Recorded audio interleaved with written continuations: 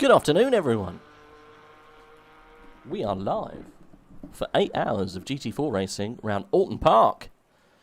As another add-on to the AOR's endurance series, the community races, they are getting quite fun, I'm not going to lie. This is probably third endurance race of the year now, if not second. Let's jump straight in and see how the boys are getting on. We are currently about 10 minutes away from starting, and we have a full-ish grid, about 28 cars. We're running probably 60, 70 different drivers racing this afternoon. We're going for 8 long old hours. So we will resume with these guys very shortly. I think there's going to be a couple of server restarts before we get into the actual racing. They're currently just hammering around in a very wet Alton Park at the moment. Just building up the confidence, getting ready. It's a long old race. Welcome everyone in the chat. I hope you're excited to have a full afternoon of non-stop racing. I'm very excited. We're going to be joined this afternoon by a couple of people, hopefully. Have some interviews. We'll discuss various things, probably not relevant to racing whatsoever, but that's normally how we roll. I know we do have a couple of the AOR commentators joining us at different parts of the day, because obviously it's a long old stint. I should be with you for most of it, apart from regular coffee breaks and whatnot. But yes, at the moment we are a couple of minutes out. I thought we'll get going just before the race starts. I will also start up the pit wall live timing. You can see that on the I think description below shows the link to Pitwall. I will also post the link to Pitwall when it's up and running. It's not currently at the moment because I'll wait until the final server restart before we get that going, just to make sure there's no problems, there's no issues at all with it before we go. And I'll make sure to link you the URL so you can jump on and have a little look and see what's going on. We've got a couple of teams here that we haven't seen before, and a couple of teams that we normally would associate with AOR Endurance Racing. Vanwell Simsport, I think we've seen those guys a couple of times. That's the car number 11. Let's go on board with those, see if they're out and practicing. There you go. Dakuza, he's a regular. I think he's also an AOR coordinator, so his team there going around in the number 11 Maserati. Now that's going to be a surprise in these conditions. Not going to be very fun for them. Oof. A little bit choppy server settings. I think the rain is really chunking it today. Hopefully we can get those little bits and pieces all ironed out before we go green. Who else have we got here that we recognise? SOP Esports Racing Camaro. They have a racing car this afternoon. That's the 407.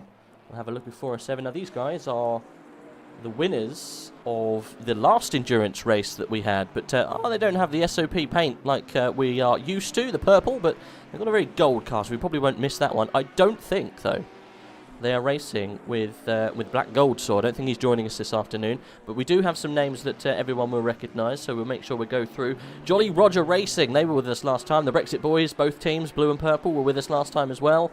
Who else have we got here? What are the weather settings? So the weather settings are random, my friend.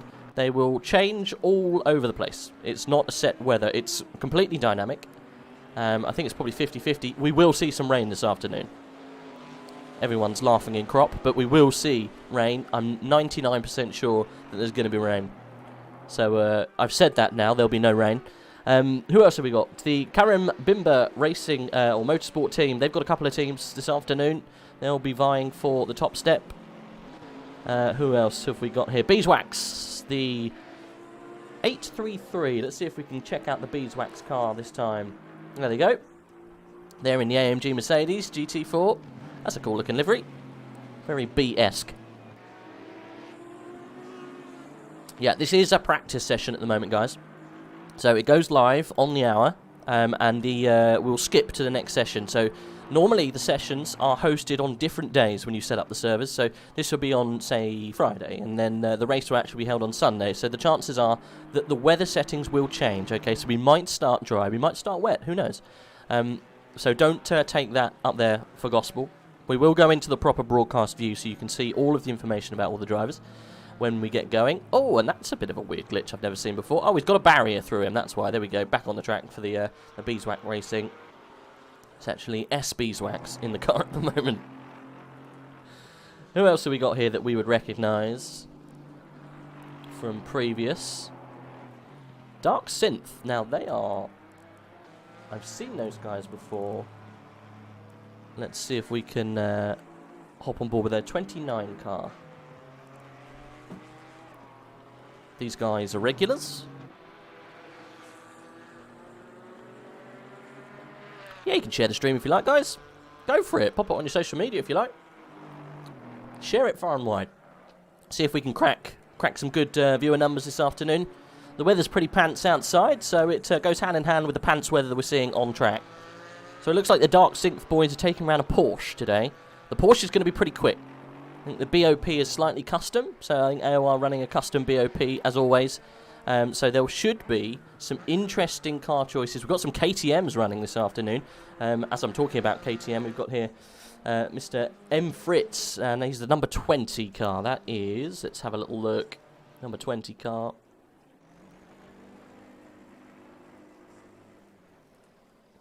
Can't find any information about number 20. Ah, it's Jolly Roger. There we go. In the pits, though. They are in a KTM. Very interesting. Have we got two Jolly Rogers? We do. We've got two Jolly Rogers. We've got number 18 and 20.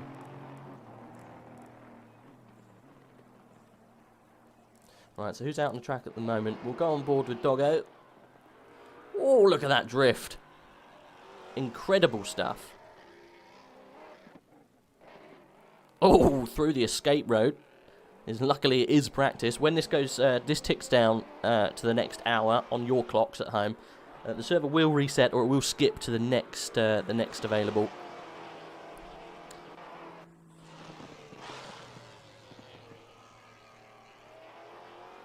So, what team is Mr. Doggo in today? In the 420, I think that might be Karambimba. You know, it sounds a bit memey.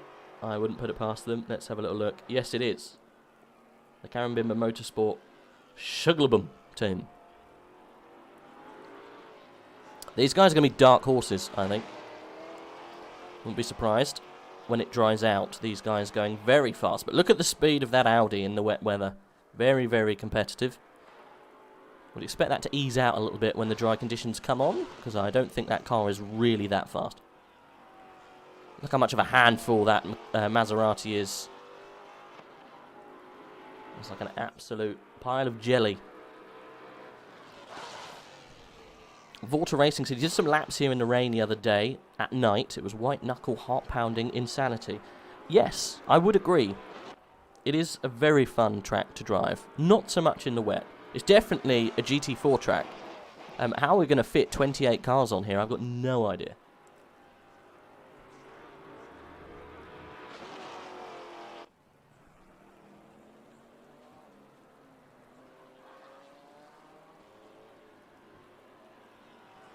We do have, and I will show this a little bit more when we get into the race session. I'll put up the proper race session information on the left-hand side of your screen, so you can see what people do. And you can kind of see it. We've got two different splits. So we've got an AM and a Pro. So all of you guys in white there. So like we're looking at Doggo at the moment on the left-hand side. He's in a white Pro car. And then the AM. Oh, look at that sideways action through that midfield. And then we got the red checkered cars are the AM stuff. So you got the Pro and the AM. So there'll be two sets of winners for this race. There'll be the AM winner and the Pro winner. So we will keep an eye on what's going on in AM and Pro. Because it's always good to keep on a little bit further down the grid. We get two winners for one race that way. So we've got 3 minutes to skip. Make sure we got the correct driver in the car. GT4s don't get the love that they deserve. Much more close and fun racing than GT3s. Exactly. We've got quite a big grid today. We've got 29 apparently meant to show, but I think we've got a no-show, so it should be 28 teams, all with at least 2 or 3 drivers in. So you can imagine there's a good 60, 70 people all vying to take part in this race today. So it's going to be quite jam-packed with people. And you are right, they don't get the love that they deserve. Let's have a look with some of these other cars that are hitting the track at the moment. So we've got SOP team here. Szymanski doing some laps in the Camaro. Got a Porsche in front of him.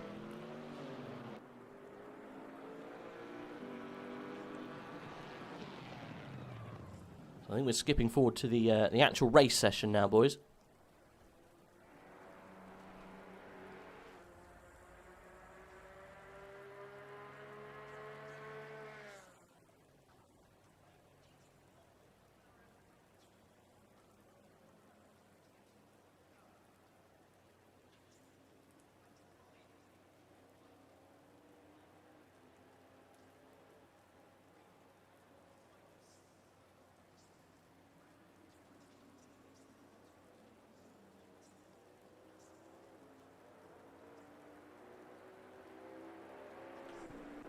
We should be moving forward very soon. As soon as that ticks over the hour. That's a cool looking design. What's that? The 108. We'll have a little look, see what team that is. I can't quite see it at the moment.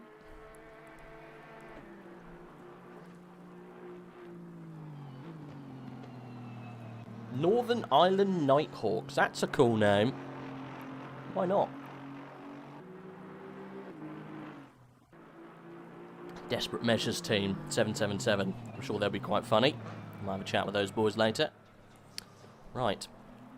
If any team has an issue, they need to speak up now. Yep, so we're going to go racing soon. All the cars are going to get set to the grid as they skip to the next session. And at that point, I will set up the pit live, so we are all good to go. So if you guys want to watch on Pit Wall and get live timing, I will put the URL in the chat, and everyone can jump in and have a little look. And make sure that they can see what's going on around the track. Keep an eye. Ooh, Nathan, Phil, doing his stints in VR today. Rip me. It'll be good to see how many people we've got running around in VR. That's a very good question. Yeah, it's going to be very immersive in this wet weather. I don't think it will rain. I think we're going to be all good.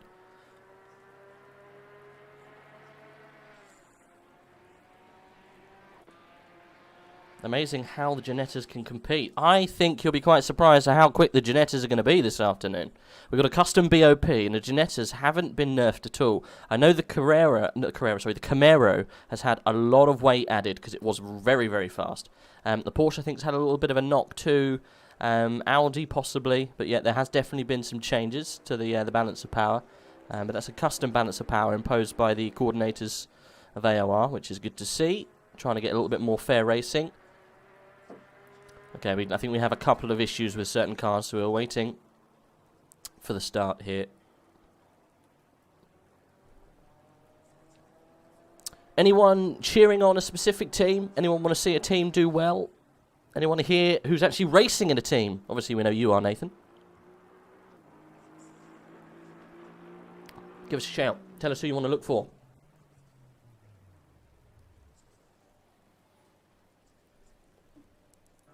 Still have cars pounding around at the moment. Might as well make the use of the slight... Yeah, the BOP's been slightly changed. Yeah. So it should be good to see. Just brings the cars closer together. If you've got that one car that's just so OP on a certain track, you just have to bring them all into the same kind of, playing field. Otherwise, you have a KTM that just runs away, or you have a Camaro that's unstoppable. Northern Ireland Nighthawks. Ooh, yeah, we were just on board with the Nighthawks. Yeah, I like the paint scheme on the Nighthawks. It's pretty cool. They were in an Aston, right? I don't think they're on track at the moment, so I can't look at them.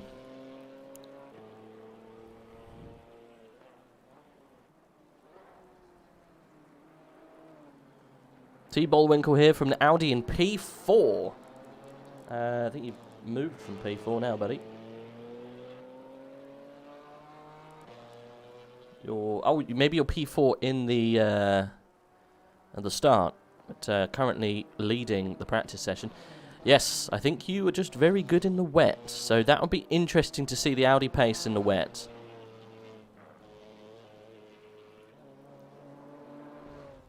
So M4's just testing out some of the track limits there. 737 team, who's that? That is the slow in, slow out motorsport team. Why not?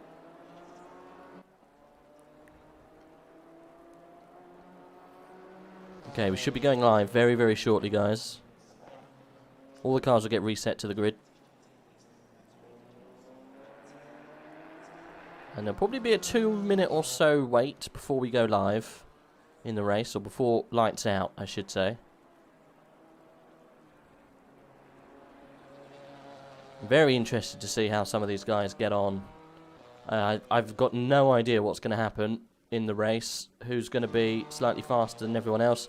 We've got quite a close grid, to be fair. The top, this is wet as well, the top 10 almost just separated by a second and a bit. And then all the way down to the back, really, some people just haven't really put in good times just yet. 2 or 3 seconds off the pace. But yeah, this is going to be a very even grid. Maserati in third place. It's going to be tricky for them to stay up there, I reckon.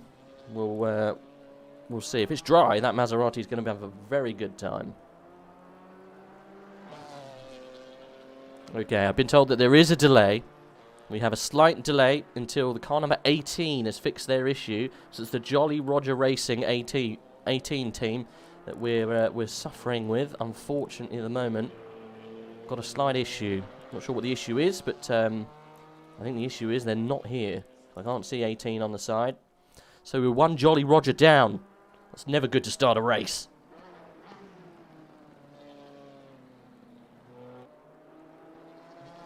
Pathos.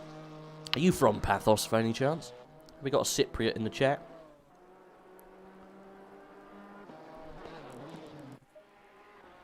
It's a cool looking Ginetta, isn't it? Right, so he's part of the 52 team. And he's in the gravel. Pulse Sim Sport. That's a cool looking car.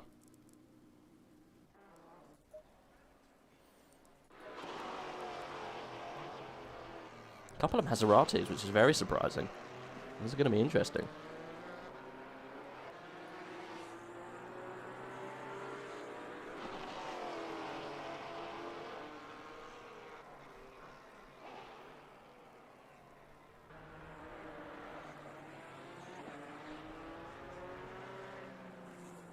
He's from Portugal. It was a good race last time. Formula 1, Portugal. Portimao, wasn't it? Lovely track. Great race.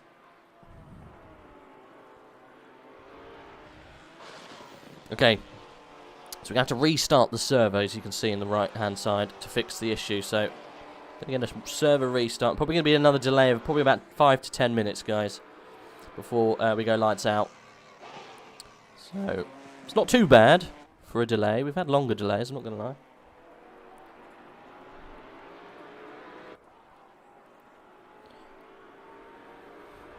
Yeah, Portimao. So we're looking forward to the race this weekend. I think we're around Catalonia. I think qualifying's probably on about now.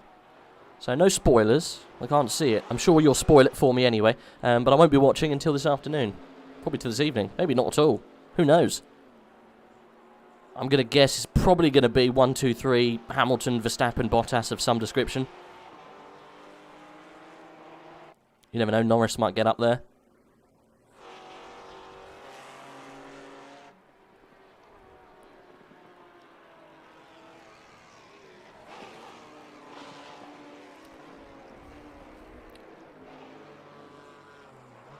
Well, it's the second time we've seen Tagusa go through the escape road there.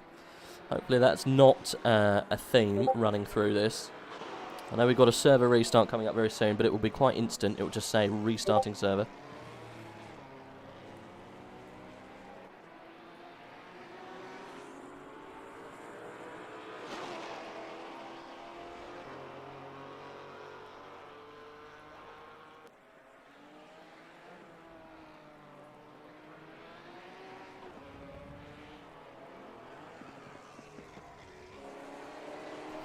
Okay. Yep, can't stress enough. You have to make sure, if you're listening to this and you are actually taking part, please make sure that you're first driver. So the guy you allocated as your first driver joins the server first.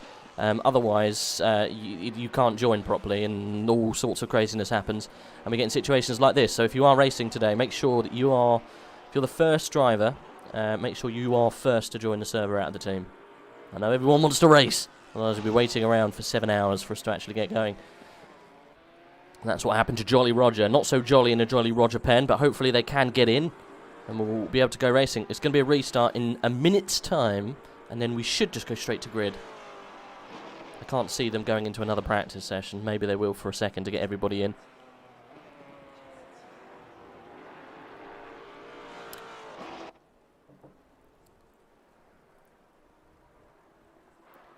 But what we will do, we will just go to the starting screen briefly, whilst we just sort out these little issues. Because we have to reset the server, unfortunately. It's the importance of joining properly in the proper allocation, otherwise it causes all sorts of problems. So make sure you join in the correct order. Right, let's get back in.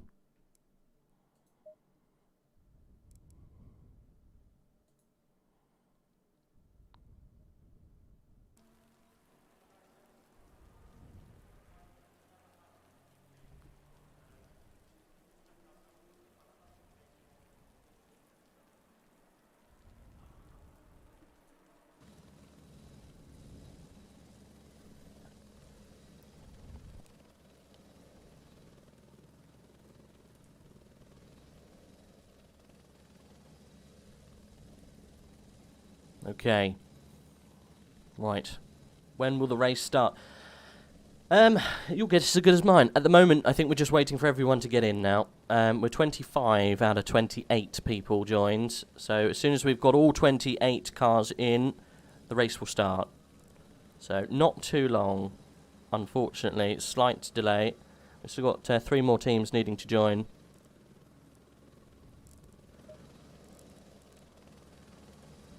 I would say in 5 minutes' time, the race will begin.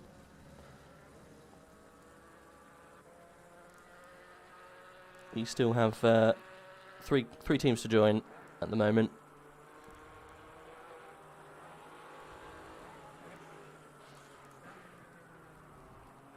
Just 2 to go now. That's why you're seeing slight little lags when people join. 1 team remaining, and we'll be going live. Lights out. And off we pop.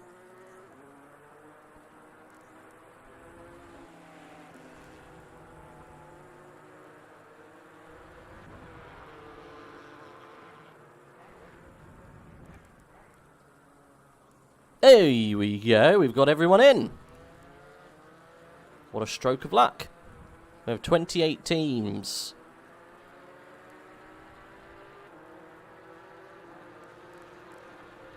All registered and raring to go.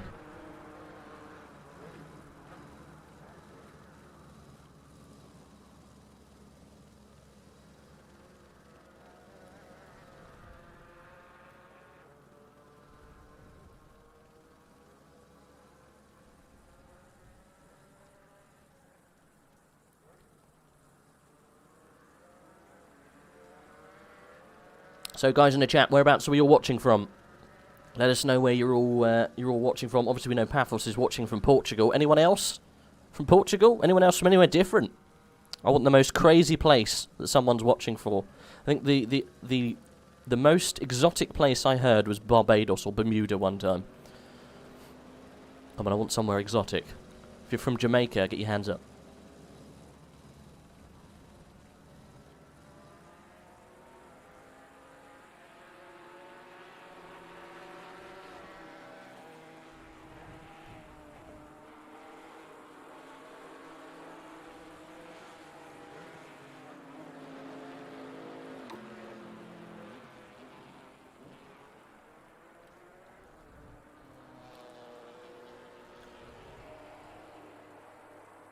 Indiana. Nice. US of A. Okay, so we've got 3 minutes. We will skip forward at 14:15 British summertime. Is it summertime or standard time? I think it's summertime. 3 minutes. South Africa. There we go. We're getting exotic now. We've got South Africa, we have Portugal, we have Indiana. What's the weather like in Indiana at the moment, Vuta? Give us a showdown of what it's like. I'm going to say sunny. With a bit of wind.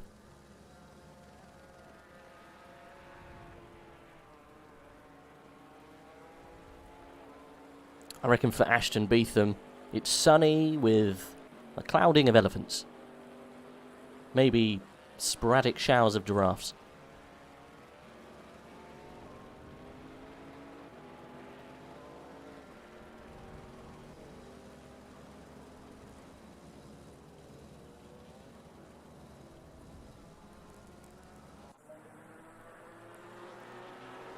Okay, I'm sorry about the delay here, guys. We will get some racing going.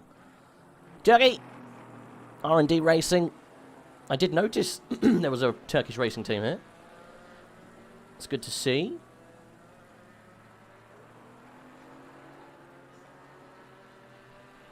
A little cold but sunny, yes. That's good. No giraffes, no elephants? I hope not. When someone says South Africa, everyone thinks of big wildlife, I guess. Let's have a look then. R&D Racing. Let's see, where are they? Is it R&D Racing? 137.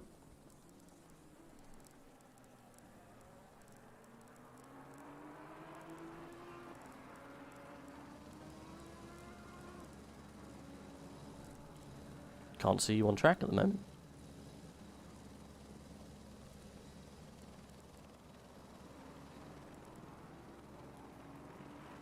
Oof, 1 degree this morning. Jeesh.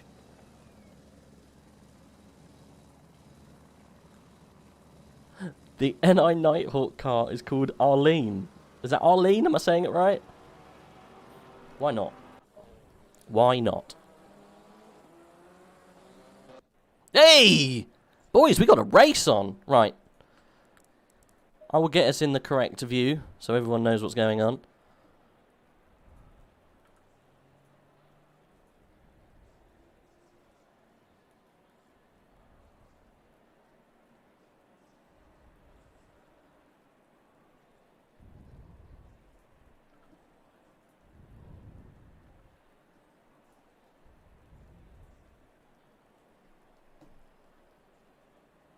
We're live and kicking, boys.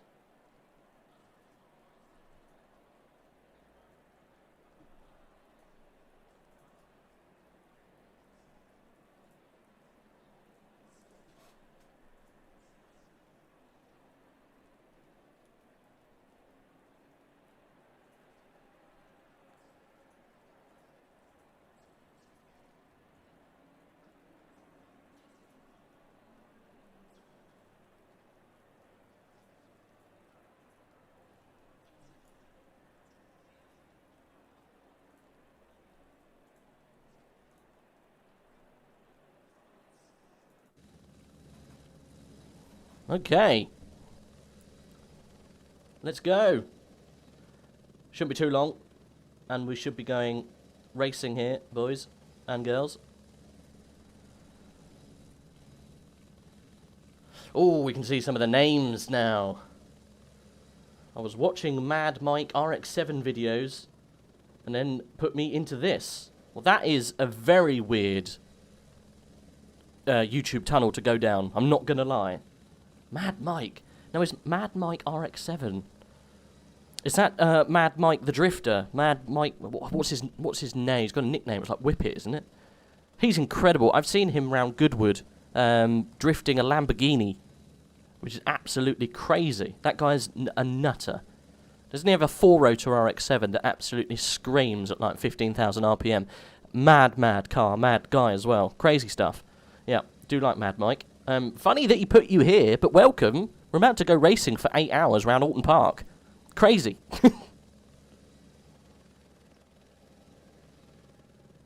But we've got some names here that I recognise because I can see them now. So we are looking here on board. Current pole sitter, Florian Bauer. Now he is AOR Split 1, Season 6. I'm not too sure if he's racing with AOR in the GT3 series at the moment, but the current league, at least, he was in Tier 1, so he's a very, very fast boy. Dakuza, I think, is Tier 2 or 3, so he, again, very, very quick. Ada Slow is also in Tier 1 for Season 7. He is in the Yeet Gaming team, so expect moves from him. Should be very good to see. You've got Jamie Ellis starting for the Brexit boys, but that actually, I think it might be Tommy Schetz in that car. Do look forward to see what happens to that man, because he is incredibly speedy. You can see him there in the Janetta in the background. So this is going to be an incredibly good race, I think. We're going to see some really good stuff. Any other names here that I recognise further down? Stevie B for the Beeswax Racing. SOP team look quite far down for the SOP team. Whereabouts are they? We'll keep an eye on SOP, because they are currently winners of the AOR Endurance Series of last time out, about a month ago. They won. Can't remember where we were now, it's so long ago. We did 12 hours of somewhere. It's good.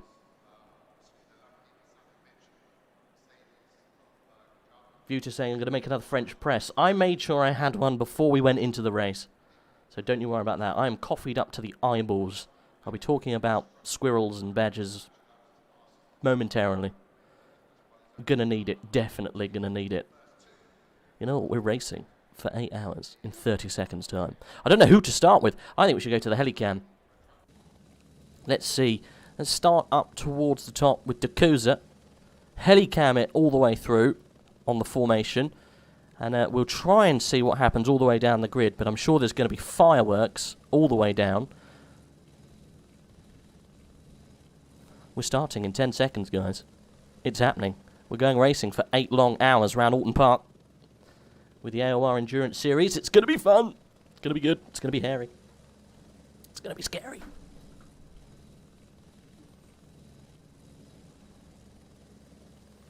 Oh, I think we have movement. We are going. Some of the cars are going away. There we go. So it's a formation lap first. Nothing too hairy. Nothing too scary.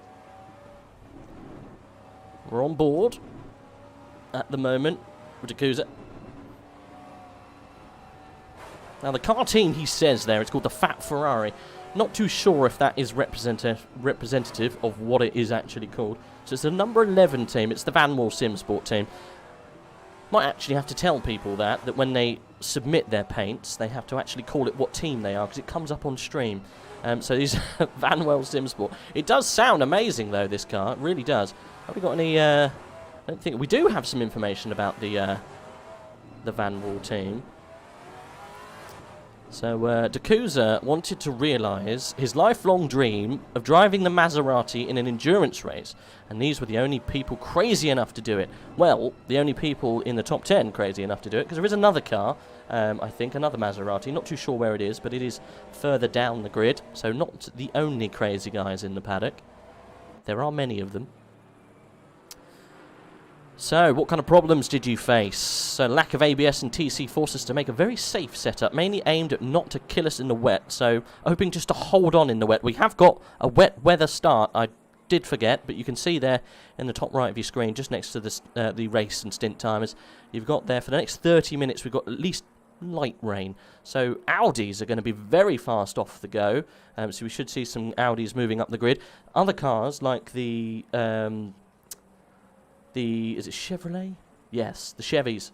In P9 and 10, the 407 and the 14 car should be whizzing up the grid quite quickly. So, did you have any... what's this? Did you have any specific issue with the car that you selected? That's a bit of a silly question for the Maserati. Because we don't have ABS, we start braking a lot earlier than other teams. It's scarily, especially into Shell, Hislops, and Lodge Corner. I don't know any of these corners. I'm going to have to learn. I'll get it up in a minute so I don't sound like an absolute nutter. What else have we got here? Your specific plan for the race. Drive safe and survive. We're not battling other teams as much as we are battling the car. Well, that's probably quite true. And we're about to go, I think, here, boys. Cars are getting very close. Don't want to miss the start because we're talking about the Van Wall team. They're all lining up. Now, we've got a couple more corners. Getting ahead of ourselves. Look at that, look. We've got a whole host of GT4 cars just buzzing to get past each other. Like a host of bees. A swarm. That's a nice looking Chevy there next to the SOP team. The silver one. We're almost going to go live here. They are underneath the controlled start time and speed. Are we going to have some moves going into turn 1? It's very, very tough, this course, not to make mistakes. It's wet out there as well. As they all line up going down the pitch straight. We're about to go green, and I think they've gone. We've got green lights going now. We're on board with Yakuza. We're watching what's happening down into turn 1. I don't think we're going to have a change of position. I think we're all good, but what we will do, go into Helicam and see if we have any casualties. Let's move on down the grid just to make sure everyone gets on okay. I think we're all good at the start. No tears. Nothing too dangerous going on here. I think we're okay.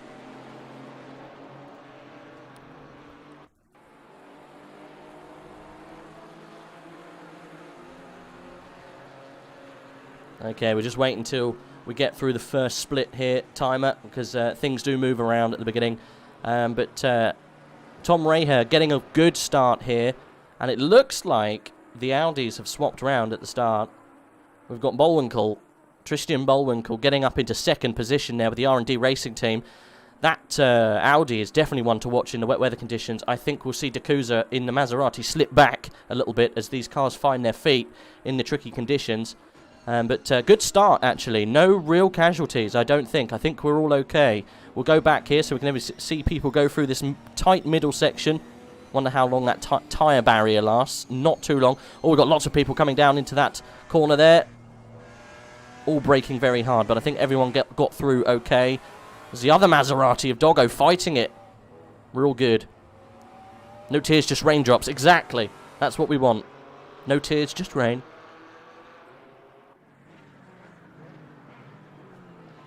Great start, then.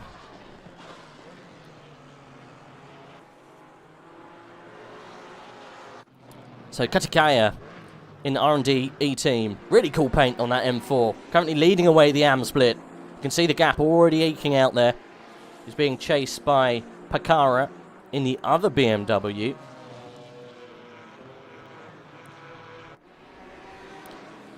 Karo Pakara putting the pressure on already. Let's jump back up to the front end. See what Tom Ray has managed to eke out gap-wise. We see him whiz past the screen on the left to the right. There we go. Oh, there's movement going on. Almost a change of position. That Audi looking so good in these wet weather conditions. He's all over the back of him. Bullwinkle wants to make a move already. Yakuza managing to hold on to fourth position.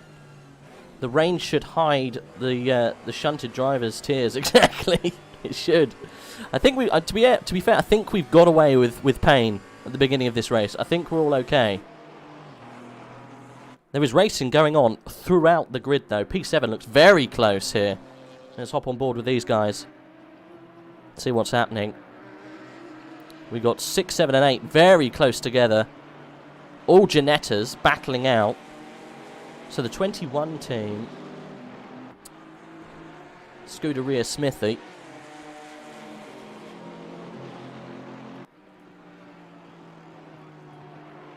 Running round in a Ginetta GT4, being hounded by Tommy Schetz in the 88. Racing for the Brexit boys. Jump on board with him, see what it's like from a first person's perspective. And Schetz is putting the pressure on here. Crowter's going to have to really get a wiggle on. And Dixon's going to feel the burn in a minute if he doesn't hurry up.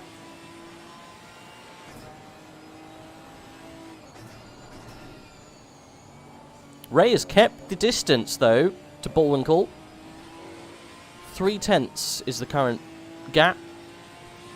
Tankanashi very close on the back there to the 14 car. Maybe we should jump back to Tankanashi. That's a great racer's name, that is. Kiran Bubba Racing. And he's hounding the number 14 car. Let's have a look. What's that? That's the Yeet Gaming. Kimi second.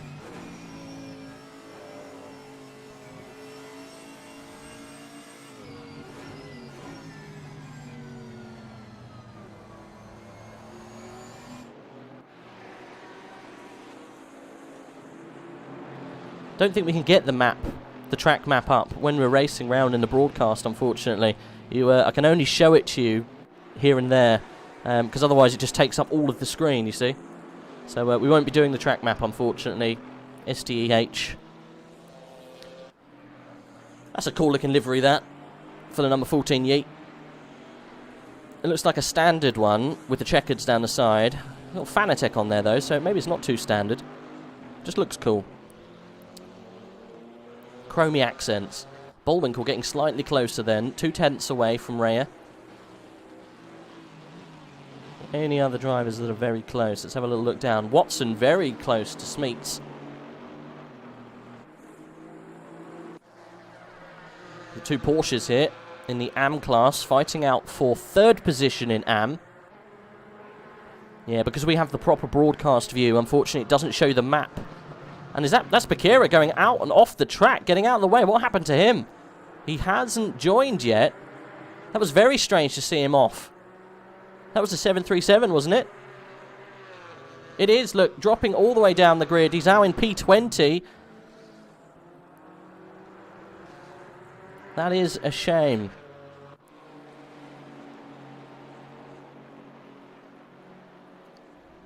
Plenty of time to go, though. I think he's actually fallen down even further than that. Yeah, Bakira, they have stopped. This is the first casualty of the race. We have only 7 minutes in, and we've already got a casualty. The 737. Weren't we talking about 737 a little earlier? Slow in, slow out motorsport. They must have had, that must have been a hardware issue. I reckon they had a wheel shut off. I think we probably had either an issue with hardware there that caused them to have to pull the car over, reset their steering wheel, and go back out, because he's now last by a long way, and it's going to be a very long afternoon for the slow in, slow out motorsport team.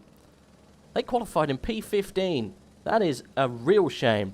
And I think, yeah, they were pretty much third place, boys, in the AM team. So really good results were meant to be coming their way. And they've gone all the way down now to last place. But it's a long old race. And he's 40 seconds off. That's not even a pit stop. That can be made up in an hour or so. So it's not too bad. But still, not the best way you want to start off an endurance race. I won't lie. Let's see what's going on a little bit further up the grid then, shall we? We're on board with Hardy then. Part of the Brexit Boys blue team, going up the inside of Doggo in the Maserati and making that move looking very, very easy. Good stuff from him. Doggo's fighting him back. Look on the outside as we come through the back straight. I think he's going to have it done, though. He's got the inside of the corner, though, in that Maserati. It's going to be very scary braking. Almost hits the Porsche there, but I think we're all good. Porsche managed to avoid. And that's one position in the bag for Andrew Hardy. Good job for him. See what's happening at the top. Tom Ray is still following from Bullwinkle, from Elgato, from Dacusa, who's dropped a long way back now. That Maserati is not performing very well in these conditions. He's got a whole host of Ginettas behind him and a Mercedes, all fighting for position. That must be rather fun. So Dacusa finally gets his chance to use the Maserati. And does that look to me that the racetrack is somewhat drying up? Shall we go on board? It's very, very little spots of rain, but it does say that we do have plus rain for 30 minutes, so, doesn't look too worrying out there, does it? Look at all those Ginettas flying past like insects. So Tom Ray here from Bullwinkle, from Elgato, from Dacusa, Erdogan, Dixon, Crota, Schatz, Szymanski, Kimi second, round out the top 10.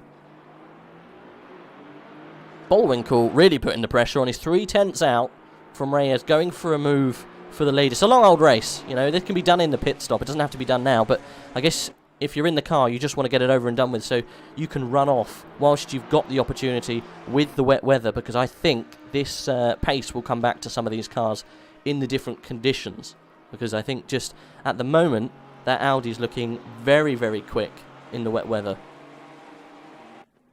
It goes to show, though, they chose the car for the conditions, and whilst the conditions are like it, they have to make haste.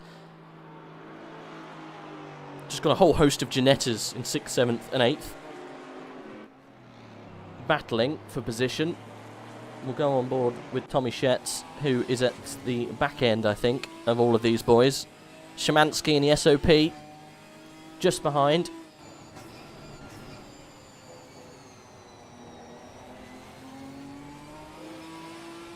Is it me, or is his windscreen wipers not working properly? That seems like a little bit of a short-sighted decision. Maybe he's not running inside the car. Apparently Schetz doesn't need windscreen wipers. Rain just flies off him. He's like a duck.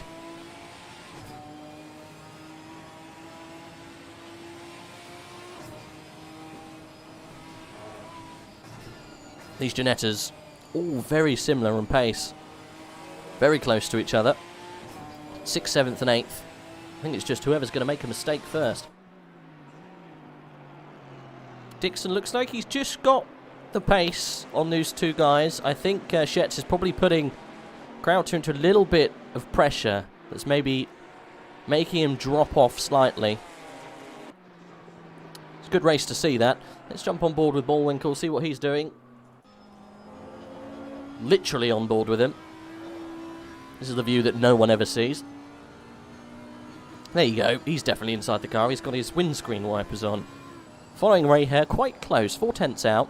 They've been this close for the whole time. We've got a top three running away at the moment.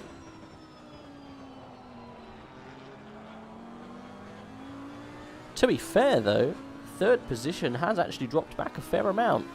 Yeah, look, Elgaard's 2.5 seconds from these guys. These two top teams are running away at the moment. We have an almighty fight, I think, for the lead, and it's starting right about now.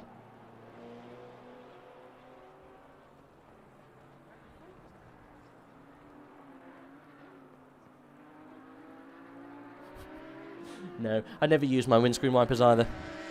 I just kind of hope and pray for the best. I think it's just a matter of time before this Audi makes his way past Ray for the lead here.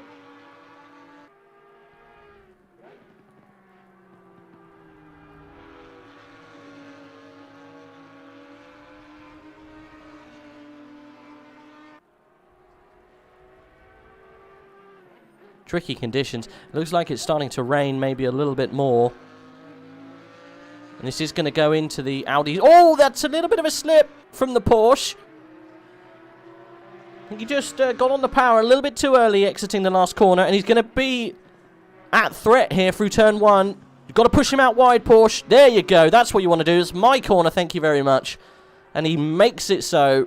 Audi not very happy. Look, flashing his lights. Oh, you got to be careful. No retaliation. I mean, it was the Porsche's corner.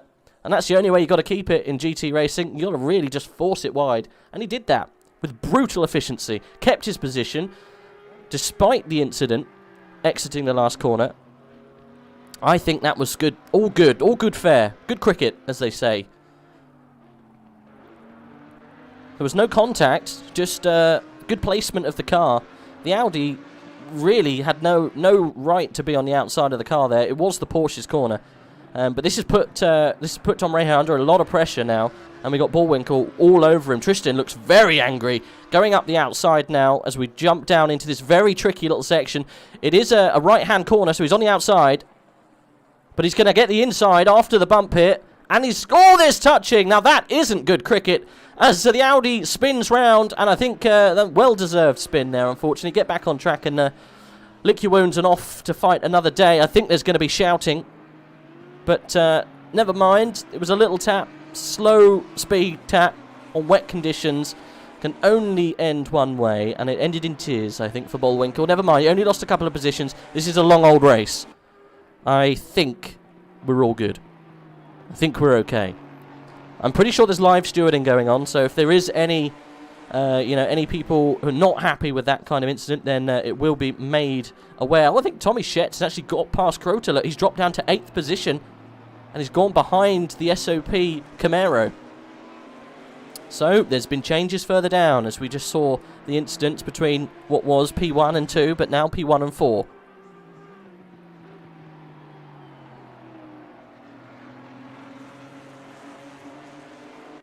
So, that is racing, though. GT racing. It's not all flowers and sunshine. There is rubbing shoulders.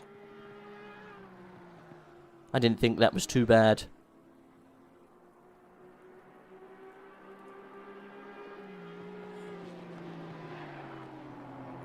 I think if the oh, there's a spun car. Who's that? I saw that spun car just ahead. Please tell me that wasn't Ray here. It wasn't. Was it Elgato? It was! It was the Audi. He was running around in P2. Mark Elgato from McLeod Racing Team having an incident, and that's dropped him all the way back. Behind the Chevy of Kimmy's second, so he'll be down in 10th position.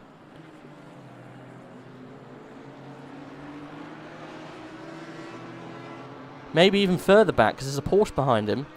Tankanashi, around that kind of area. Yeah, you can see Tankanashi just ahead of him. So yeah, Tankanashi from Elgato, so there you go. And then Porsche of, I'm assuming that's Watson behind him. Wonder what happened with him then. It is a, ooh, that was a bit of a spin there almost from Watson. I think he's okay. Jordan Watson getting all sorts of sideways.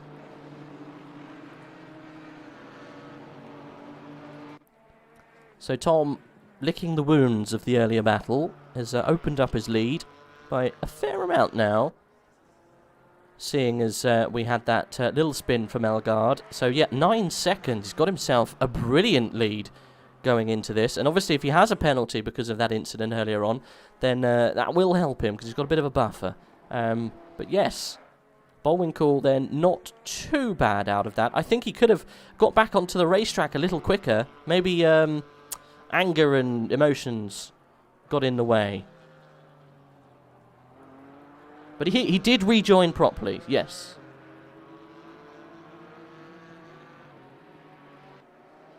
The Maserati just dropped down. Which Maserati was it? Oh, you were quite right. Dakusa down in P12. I wonder what happened to him. In all of that fun stuff, we missed what happened to Dakusa.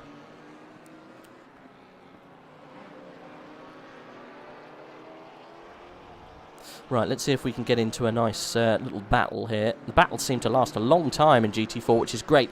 22. Let's go down the grid a little bit. We've got Liam Kolorski here in the AM going up against, I think that's Goslin.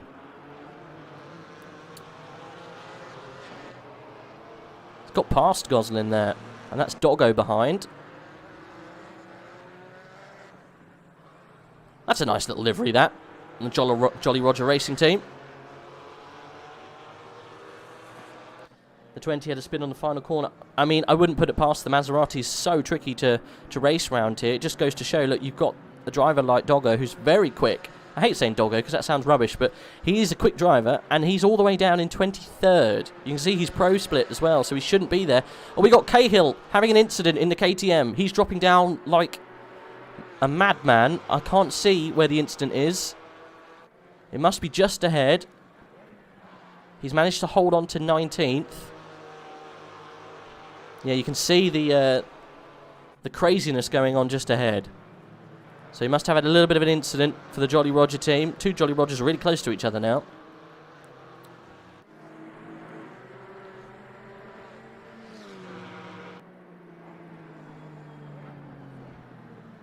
Christoph Magnum really close behind.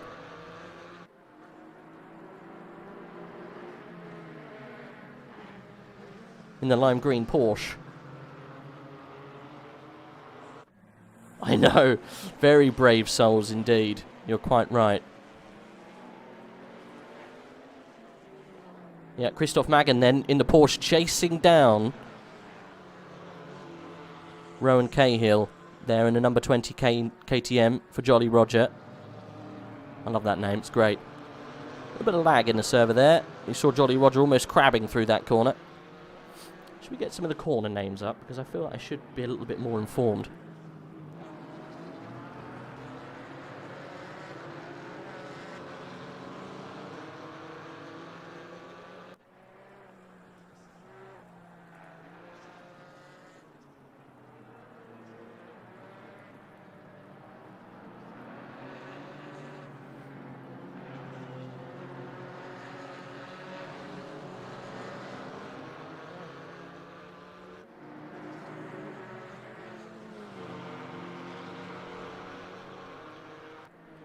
Right, so whilst we're getting that on the go, let's concentrate on what's happening with these boys then. There's a really good train of cars actually just ahead. So Kareem Katalkaya, that's a good name, R&DE team. He was leading. Oh, and we got, is that Hexawig off, I think, behind? He was leading the AM split, but we've got Jordan Watson now currently leading that in P11. So there's been some changes by the looks of things. And then Ullman in the Northern Ireland, Aston. Oh, there has been a contact in the back there. That's Jolly Roger. Not sure who is. So Cahill turning round.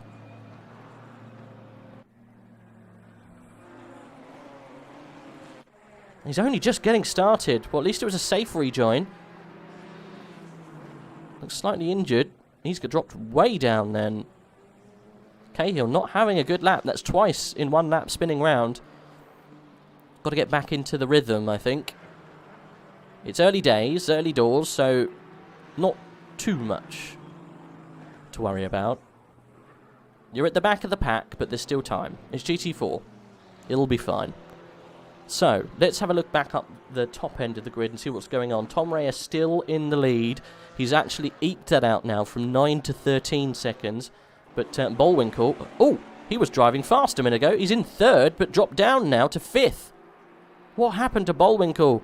He was looking like he was going to challenge very soon for second position, but he looks like he's had a disastrous lap.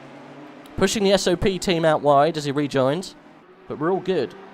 We're all good. Oh, the SO team's not happy with him. Look, flashing his lights, because he's coming under attack here from Krauter in the Ginetta. Going wide there. It's okay. It's not too destructive. He should be fine.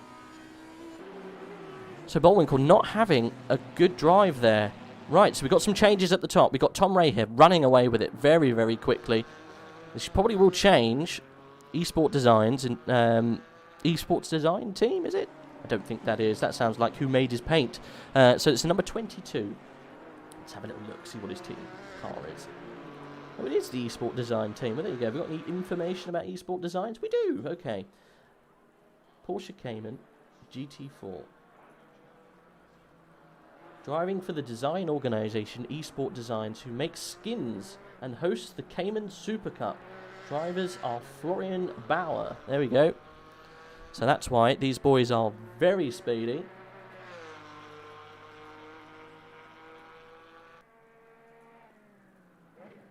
Tom and Florian are driving the Porsche quite a lot. For example, in the Cayman Super Cup and the German Renault GT Challenge.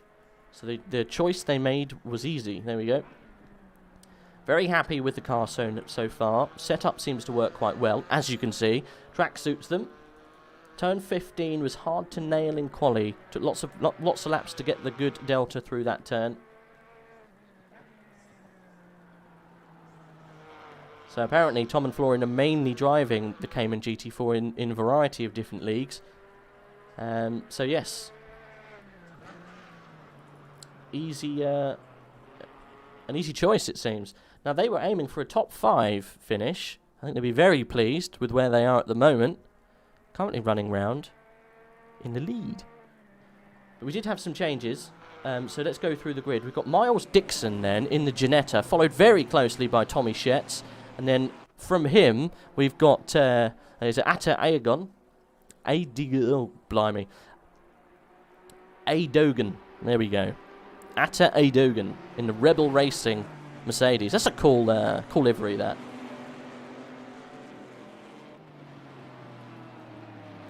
He is indeed. Yes, you're quite right. Tommy Shet's driving very well.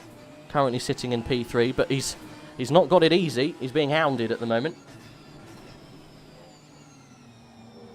Interestingly enough, the track now is damp. I wasn't sure if it was damp at the beginning. More like wet, if you ask me. But yeah, we've got a close little section of cars here. Yes, the rain still is coming down pretty hard.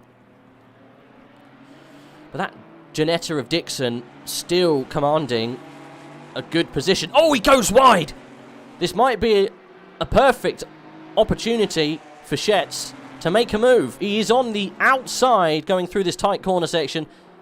Not really the place where you want to make a move, but he's all over the back of Dixon now, and that's going to help Aydogan to also make moves. Scott Bullwinkle close behind as well, so you can't be too lazy about this. Shetts looks like he's defending the inside line.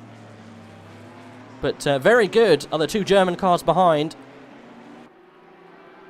Aydogan getting taken round the outside by Bullwinkle on a charge, making his way back through the grid. He's P4 now. Couple more places to go. Oh, they're rubbing into turn 1. Now that's how you're meant to do it.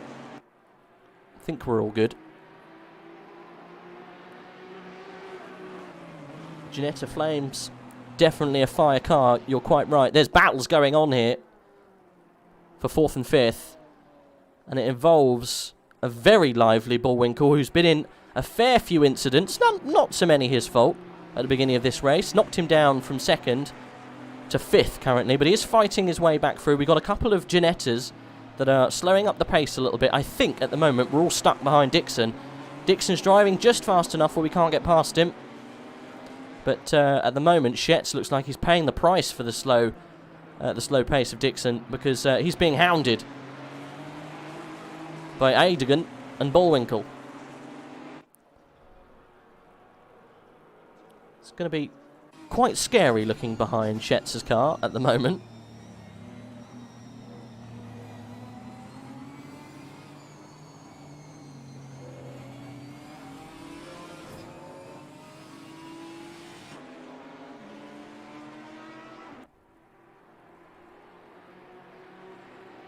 Dixon is driving very well here, keeping the gap just at the right pace where Shetts can't get a move done.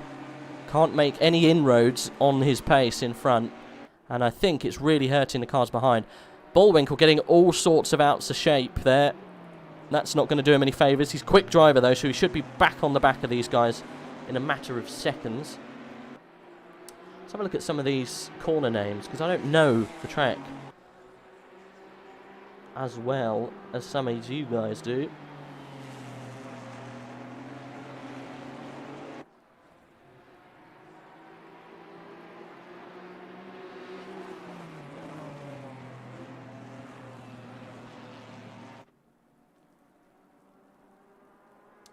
Okay.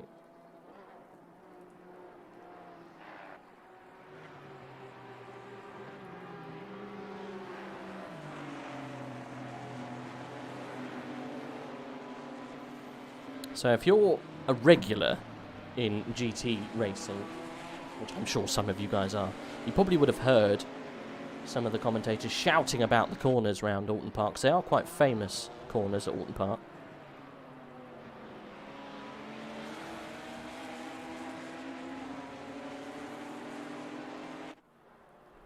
How many corners have we got? We've got 17. 17 separate corners. It's a big one.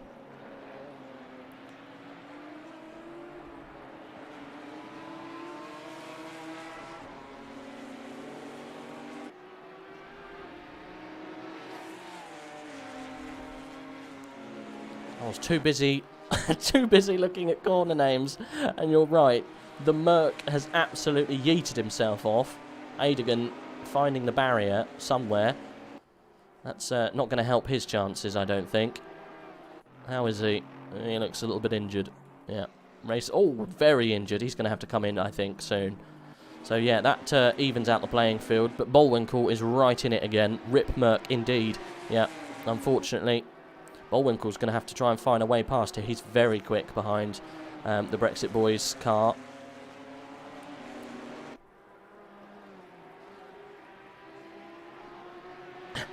I was completely oblivious, Liam, thank you.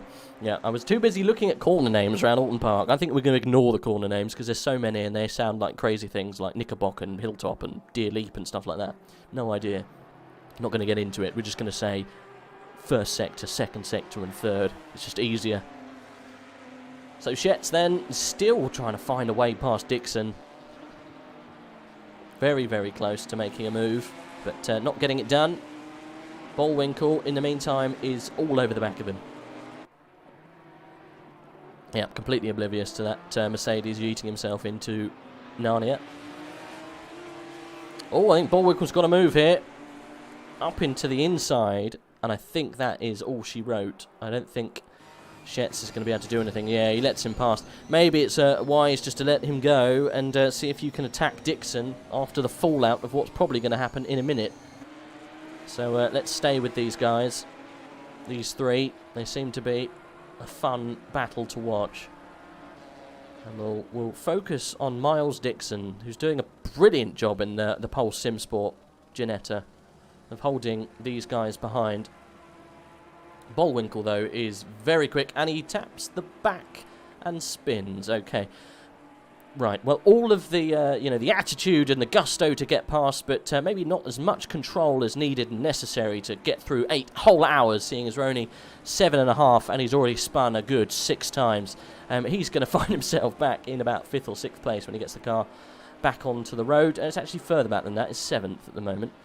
So that is a big shame for Bullwinkle. Never mind, rest in peace. I think he actually tapped the back of Dixon. That sent him off into the barrier at a rate of knots. So, yeah, that's not a good way to start an endurance. Lessons to be learned, I think, there. As Miles Dixon is coming under threat, and that sheds up the inside of this corner. We're going to go left here, high speed. And I think he's going to have it done. Dixon then having to let him pass. Didn't really fight too hard. That's a very high-speed corner there in the wet.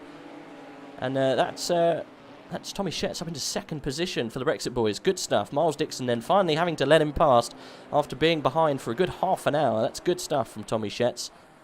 That's the move he needed to make. Right, you've got 23 seconds ahead of you now, buddy. You've got to get yourself up to the back of Ray here, which is going to be an incredibly hard task.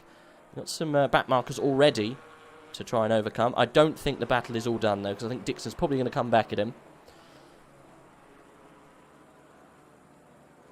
Yes, 8 hours around Alton Park. It's going to be a long one. It's going to be a long old day. We are going to have some other guests joining us. I should actually check to see. I need to do this a little bit more regularly. To see if there is anyone waiting to have a conversation. Because people can come in and have a chat with me at any time. I will go live there.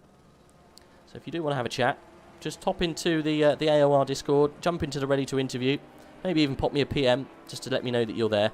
And we can have a chat. You'll see me in the comms chat room if you fancy a little chat, see what's going on. Let us know about your team, what's happening, what's going on, what's your strategy. Tell us all. Right, have we got any other close battles going on? Doggo looks like he's a little bit close behind Hexywig there. Let's see what's going on. There is a battle going on there with the Porsche. Haxyweg. In there. Hella... I'm not even going to say that. Gewurz ketchup are delicate. Right. Hexyweg. Why not? Just making my day harder trying to say that.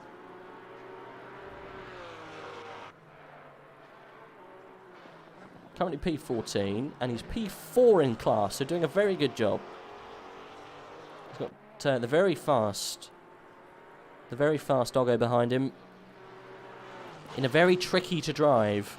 You can see how hard that car is to drive, look. Maserati really suffering. It looks like he's got a lot of pace, but just can't put any of that pace down, because it's just no ABS, no traction control. It's just a raw machine, that thing. But it might come alive when the rain stops, when it happens. Who knows when.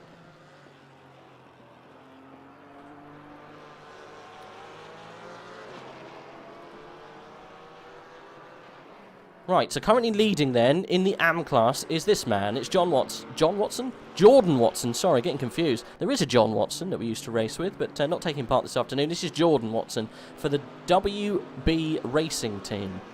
I don't think we've got any information about the WB Racing team, but let's have a look. No, I don't think we do. Unfortunately, no information about them. But Matt Black and Full Augusto, because they are in P1 in class. They're actually fighting against P9 in the other class. So very, very good position for Jordan Watson. Got Dakusa for company behind, so that's going to get spicy a little later on when the track dries, which it will. Then Sem Smeets in second position in class. Currently running around on his own, really.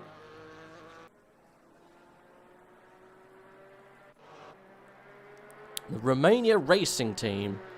Frinku Horato. WB is Watson Bowers. Okay. I don't know who they are. Let's see if we got some information. I mean, they're doing very well.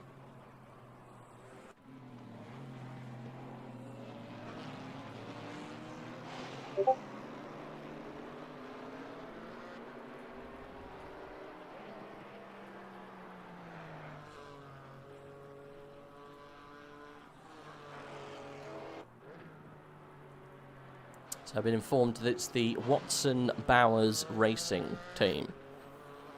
Maybe get a bit of information on that. I've got no idea who they are.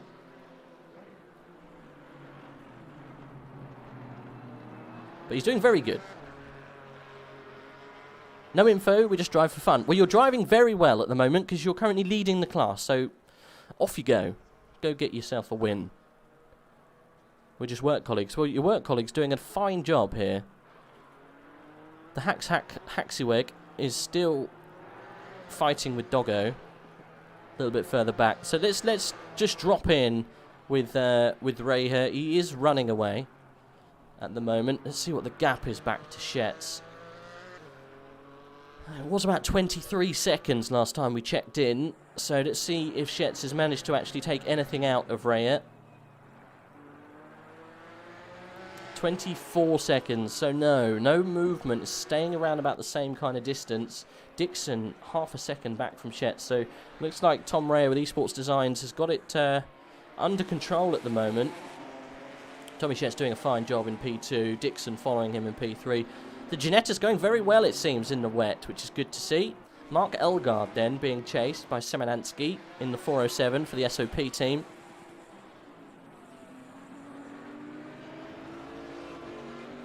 That Chevrolet not doing very well in the wet, it seems. Elgard's done very well to come back, though. Bless him. Bullwinkle down in 11th position behind Dakusa. That's going to be a fun old race. You can see them racing together, look. Dakusa having to get out of the way. And that's the slow in, slow out team, isn't it? Right at the very back. Paro Capira, is it? Paikara, sorry. Oh dear. They were stopped at the beginning and they're right down at the back and they're being lapped now because they haven't been able to keep on pace since. So maybe they've got technical issues. Bad day in the office for that team, I think. Have to keep an eye on what happens there. Got some penalties coming in now. Not too sure what for. We might have to just double check what that's for.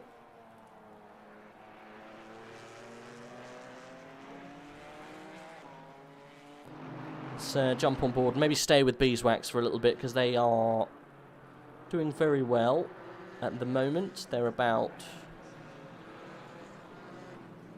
10th or so in class, 22 overall. Being chased by the Northern Ireland team.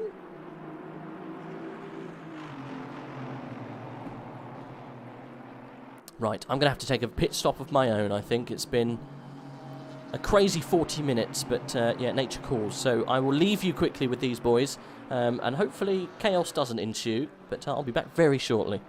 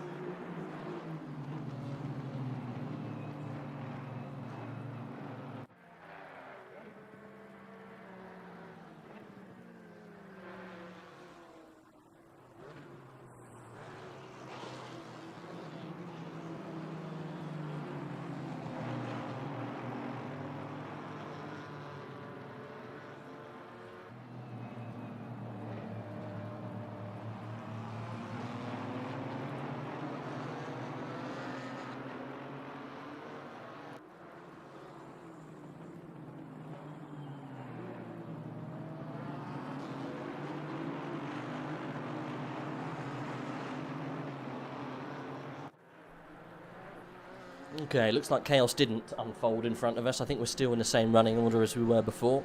Beeswax still in 22nd. Any craziness going up towards the top?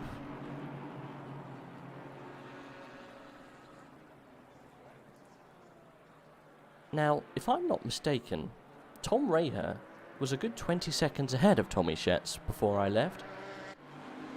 Maybe that's not Tommy Schetz. It's not. It's the other Brexit Boys team. So he's lapping. So he is 27 seconds ahead. He is flying at the moment. Absolutely away with it.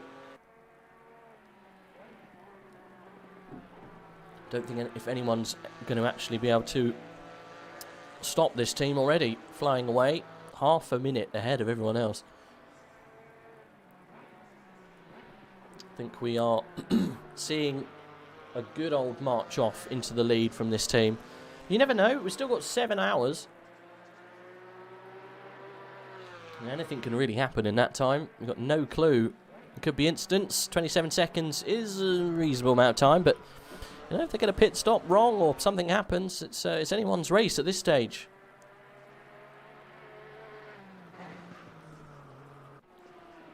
Tommy Schetz and Dixon still very close together. Szymanski. Oh, followed very closely there.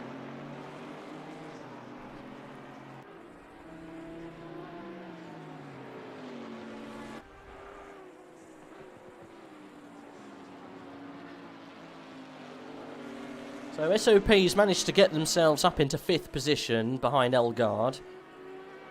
And Cruiter's managed to hold on to the back of this pack. Must have had an incident there because he was chasing with Dixon and Schetz earlier on. So something must have happened to them to fall back.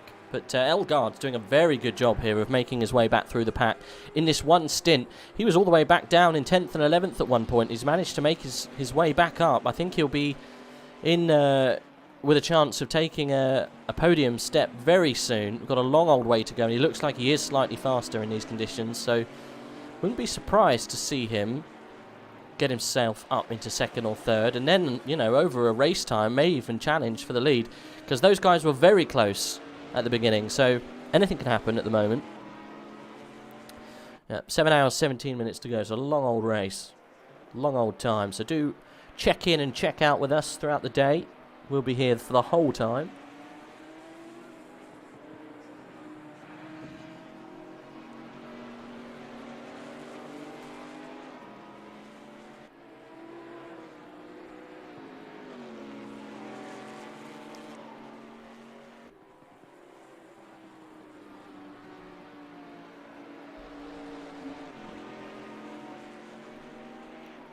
Hey, there you go. SOP are in the chat. You boys are doing good. P5 currently.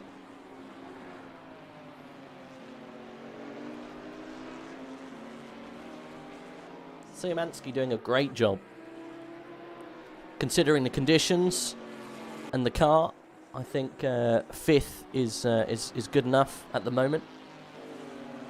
Anything can happen at this stage with a pit stop, change of drivers. We're going to see the pace change around a little bit after this pit stop. Pit stops.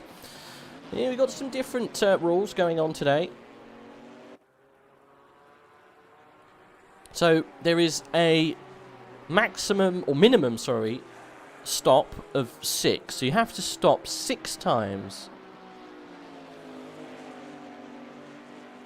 Sorry, I was just reading the chat there. SOP saying, not bad, just staying out of trouble. Yeah, well, time will change. I mean, look what happened last time out round Germany, was it? When you came back and fought through, and it's great stuff. No black gold saw this afternoon, though. You haven't got your ace in the deck. I haven't seen him, at least. Is he taking part today? I don't think he is.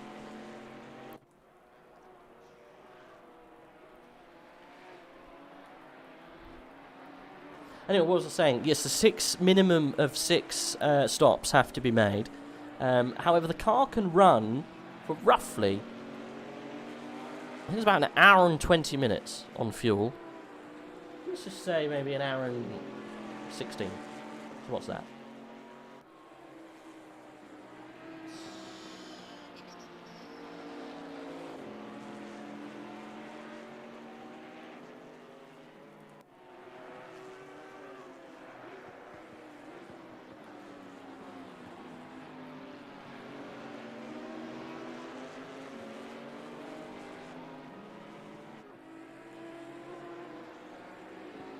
It's gonna be hard to do that. Just doing the maths. If you can make it last that long. Let's just say it's a full hour and 20. If you can squeeze it out to an hour and 20. That's 80 minutes. Times by the 6 stops. And then divide that by how many hours we're racing for today. It is possible. Just. So I think we will see... We've got 3 kings instead of that ace. That's exactly the right answer. No, yeah, great answer. I'm sure you do have 3 kings. Who's racing for you today? I know we've got Hubert Sminsky in the car at the moment. Who else have you got racing, Mr. SOP Motorsport? Who else have you got in the car? So what I was saying, it's 60 minutes. You could technically do 6 120-minute stints, but you have to be bang, bang, bang, perfect. What you could do at the very end is come in and just do a little stop and drop, like we saw last time out around Nürburgring. Was it Nürburgring? Nuremberg? I can't never remember. Nürburgring, wasn't it, in Germany, where we did the 12-hour. Well, we're on board at the moment, Szymanski, because he's doing quite well.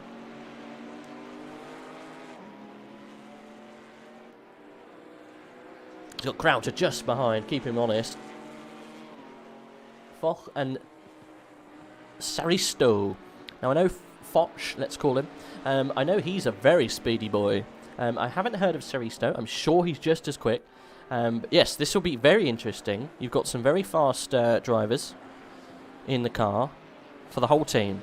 So just a good split of fast drivers, or a good spread, sorry, is all you need to do well. So yes, I'll be very interested to see how things pan out for you and the team. Can always jump into the interview if you fancy having a chat about SOP, because it was good to talk to Black Goldsaw about it last time. But if you ever want to talk to anyone in the chat, if you want to have a conversation about your team or how the race is going for you guys throughout this whole session, just jump into the waiting for interview and I'll drag you in and we can have a little chat. Might even ask you some random things, you never know. Conversation normally does tend to go to something completely different. So Reha is 27 seconds still ahead of Schetz and Dixon. And Dixon looks like he's fallen back a little bit, look. Let's just hop up a little bit, because Elgato might be getting closer to Dixon. So I wonder what happened to Miles Dixon. He's doing a great job in second position, holding up Schetz. But Schetz has now managed to break free and is starting to get a little bit of a gap, I think. So really good stuff from Schetz. Managed to work himself through that pack. It was quite crazy when I saw those Ginettas running in a line. But he's managed to get himself through. It's quite a cool paint scheme on this one. So I think it's named the Ginetta. Sponsored by Beefeater.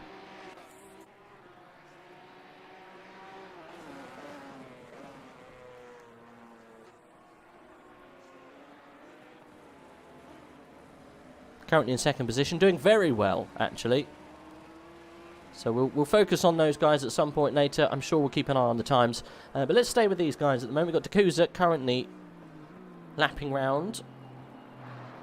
In 10th position, Jordan Watson, first in class just behind him. A couple of seconds back. Some lapped cars in between them, I think, there.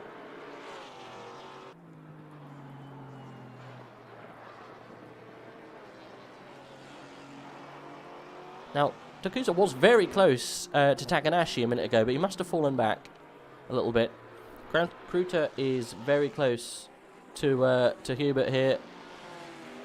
It's very hard to overtake in these GT4s. It just takes a lot of patience, you know. A little bit slower. The racing seems to be that little bit more intense, you know.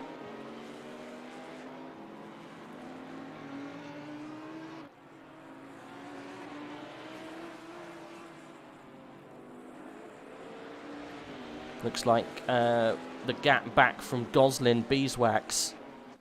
So 18, 19 and 20 is very close to. Could be quite a spicy race going on there. Yep, Maserati doing enough. Oh, I can see a little Bullwinkle in the background there. P7 making his way back through the grid again after his second excursion off into the grass. Rebel Racing is hitting everyone. Check the replay, please. If you want to discuss things like that, you need to talk to the coordinators. Just have a little chat in the AOR endurance chat page, and if you have a grievance, you need to raise it in the proper way. I won't be checking replays during a live stream, unfortunately, Karim. We'll be sticking with the live feed, so we know what's going on.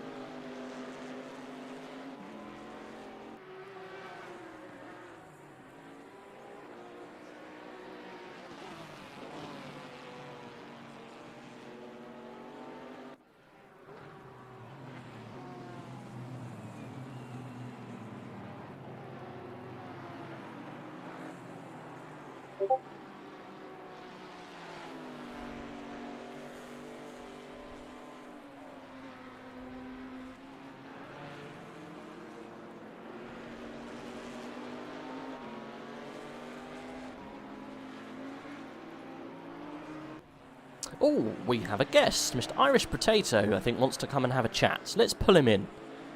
Hello. Hello. How's it going? Very good. What team are you with today? We're with the NI Nighthawks. Oh, okay, cool. Yeah, I liked your paint scheme. Let's see if I can find the car. What position are you running around in at the moment? We're running around 22nd at the moment. There you go. You got Scott in the car at the moment. You're actually following quite a spicy chain of cars. Yeah. There's been a few incidents. It's a very interesting set of cars there. I mean, GT4 is really tough anyway, and it's really close racing anyway. There's not many Aston Martins this weekend. Normally there's a whole field of Aston. What made you choose that car?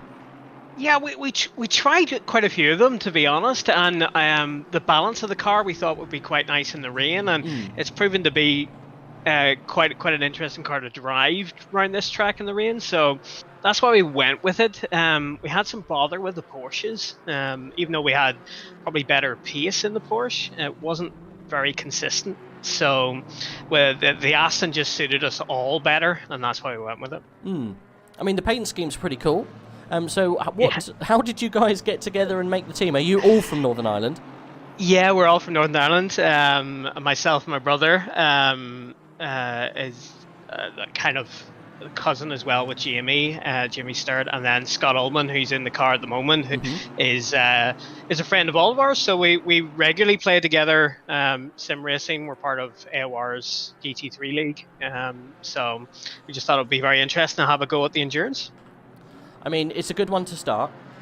GT4 for 8 hours. Unfortunately, it's very wet. You got a little bit of damage on the front of the car. What happened with that? Yeah, we got into an issue. It looked like it was one of the Turkish cars, I think, got spun on the old shell corner, and we slowed down to try and avoid a collision, and then from behind, Haxawig actually just hit the back left tire, just spun us into the barrier. So we've stuck a little grievance in there just to see. I mean, see if we can get some time back. You've got to, don't you? Yeah. Yeah. If something goes wrong, you got to stick a little steward's inquiry out there to see if you can get some time back. You never know. It's not going to help your position, but it might hurt someone else's. Why not? Yeah, we were dead last there after that because we had to sit and wait at the sidelines for quite a while. So Scott's done really well to get us back into contention again. Yeah, he looks like he's driving well. He's just got himself another position from Grundhofer in that Mercedes.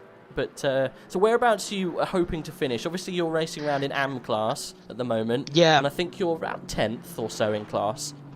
Yeah, I think, to be honest, we don't really know how good or bad we necessarily are in comparison to our competitors. So our only objective going into this was to learn a little bit around the strategy of a race this long, which really is the first time any of us have ever done anything like this, and fight tooth and nail not to finish last. That was basically the only objective we came in. But after doing the free practice, we're up sort of around third, I think we were. So at that point, we felt maybe, just maybe, a podium might be possible. So, don't know. You got a dream. I mean, dream big. Why not? I mean, Why not? You're doing well now. It's a long old race. You've got 7 hours to go. You know, pit stops and all of that, and obviously weather can come into contention here later on. Yeah. So are you going to try and long it out for the 1 hour, 20-minute stops and just try and go as far as you can on a tank? Yeah, we did quite a lot of testing on strategies. We came up with 3. I mean, you don't have to go into it because people are watching and listening. Yeah, Give no, us of course. some insight on what you're thinking. We've got 3 different strategies depending on the weather that we might go with. We actually set up our own SharePoint with loads of data, so we're going to see what the rest of the grid actually do first before we commit to one. But we've got a couple of different auxiliary strategies that we can pull out depending on what happens ahead of us. Yeah. I think the main thing with endurance is you just have to play what's in front of you and play exactly. You know what happens in the race. You know, you got to think on your feet, and if you stick to a solid strategy the whole way, it might not work. You know, it might be you have an incident, you just have to pull the car in, because if you stay out with it, you're going to lose so much time because the car's slow. It looks like the damage you've got there is affecting you a little bit, but maybe once you're all fixed and you know you should be back out there. Whereabouts did you qualify? I do have the information here. It's lazy. I think it was 23rd. Certainly in and around where we're at. I think we're slightly ahead of where we started. Oh yeah, I can see. Yeah, you're qualifying. Your aggregate time is a 1:44.2. Yeah.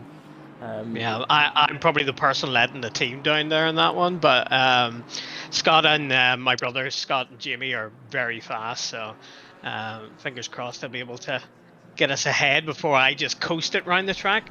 I mean, having a slower driver is a legit strategy to get you in a good positions. I wouldn't worry about that because I'm usually safe, so I'll try to be consistent and safe and get us round at least. I mean, let the other guys do the pace. It can put you in a good position, you know, if you've got, say, look at last time out we raced around Germany, is it Nürburgring? We did 12 hours, and the SOP esports racing team had a host of drivers from different skill levels. So they had one of the fastest drivers currently in AOR, Black Gold Saw, and then they had a couple of Tier 2 and Tier 3 drivers, and they managed to come away with the win just because they had a good spread of people. So it doesn't matter how fast or how slow your team is, it's consistency and just keeping your nose clean, I guess. Yeah, especially in this weather. I mean, you're actually hustling Beeswax Racing, which are a staple in AOR endurance. They've been here for donkey's years. So you're doing well at the moment, so I wouldn't worry. Yeah. Okay, I appreciate that. No problem. Thank you so much. Do pop in later on. We'll see how the team's getting on later on during the race, because obviously it's a long one. We've got 7 long hours to go, so we'd like to touch base a little bit later on if that's all good. Yeah, absolutely. I'll pop back in. Perfect. Just pop me a PM and I'll drag you down. Brilliant. No All right, have a good race. race. Of luck. Speak to you soon. Bye-bye. Bye. There you go. That was one of the teammates there from the Northern Ireland Nighthawks. What an awesome team name. That's a proper team. That sounds like a basketball team, doesn't it? The Northern Ireland Nighthawks. Why not? Okay, guys, right. I can see in the chat that R&D Racing is wanting some love, okay? P4 and P3 have crashed, apparently. Let's have a little look, then. Don't think they have they? We had Elgato really close onto the back of Dixon, so maybe there was. Maybe there was. Let's have a little look with the R&D Racing. Okay, guys, let's see. I mean, if you shout loud enough, things might happen. Let me just see where you are first. So is it the R&D Racing? You are the 137 car, is that right?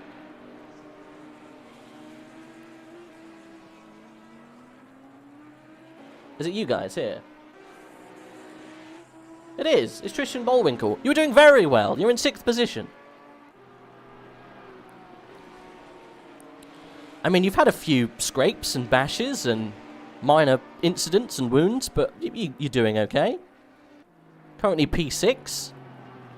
You're getting onto the back of the main pack that's fighting for 3rd position. So, yeah. I think that's the right team, isn't it? There's only one R&D, but it's called R&D. Or is it let me just double check. Ah, no. There's another one. There's an R&D 97. Let's see where you are. There's too many R's and too many D's going on. Where are you? Here you are.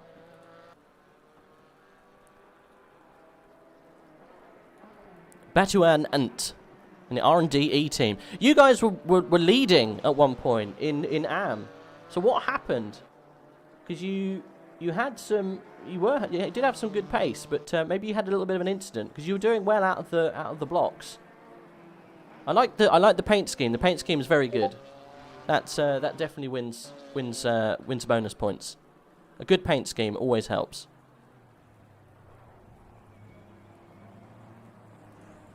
Right, we do have someone else coming in for interview, and I know this chap very well, so let's drag him in. Hello, how are you doing? Hello. So, you are with the Brexit boys. I say that I don't know, but obviously I do. I presume they're aware of your invested interest. Definitely not, no. If anyone doesn't know, the Brexit boys is part of that team, but just not racing today. But you are, so you're currently in second position, manages to get past Dixon. Chet's is absolutely pulling a blinder. I know, super sub and a half, right? Yeah, doing very, very well. So I'm assuming got a couple more minutes and then pulling it in. Are you going in the car next? I am, yes. So Okay. we're getting Tommy to march on, try and get Jamie size gap that I can defend. But yeah, he's been doing brilliant. He's been patient. There's a lot of antics in that top Jesus. 5 or 6 early on. Sorry to interrupt you there. We just saw a Jolly Roger going for an absolute ride after turn 1 into the barrier. He's been all over the place, bless him, in that KTM. I don't think it's doing very well in the weather. Not sailing the 7 seas too well Definitely today. not sailing the 7 seas, no. Not sailing very well at all. There's not really much of a boat, more of a rather dangerous frigate in these kind of conditions. Bit unwieldy. Yes, definitely. So, 32 seconds back from Ray here. That marching away, that Porsche. Yeah, Tommy was keeping it around 28 since he got past the Janetta. Yes. He's had a couple of slower laps and a bit of traffic. But, you know, I think, yeah, we're not on the pace of them, but it's a long race, so it's going to be about strategy, it's going to be about weather. And, you know, a long way to go on that still. I mean, whereabouts did that team qualify, the guys in the lead? They did qualify first. They are actually pretty speedy.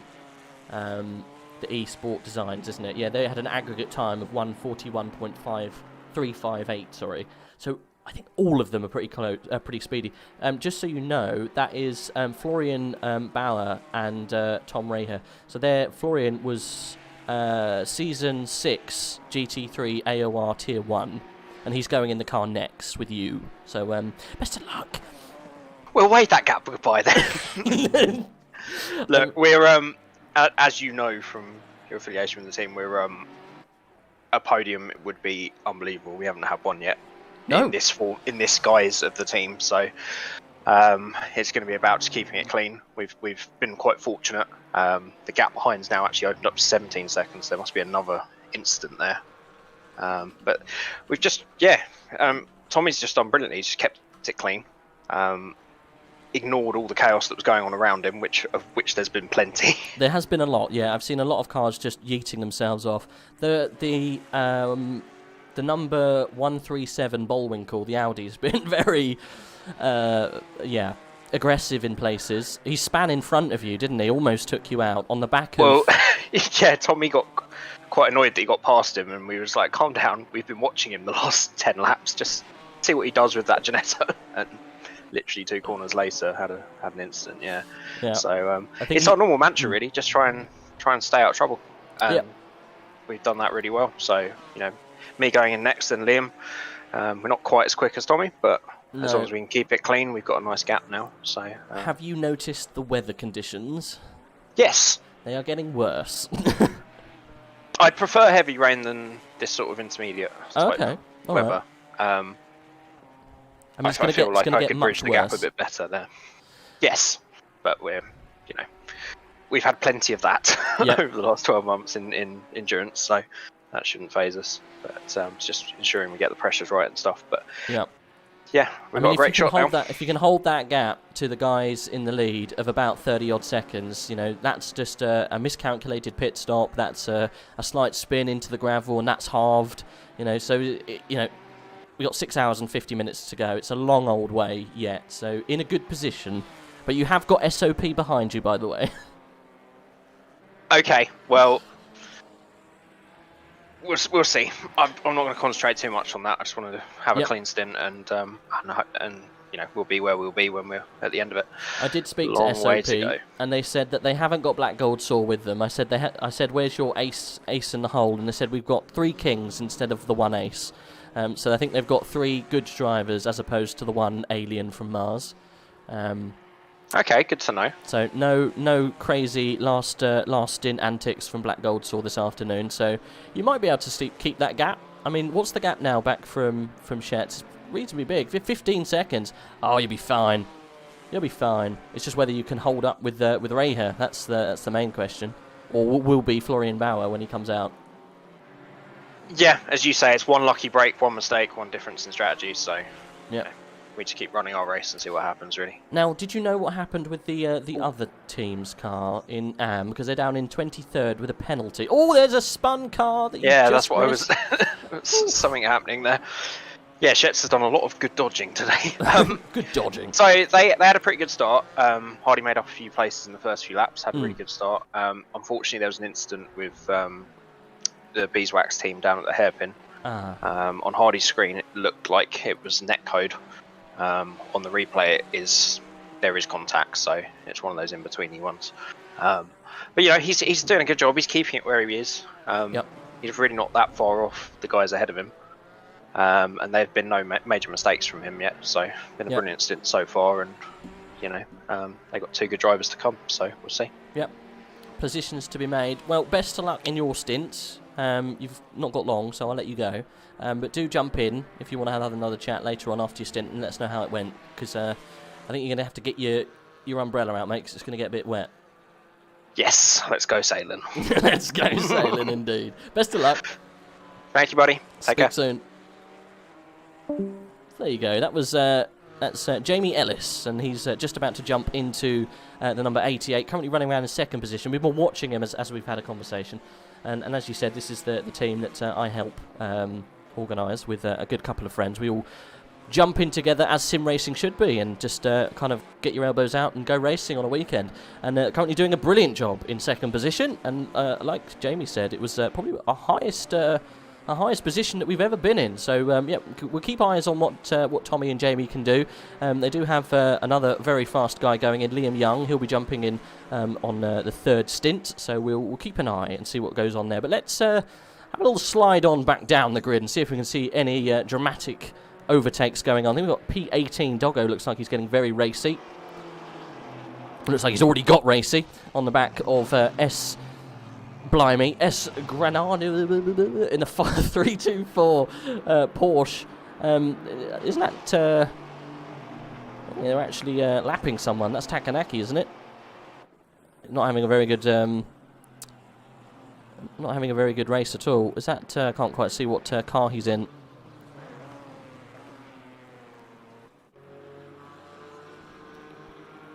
Yeah, I think he's a lapped car because he's letting him past. The Mercedes there, a lot of damage on that Mercedes, all over the place. Not too sure what number he is. If we can get a word on that Mercedes, it's definitely not Beeswax. Not too sure where he is. Is it P6, Takanaki? It is Rika Takanaki, so he's getting his way past Doggo. So he was actually lapping him. So that's why he was a little bit squirrely trying to get past. But very fast car for the damage that he's got on him. And there we go. We've got some pits coming in now. That's Doggo jumping in the pit. Let's see where that puts him. So, yes, 1 hour and 10 minutes. And the pits are already starting to come to fruition. So, we've got the Maserati in. The weather's going to get worse. I wonder who the Karambimba team are going to put in the car. I'm not too sure who else they've got going racing. But we will stay with them whilst they do the change, because it is good fun to see what happens in a change. So what you do, you have to set up all of the details in your MFD, get people to jump in. Got to change some of your tyre pressures because the rain's about to get much heavier. And as the rain comes down, you need to make sure that you have much higher pressure in your tyres, otherwise you'll go off all over the place. So we've got Ryan McIntosh jumping in the Karambimba Motorsports team in the Maserati as he exits the pit now, and he will be down in 20th, maybe 21st position after his pit there, but still doing a sterling job as he exits there. No drama.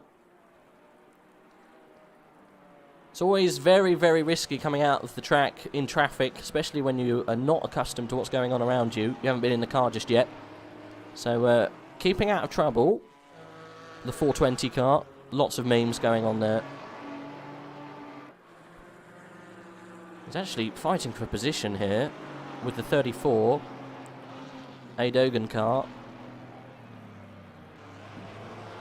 On the inside, going through the very tight right-hander, and he is all over him, muscling to try and get past.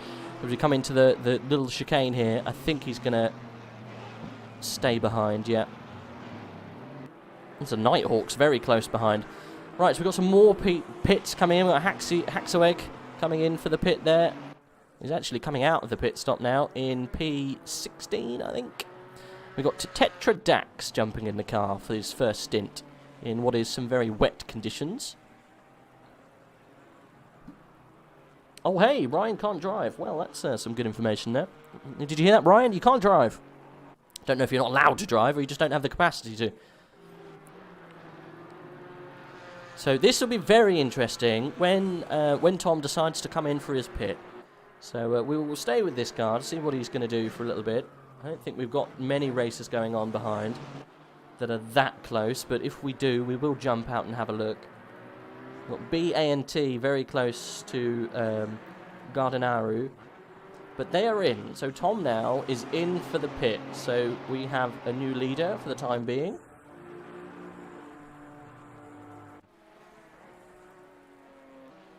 It's Tommy Schetz running round in the lead at the moment because of pits, or at least will be very shortly. B Ant, please. Whereabouts is Ant then? He's getting very close to the car in front. He's P18. Here we go. Betuan Ant. Betuan? Is that how you pronounce it? It is a really nice looking car, this, actually. Hats off to the creators of the 97, because it does look very, very good. Reminiscent of the Lotus. The classic sleek black and gold Lotus. There's something about black and gold that looks very good. Eek. Don't know who that sponsor is, but it sounds scary. He's being followed by the 777 of Crucish. Not very good with names, can you tell? Especially when they're hard names. What's wrong with Johnson and James? George. Jeffrey. He's actually getting the lights from behind. Not too sure what that's going to do. It's not going to let you past, because you're actually fighting for position there. But he is actually being overtaken. The 777 looking for the outside. It will be the inside into turn one. And he's got him done. That was a brilliant move up. I think that was for position as well. Let's have a little look. It was for position. Made that look easy. Nazar coming up. Desperate measures, team. Desperate measures indeed. Good overtaking. And held the position going into 2 and 3. So very, very good overtake there. Man, just having to, not really having much to show for that. Almost let him just drive straight past. Yes. Hello. Hello. Hello, welcome. Good. What team are you racing with today? So we're with Dark Synth Racing today. Dark Car Synth number Racing. 29. Car number 29. What position are you in at the moment? Currently running P13 actually. Ooh, I okay. think a few people might have pitted in front of us though. No, because you've got some pits. Who's in the car at the moment? So we've got Dylan in the car at the moment. There you he's go. Still, yeah, that's the one. So, yeah, he's been out since the start. He's done a really good job. Started in last place because one of our drivers, not going to name any names, Jay Moody, forgot to qualify. So, So where did you start? last place we did. So I recognise the name Dark Synth. Yeah, yeah. Have So you've done a couple of endurance before? Yeah, so we try to take part in most of them, to be fair. We've had a couple P1 in classes in our last couple of outings, so we always seem to start from the back, or something crazy always seems to happen on lap 1 or turn 1, and we spend most of our race sort of fighting back, so yeah, we're doing all right, actually. I think the aim would be the same again. Dylan's doing a really good job. I think before people started pitting, we'd actually made our way back up to like 19th or around there. We did have contact, went back to the back again, and now we're fighting our way back again. So Well, you're third in class at the moment, so you're really doing well, to be fair. P13 overall. You haven't pitted yet, though. I think the pits are about to start soon. Are you in the car next? No, next up is we've got Dimmy. Blue Foxy's in the car next. Okay. I'm sort of putting it off as much as I can because I'll be jumping in VR. The last previous races I've been doing normally, so should be exciting to see. So, did you come in and say that you're doing your stint in VR in the chat earlier? Yeah, that was me. Yep. It was you. I wonder how many people are doing the racing in VR, because it is. It's probably I've never raced around in VR, but it must be pretty scary, especially when you've got terrifying a full grid in wet conditions. Yeah, so I did a couple laps practice, and it's the first time I've actually used the VR in the rain, so that was interesting. I had I raced in the GT3 League as well, and I did my first race of the season in that. And there was an interesting moment in that where towards the end my VR had centered itself and I was on the bumper outside the right side of my car on the floor. So I'm just hoping that doesn't happen again. Yeah, because that would be a long hour and 20 minutes of being on the on your bumper in VR. I can't imagine what that looks like. Yeah, quite nauseating. But yeah, hopefully that doesn't happen. So Dark Synth, then, how did that come about? Is it just a group of friends, or is it a proper, race team, or what's the dealio with the team? It's kind of a growing team, so we started it with a few of us, and it's grown. Sort of have our own Discord and stuff. We've grown to something like 56 people in there now. It's something crazy. Oh wow! We've done a couple of races where we've had a couple of cars and various classes, and we have quite a range of like drivers. So Dylan in the car at the moment is like a tier 2 driver. We got Jake is in tier 10. So there's a spread of us down through the tiers. A good like skill group. But yeah, it's just a group of people that enjoyed like racing, having fun, but take it seriously at the same time. But no toxic allowed. So Mr. Shenter said, "Tell him to bind a centering button." Oh yeah, I've done that, and it doesn't appear to work. But I have my keyboard next to me, and that should work. Okay, so I guess there's like a Control-Alt-Delete, and you can get it to get back to the center. Yeah. So Dylan then is tier 2 in the AOR season 7. Is that what you meant? Tier 2 or tier 3, I think. Yeah. Okay. So he's a quick guy, and then he's doing really, really well. The next guy who's jumping in is tier 10, but to be fair, it doesn't matter. I was saying this to the last guy jumped in for a chat.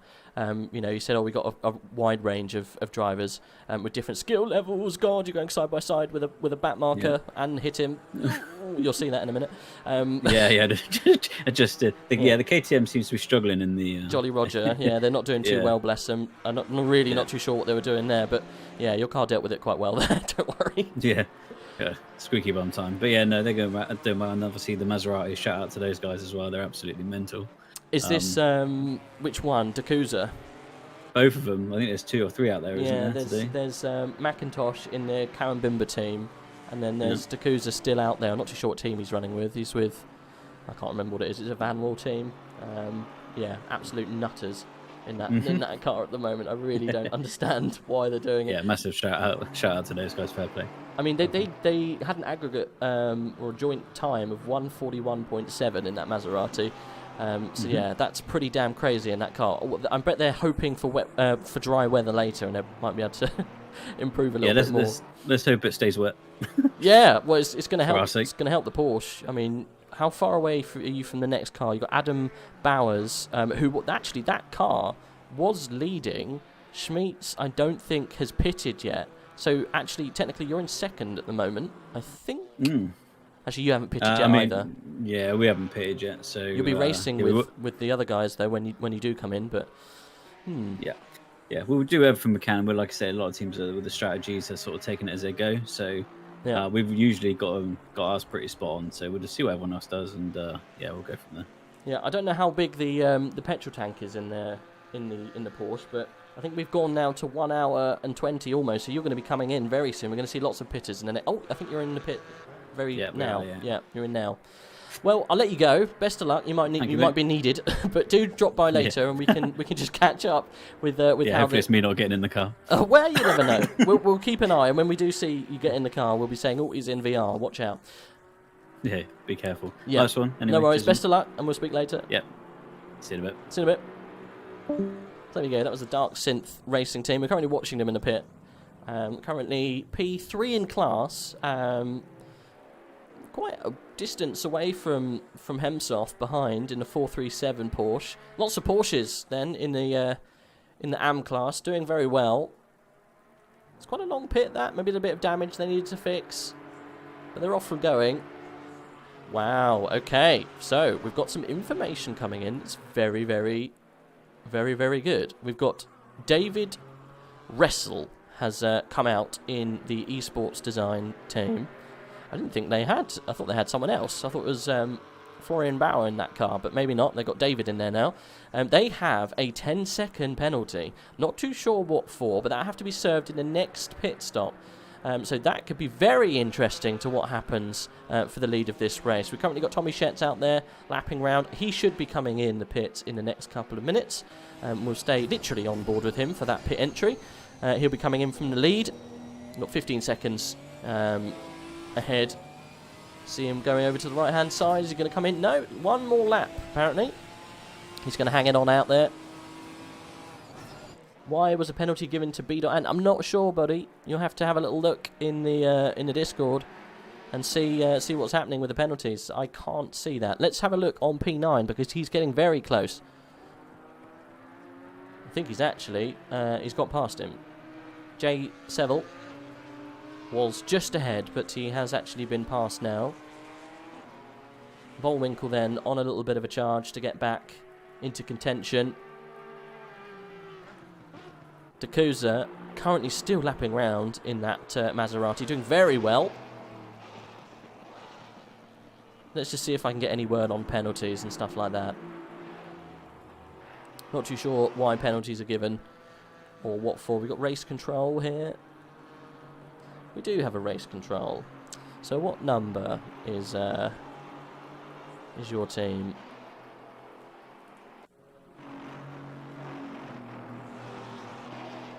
Probably causing a collision, you're right. Right, what we should find out, why was the 22 car given a 10-second penalty? So 22 and 137. So 137 was Bullwinkle. Ah, so this was the causing a collision at the beginning, I think. 10-second time penalty for car 22 for causing a collision. Very interesting. Another collision involving the 108, the 60, 117 and the 97.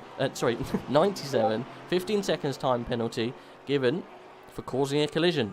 Lots of collisions coming in here. Interesting stuff. Okay, so 10 seconds penalty was for the leader for contact in the chicane. Ah, okay, so it was that contact that caused Bullwinkle to spin. So that very interesting bit of contact we saw lap 2 or 3. So it's only just been dealt with, and that was what happened. It was a fight for the lead, and I think the Audi was on the inside of the exit of the corner, and there was contact, and it led the Audi to spin. So that's what that 10-second penalty is for the 22 car. So he's going to have to serve that on the next pit to see what happens there. So 97 car was causing a collision, I think, as Dakuza comes in to serve his pit stop. I think I was just reading through the race control here. Yeah, 15 seconds for 97 for causing a collision with the 29 car. So you were in a collision with the 29 car of Dimitris Navaras, this one here. So that was actually the Dark Synth guys who we were talking to not too long ago. That was why you got a penalty. Had a little collision with these guys and it was deemed you were at fault. So that's why. So lots of penalties being issued out now. The 117 car also getting a penalty.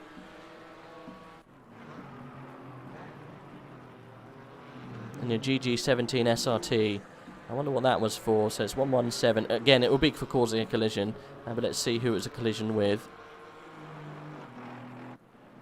Okay, so it was a collision with 108, 60, and 97. So it was a big collision with lots of different cars. So there we go. There's the first bit of information coming out about penalties and whatnot.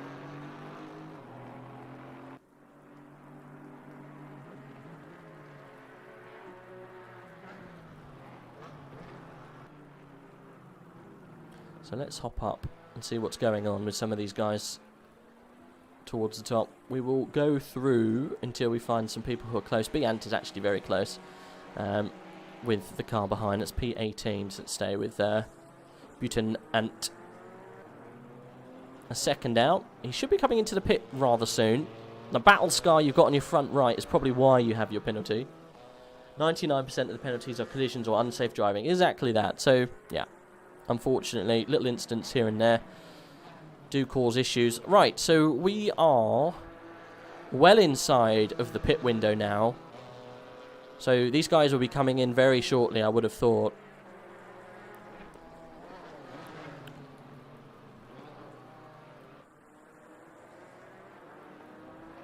Slightly bad timing for some of these guys because they've got to serve the penalties when they come in.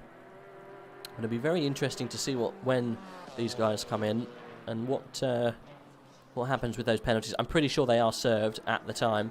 But Dark Synth, though, going to go racing with the R&D E team. Full Turkish team, I hear, which is good to see. You can see Turkish flaglet flying prettily on the front bonnet. It's always good to see a mix of nationalities in the race. We had a Chinese team last time out. That was great to see. Had a really good chat with their manager. Seemed very, very happy about taking part in an AOR race. It's good to see lots of people, lots of different nationalities all taking part in esports.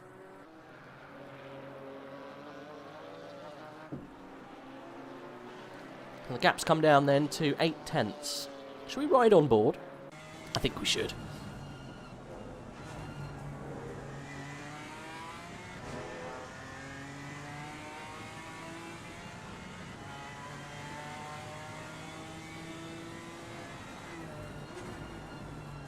And doing a very good job keeping the car on the road. The M4 is a very stable car. Looks like he's in a good rhythm. He's still got 8/10 to make up on the back.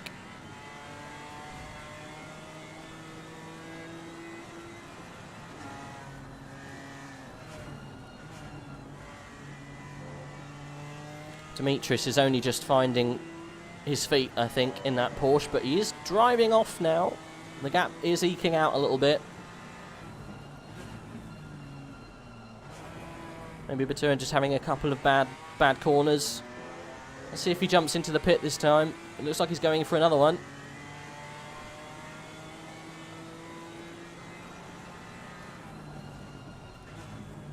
These changeable conditions are throwing up a good race this afternoon by the looks of things.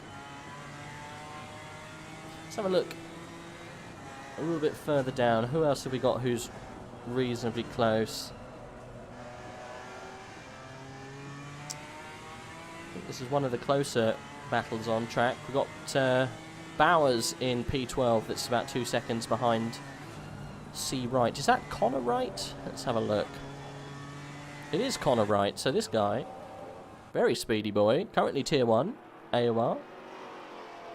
So he's got speed under his belt in abundance, and he is out of position really in that Maserati. Not doing very well, unfortunately, because it's just such a hard car to control in these conditions. Wet weather in a Maserati is definitely not the one, and I think they're paying the price a little bit. Suffering on pace. P11, actually, because of pits and such, it's actually just evened out to P9, so they're doing okay. Aidan Bowers, we know that name as well. He is just behind.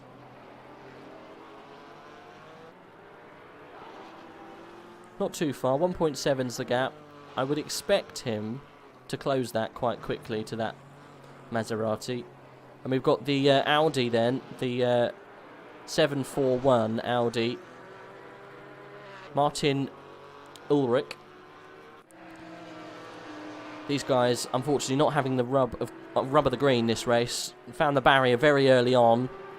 And they're very close here to Smeets, who hasn't pitted yet. Doing very well in P6. Am-Class, currently leading. But a little bit out of place as he does pull into the pit. So there you go. That was the gap that he managed to eke out. Okay, so we've got Wrestle currently leading. He's got that 10 10-second penalty's got to serve. Takanashi doing very well in the AMG Mercedes. Hasn't pitted yet, so that's not really a true show of his speed.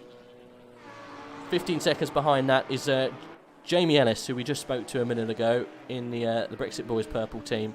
And he's being chased by Jay Settle in the 52 Ginetta. And we're on board at the moment with Ulrich.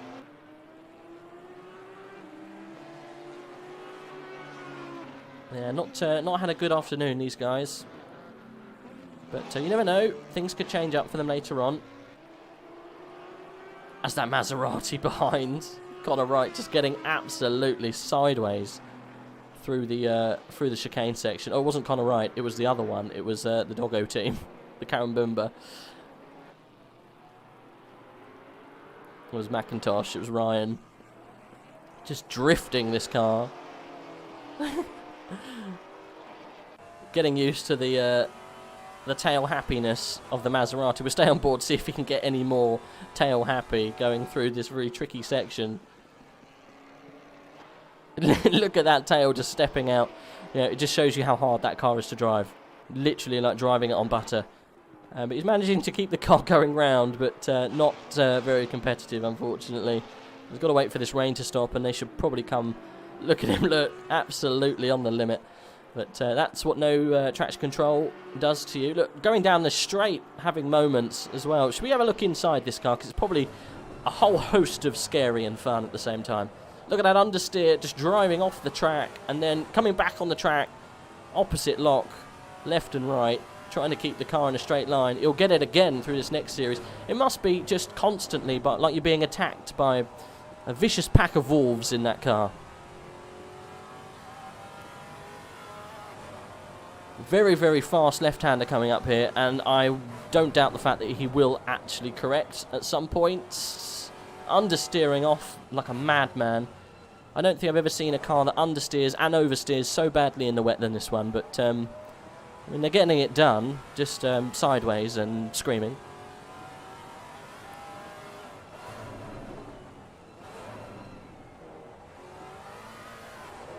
Look at the inputs of the wheel, look there.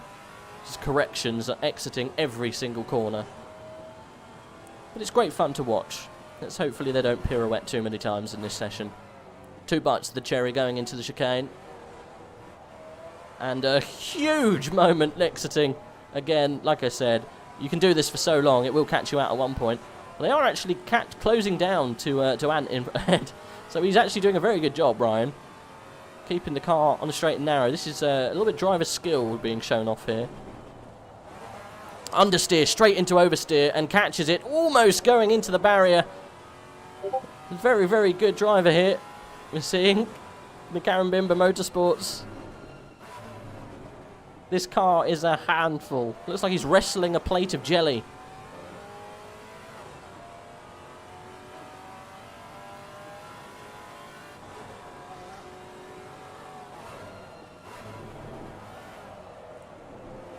Good stuff. Understeer, straight to oversteer. Onto the runoff. I mean, I'm not sure I could deal with this. The constant wanting to kill you. It's not so much you dying, it's more when will it happen and how much will it hurt? Will there be fire? Who knows? Right, let's move on.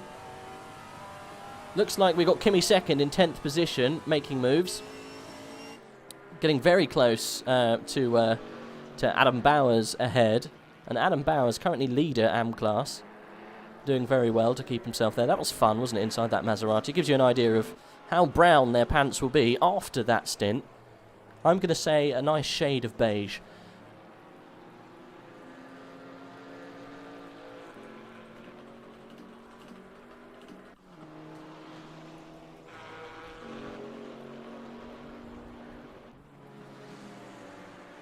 So Kimi's been out for a while in the Yeet Gaming Chevy. It's got to come into pit, I think, at some point.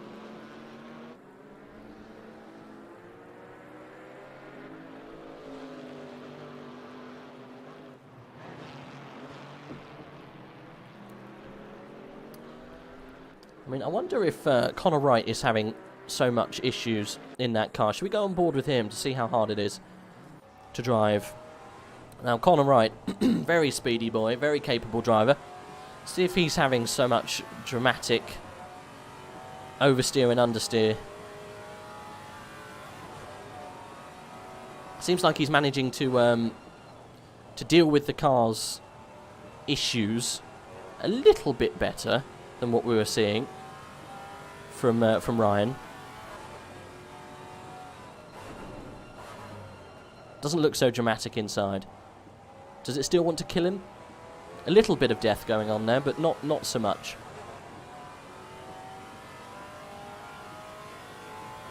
More of a hint of death as opposed to imminent fatality.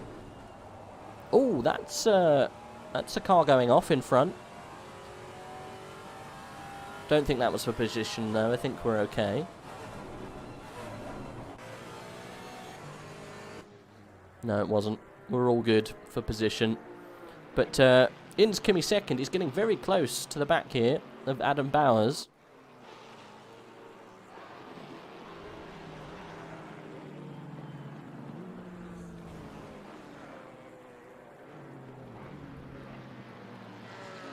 I guess it does take a while before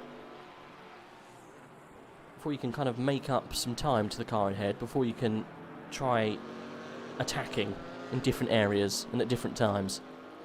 It seems to be a long old time before you can actually make a dent in your competitor. Or not a physical dent like we just saw then, but more of a dent in pace. As Kimi second gets very, very sideways and almost runs into the back of Adam Bowers. Adam Bowers doesn't look very happy about what just happened there. Whether he's letting him past, I don't really know what happened there. He's off onto the grass. Not really fighting him for position so much. He's leading currently in AM class, so I'd probably just let him go.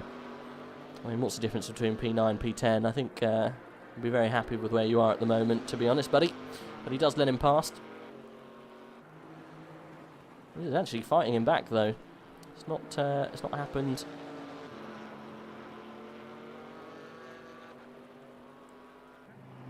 I think he's going to have to settle there, because I think Kimi second's going to have to come in. He's very light, that car, so he'll be coming in to do a pit stop shortly. So I wouldn't fight too much at this point, but he's going for another one.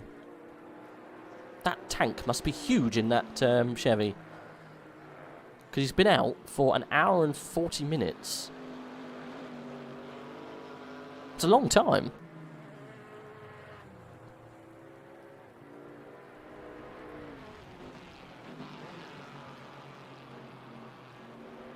Right, P13, we've got M. Tocco, haven't had a look at him. It's Marcelo, right, he is racing currently with Scheckerman in the 992. Brian Scheckerman putting on a bit of a fight by the looks of things.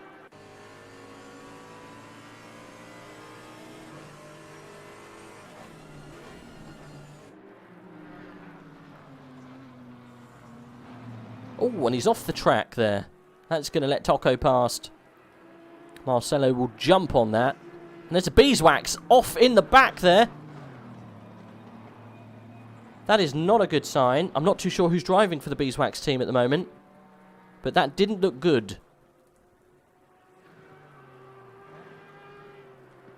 We'll see in a minute, because that Porsche will go right down to the bottom. Is it 21? No, it's not. I don't know what team he is at the moment. 23 maybe? Yes, it's Beeswax. There we go. So they have fallen right back. No, come on. Where's the Beeswax? There we go. I can't actually select them at the moment.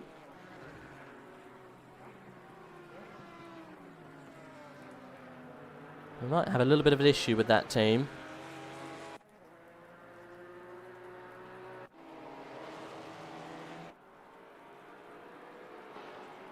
I think we've got a disconnection at the moment with the 833 car. Can you open 16th and 17th rows? How do you mean? Oh, blimey. Ryan McIntosh getting all sorts of sideways. The Karambimba.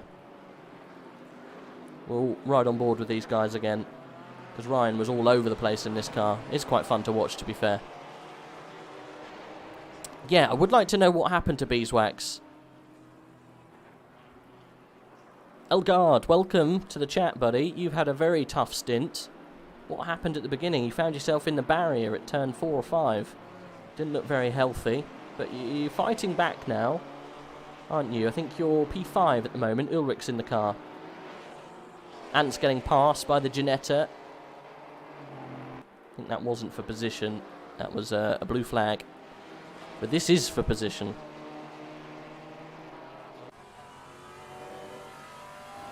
This is the one that I wanted.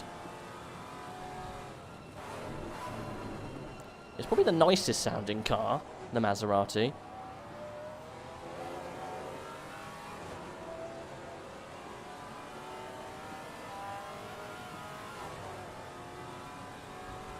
Not sure I'd want to drive it though. Looks like he's getting it under control a little bit more than when he first came out, and he's going to drive past the 97. That's an easy position gained there, I think. Ant's been out for a long old time. That GT, sorry, the M4 has got a big old fuel tank, it seems. There we go. Takanashi's coming in for his first pit. That drops him down to 7th or 8th position. I might... oh, blimey, Ryan getting very, very squirrely. So who's going to get in the car with Takanashi? Or maybe he just had an incident. No, it's not. There we go. We've got Reed Aldred in the car now. So there has been a change. Did they fix the damage? I can't see that they have. Maybe they chose not to.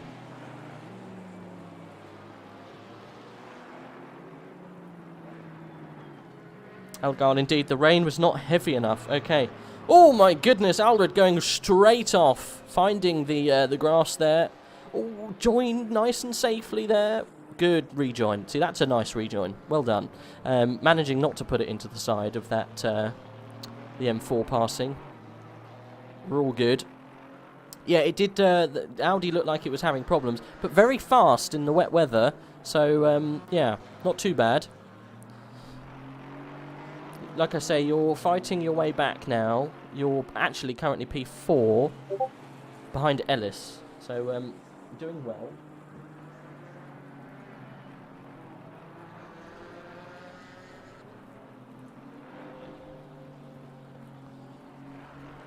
Hello. Good afternoon. How are you doing? I'm good. How are you? Very good. This is HaiCo. You're one of the coordinators for AOR. You're going to join me for a couple of hours in the booth. Keep me sane. Correct. I mean, Correct. It's been a long 2 hours already, I'm not going to lie. There's been plenty of action. There's been plenty of thrills and spills and lots of crashes, which is always good fun to watch. Yeah. Especially the weather is making it interesting. Huh? Yes, yes. I think a lot of people expected rain. Obviously, there's always quite a few memes going on with AOR that rain never comes, but it finally has. We've got crazy wet weather. It looks like it's going to stay for a little bit longer. We've got at least 30 minutes of even heavier rain. So yeah, it's getting worse by the looks of things. Exactly. The whole crop weather meme is not available today. No. I mean, it was expected and it is actually there, so that's something. We've got a battle going on for P5 at the moment, so I'm going to hop on up to that. I think it's already... Yeah, we've got SOP Esports Racing battling at the moment with Scuderia Smithy, Benjamin Kruter. I don't think he's pitted yet, or if he is, he's double stinted. Because he's been in the car for at least the start, I think. Unless he's got the same surname. And I did notice there was a couple of teams consisting of brothers, so you never know. But looks like the Porsche is running away with it at the moment. That Esports Designs is it, the current leader. David Ressel. Do you recognise that name? Well, he's the only name of the team that I don't recognize, but yeah, he's another German driving in the team currently in P1. But did you notice the fact that in the top 4 there were 3 teams entirely German? No, I didn't notice. So I'm assuming then P1, P2 and P4 are all German teams? Well, about 20 minutes ago when I checked it was, yes. Okay. I think there is actually a battle going on for P5, so let's focus on that. SOP's being attacked pretty aggressively by the 21 Ginetta. Ginetta seem to be going very well around here. We've got 3 Ginettas in the top 6. I was worried that the Audis were going to run away with it, but the Audis seem to have just crashed into everyone and each other, and have managed to get themselves into 4th and to 12th, respectively.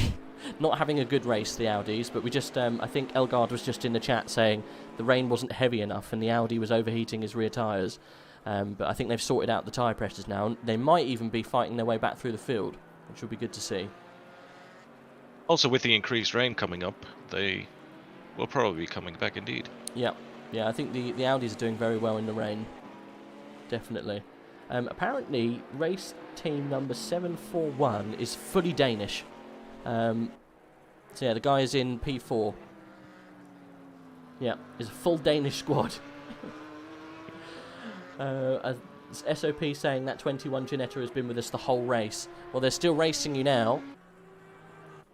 But I don't think they're challenging you at the moment. They're just kind of staying with you. Martin Ulrich and Mark Elgaard in the 741. Indeed, both Danish. Have you noticed how crazy it is being in a Maserati? I think it's probably going to get even harder now. One of the Maseratis is also one of the team members there, is Dekusa, also one of the coordinators. I participated together with him in the first season of the GT4 league. Mm-hmm. And back then we were assigned a car instead of picking one ourselves, and we were assigned the Maserati. So all season long we together had to drive the Maserati, and we had a wet race on Brands Hatch, of course, a different track, but I can tell you it's incredibly difficult. Yeah, Dekusa's in the chat. He said that was a tough race in the Maserati. Never been so tired after a stint. We were watching earlier on, we were with Ryan McIntosh. Yeah, was it Ryan McIntosh? I think it was, in the 420, the Karen Bimber car. Oh, as Kruta goes long through the middle section, misses the corner, and doesn't take the position. Safe rejoin, we're all good. Yeah, he was literally sideways. It was understeer to oversteer to understeer to oversteer the whole way round. It did look pretty crazy. I think he's actually now in P21 at the moment. He's really out of place, I think, the 420 car in that Maserati. Doesn't look as smooth as Dekusa and Connor's car. Their car looks much easier to drive. But I know Connor's obviously a very speedy boy. It could be on the driver, it could be on the setup as well. Yeah. I can imagine, especially when you don't have traction control and ABS, that a setup is even more important to, set up the car properly to make sure it's drivable for the entire race. And then, it already is like that without rain, and now with the rain, I can only imagine it being more difficult. I mean, it's going to be like this for a while. It's only going to get worse by the looks of things. The next 10 minutes, when it has the cloud and the plus, does that mean it's going to get heavier? It does indeed. Okay. It means that the amount of rain is going to increase. Okay. So there's going to be even more water on the track for those Maseratis to kind of navigate, which is going to be fun for them, not. There's been lots of, a couple of penalties being served. There is a penalty for the leader. Did you see what happened on lap 3 or 4 when him, and I think it was the number 137 Audi got side by side in the middle sector, going through the chicane. I can't remember what chicane it's called. Is it Hislops, I think. They managed to get themselves a penalty. That might pull them back into the other cars, because you've got Seville and Ellis reasonably close to them. You're now talking about the P1 and P2 collision, where yes. The team of D. Russell got a 10-second time penalty, correct? Yes. Yes, I did in fact see that. Yeah, it was a very tricky situation where they both, first the one car was on the inside and the other car on the outside, and then they switched, and basically they did the very same thing. It's just that the one car turned in a bit more than the other car into their opponent. So, yeah, for not leaving enough space, they got this 10-second time penalty. Of course, opinions will differ on this matter, but I do think the correct car received the penalty. Yeah, I think so. It was a bit touch and go through turn 1 with the same same car, wasn't it? That same lap as well, where Yeah. I think the Porsche pushed the Audi wide, but had the right to. But then obviously when they were side by side, there was a contact. I think there might have been contact in turn 1 as well. I didn't quite see any of the contact, but apparently there was. No, that's a tough old call. That penalty for the leading car. But spice up the race, I guess, later on. Got 2 Ginettas right behind. I haven't actually seen. What car is that? Oh, so the Pulse Sim Sport team managed to get themselves up into 2nd position. I wonder what happened with Ellis then, because he was running around in 2nd position, or at least he was when Tommy Schetz was in the car. So must have had an incident with the wet weather, dropped him down into 3rd. But that Ginetta in the pure Sim Sport was doing a very good job. Whether he can close down the gap to wrestle, I'm not too sure. What's the gap at the moment? There's such a big gap. The timer takes a long time to register what the actual physical gap is. Let's see. I think it's over 30 seconds now. Alright, so it's timing now because he's just come across the line.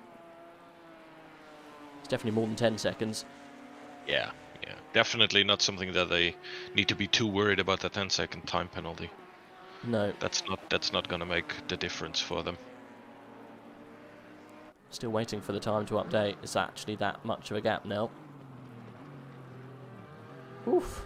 It's extended. Yeah. It is. There you go. It's 32. Woo. Wow. Okay. Well, unless they have an awful afternoon later, I think they're doing really, really well to run away with a good finish. But I think that Ulrich is chasing the back of Ellis now. So maybe let's have a look on the back with the McLeod Racing team, the Danish team. There we go. We're on board with him now, Martin Ulrich. I didn't see what happened with them. They span off, I think, lap 4 or 5. Like I said, he had trouble with the rear tyres. But yeah, caused a bit of an incident. He went straight into the barrier in the first sector. I can never remember the corner names around this course. It's so all over the place. I think it was Island Bend, they call it. Went straight off into the grass and then almost into the runoff. There's a little gap in the tyre barrier where cars almost just shoot through. Have you seen it? Before the very hard right-hander. I think the corner's called... Oh, goodness. What's it called? Shell Oils Corner. Yeah. Yeah. The names on this track are... Rubbish. Yeah, pretty bad. I mean, they're also... It's 17. It's not a lot, but sometimes they are so quickly after each other where you think it's like one corner and it turns out to be 2 or 3 even.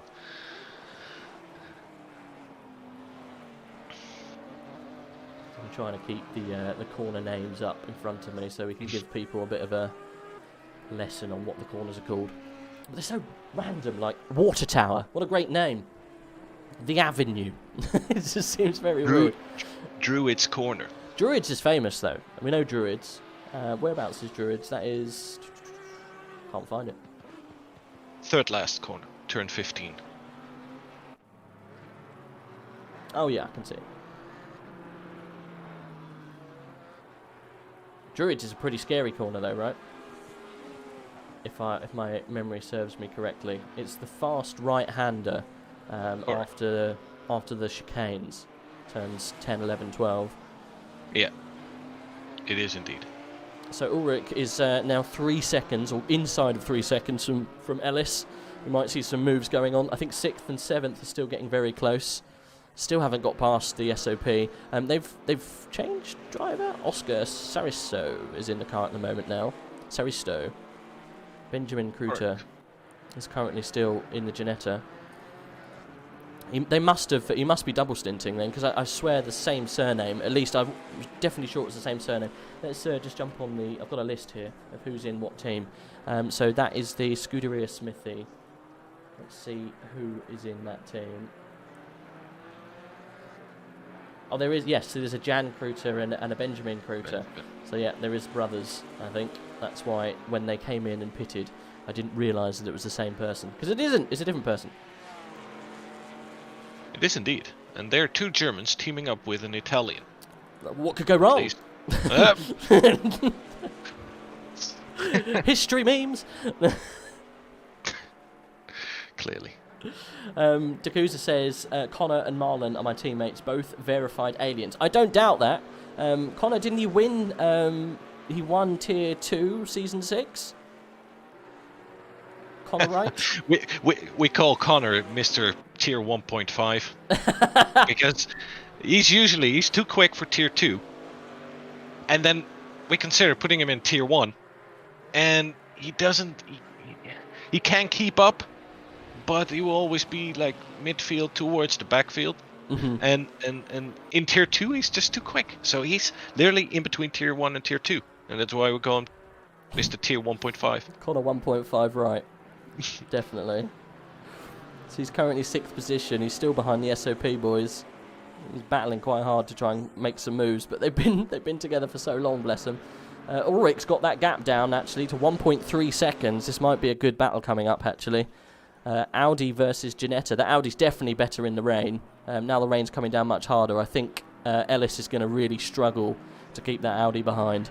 But we will stay on board, I think, with Ellis and watch it as it unfolds from the rear wing. Because I think it's going to happen pretty soon. In the Brexit Boys, the Ginetta, as it's named.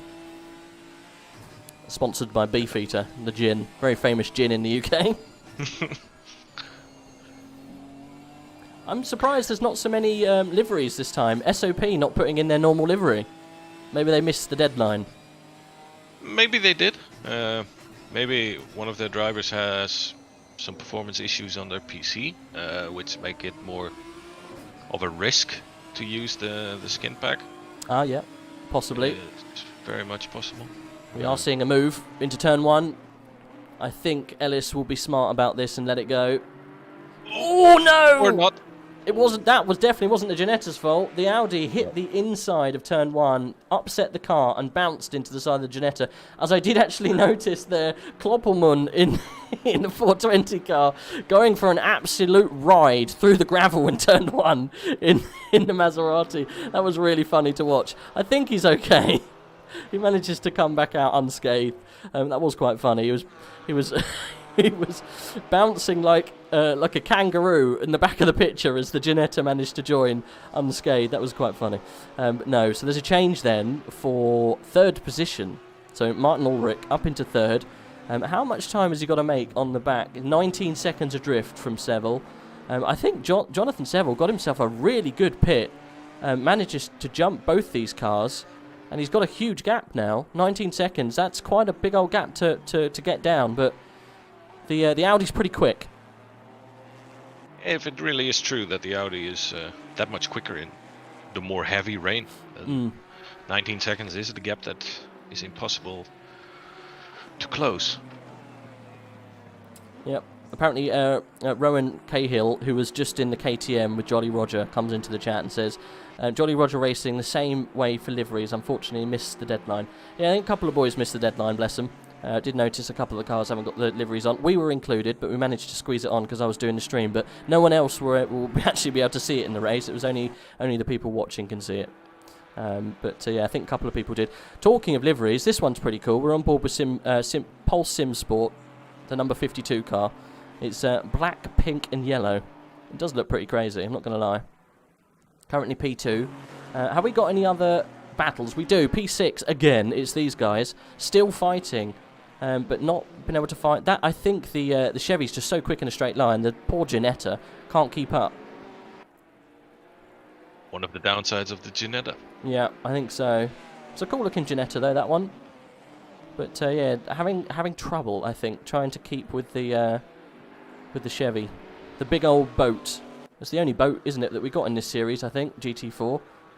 There's no Bentleys or anything like that, is there? No, there indeed isn't. And yeah, the Chevy is at least looks like the biggest car. I think the Chevy Definitely. and the BMW are somewhat similar, aren't they? But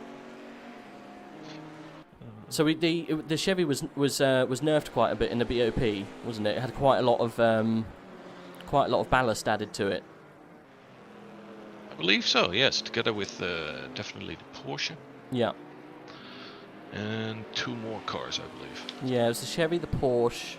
I think the BMW had a little bit. Can't remember the last one. But, you know, look at that, how much that's working when you've got the Porsche running away 20 seconds ahead. I think they got very lucky at the beginning, to be fair. I think the 137 team, M. Tocco, were just as quick. He's down in 12th. That just goes to show you, if you can get the car into a good position in endurance racing, you can hold on, you know, towards the top end of the grid. And, you know, if you get yourself some clean air and you've got a very capable driver in, you can get yourself a gap. I think it was after about lap 4 that 22 car had 20 seconds to P2. So he's just compounded on that. He's only gained 10 seconds on top of that, but, you know, just consistency keeps you up there. It does indeed, and 8 hours is long. Yeah. I mean, I notice I'm not myself the fastest driver at all, but when I drove with in the previous GT4 endurance event, I drove together with Erti, and we're both not the most talented drivers, but we managed to finish P5 only because of staying on track and somewhat being consistent. And you can be behind another team for the entire event, and you can be 1 minute behind them. They can make one mistake and you're in front of them again. We almost saw a move then. Jolly Roger was almost jumping in there as well. I think Jolly Roger's a little further down, but they've been passed and either trying to unlap themselves or something. Jolly Roger, unfortunately, not having the best of afternoons, bless him. But that seemed to be really quick, that KTM in the corners, but then falling away in the straights. Yeah, consistency's key, I think, in endurance racing. Where was that you had your good show? Was it Brands Hatch or was it the multi-class? That was the Brands Hatch. The Brands Hatch. It was a good race, that one. That was a good. Yeah, it was very interesting, and I honestly didn't expect it to be that much fun because of the track, Brands Hatch. But yeah, the more narrow tracks are just simply way more fun in the GT4s. Mm-hmm. So that really taught me that tracks that may not be so much fun in the GT3 can definitely be a lot of fun in the GT4s. What car were you in? Were you in the Maserati? Because I know the Maserati did very well around Brands Hatch last time there was a race. No, we were in the Aston Martin. Ah, okay. It does very well around there, to be fair. It does indeed, and we also on purpose picked the most stable car because, like I said, not the most talented drivers in our team. So. I mean, you came 5th. Yeah. But anyway, that was a tough old race. I think I was racing in that one. I don't think we got out in the top 10. Same car, we're in an Aston Martin. But yeah, we got caught. There was an incident. I think actually there was 2 servers. Was there 2 servers? I can't remember now. It depends on what server you were in. I think there was two tiers because it was right at the very beginning when the GT4s had just come out, so it was fresh. Oh, we can see the 420 Maserati in the barrier. Oh dear, I think it's going bad to worse for that car, bless him. He's in 23rd now, really finding out how good that car is at rallying, not only staying in a straight line. That car looked awful to drive, I'm not gonna lie. Smithy asks, is there drafting in this game? There is, it's just really hard. GT4s are very hard to draft because they don't go very fast really, so the draft isn't that powerful. GT3's draft is a little bit better. I think it's quite true to real life though, isn't it, drafting in this game? It's not over the top. It isn't indeed, and in GT3s at least, you really do notice or start noticing it when you're about 0.6 behind the car in front of you. Mm-hmm. So if you're further away than that at the beginning of a straight, then you're not gonna notice it so much. On the GT4s, it's even less. Yeah. Well, just look what happened last time out, season for race 1, season 7, around Paul Ricard. You draft pretty much the whole way down that back straight because it's almost 2 kilometers long, isn't it? It's huge. But it's funny watching the cars pull out of that slipstream and just almost stopping dead next to them. Because you come out and you're like, oh, air, and then you slow down before you hit turn 8, and that can always bring up some surprises. Black Gold Saw unfortunately spinning in turn 8, drafting behind. I can't remember what driver is now. He's a season 4-5 champion. What's his name? He's come back for us. It's Sakari. Kevin Sakari. Yeah, very fast boy. Yeah, one of the quickest of the game, in my opinion. Yeah. It's good that we got some very quick guys back in Tier 1. You've got Malinowski, you've got Black Gold Saw, obviously reigning champ. Malinowski was the champ the year before that, and then obviously Saklari was the champ 2 years before that. So Yeah, it's good that you can pull back some names, get some good racing. And I'd never heard of the guy who won this the first race of Tier 1. Can't remember his name now. Oh, Jolly Roger Racing goes for another ride off into the grass. That looks like it's going to hurt, though. I don't think he kept it out of the wall. I can't quite see, because I have no idea where he is. He did keep it out of the wall, luckily. At least that KTM is good at sliding sideways across the grass. He re-entered the track in a safe manner, so that's good. Yeah. Bless this 21 Janetto, just can't make any movement on the back of Saristo. Kruta having, I think he's going to have to stay there. Let's move it back a little bit. There is some movement, I think, going on with Scott Cranston, getting very close. I'm not going to say that name. It's absolutely huge. We'll just say Valtteri. 777 in the Porsche. Scott Cranston for the Nighthawks. Mikalovsky. There you go. You're better at pronunciation than me. We had one of the gents from the Northern Ireland Nighthawks, and I said their team name sounds like a basketball team. It's great. The Northern Ireland Nighthawks. Funny, because I went through the list earlier today, and I was also noticing this name. It's a good name. It is. It is. It's a good name. I liked it.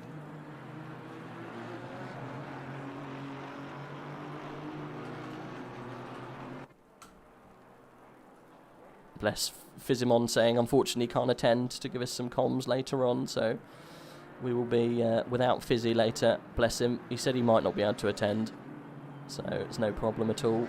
It's going to be a long old 8 hours. Almost halfway now. What, 5 hours and 53 minutes. We've got, we're 2 down. 6 to go. Down, indeed. I mean, it's not as bad as the 12-hour we did last time. That one, I think the last 2 hours I was in some kind of trance. I had to feed myself cake and McDonald's to keep myself awake. It was good. You did all right. Maybe for the next time you should think of something else than McDonald's. You know? Oh, I don't know. McDonald's is good. Something more healthy. Well, today I was meant to be making a full roast dinner, roast lamb, but I don't think I'm going to be able to do it. I don't. There's not enough of us to cover me, so it's all good. I told the other half we're going to have the lamb tomorrow. It'll be fine, no problem. Well, I mean, you can make a cooking show out of this. I could, I could make a good roast dinner. Whereabouts do you hail from, HaiCo? I'm from the very northern part of the Netherlands. Ah, see, I was going to say Netherlands from your accent there, but Netherlands, they love their sim racing, the Dutch, don't they? They do indeed, and now with the success of a certain someone in F1, in the past years it has just been growing a lot. I mean, for the amount of inhabitants that we actually have, which is 17 million right now, there's an awful lot of them active in sim racing. I like it. Of course, some people may not like them due to being too direct or something, but I've never had a problem with the Dutch. They're great guys. No, not yet. Oh. Not yet. No, they're great guys. Always had a laugh with the Dutch. The Dutch and the English get on reasonably well, I guess. Yeah, the language barrier isn't that big. In here we tend to be able to speak English decently, so yeah, that makes things a little easier. But we kind of have the same with the Germans. I personally get along with the Germans the best, so. I do like the German sense of humour. They are just so dry and blunt. It's just great when you've got a funny German guy, and they are good friends to have around. The Germans, they are funny bunch of people. Very true. Have you seen the amount of Germans in the top tier of GT3 this season? No, I haven't. I can only see their names, not their nationalities. It's almost 20%. Is it really? Yeah, it is. I know there's a couple of Brits, like you say, quite a few Germans. Are many Dutch? In tier 1, Black Gold Saw, of course. Okay. But let's take a look. Other than that, there's another one. Gillian H, Hardenberg, and Mike Veerman, and Niels 47, of course. How could I forget him? There's 4. 4 of them. Yeah. I did just see the Karambimba AMG into the barrier in the background, but he seems to be okay. Currently running. Oh, there's a Porsche of Hemsworth off in front of him, but I think he's okay. People joining the track, left, right, and centre, but I think they're all right. We actually haven't looked at that car at all, so let's have a look. It's in the Black Dove GT4. Keith Hemsworth, he's actually second in class. He's P10 behind Adam Bowers. Do you know any of these names from the leagues? Honestly, I don't. No. No, in general, it has been so far the names I've seen, at least 50% I don't recognize. But I've had this thought for a while already, where I believe there's a group of people very much interested in GT4, and they will go wherever GT4 endurance events are organized. Yeah. And they don't mind which community organizes the events. They just go there and they drive GT4s, and have a lot of fun at that. So, I mean, the GT4s are such great cars, and they're so easy to get used to. They're easy to master. You know, with the GT3s, I always find, because they're so fast and on the limit to drive them quickly. With the GT4, it's like the GT3, but just slowed down. So you know when the car's understeering, you know when the car's going to oversteer, and it's so much easier to get into a good rhythm. I love the GT4s. If I could drive just one car in ACC, it would be GT4. As we're watching the Karen Bimber AMG on the grass as we come through into the really hard corner, left hand. Oh, and he goes up again. Yeah. Is that? I can't see these names again. The Cascades and Lakeside, yeah. Or no, it's Island Bend. That's the one. Don't know why it's called Island Bend, but it is. But yeah, no, I love the GT4s. I always thought it threw up great racing, and it kind of brings down that gap. With GT3, you know, it's such a hard kind of series to tier, you know, because there's so many people, and there's so many people who are at different skill levels. When those tiers then come into endurance, there's almost such a big gap throughout the teams. But if you look what we've got here, disregarding P1, everyone is so close, you know, or really reasonably close. There are some people who are driving away a little bit, like the top 3 are going a little bit further away, but everyone down from 5th back are within 5-10 seconds of each other. It's not that far. No. It always throws up great racing GT4. I always like watching it, and shouting about it's even better. Because always the crashes always seem to be that little bit slower, so you can tell what's going to happen before it happens. Yeah, you see it happen, and then 2 seconds later the car actually goes off the track. Alright, let's... I don't think we've got much close action going on. This is the other slight problem with GT4. When the gaps start to get bigger, they do stay like that for a while. I did notice that when we did the last endurance race, was it around Germany? We did the Nürburgring 12, and that was multi-class, wasn't it? The GT4 class was so spread out, it wasn't worth watching, because it was so hard to keep up with what's going on. But it's happening a little bit towards the top at the moment. We've got 27 seconds from first and second. Ellis, I can't see because he's probably about 15 seconds behind Seville. There is more battles going on towards the back end of the grid at the moment. Let's see if we jump on board with some of these guys. Oh, the 737's got himself back up into a better position.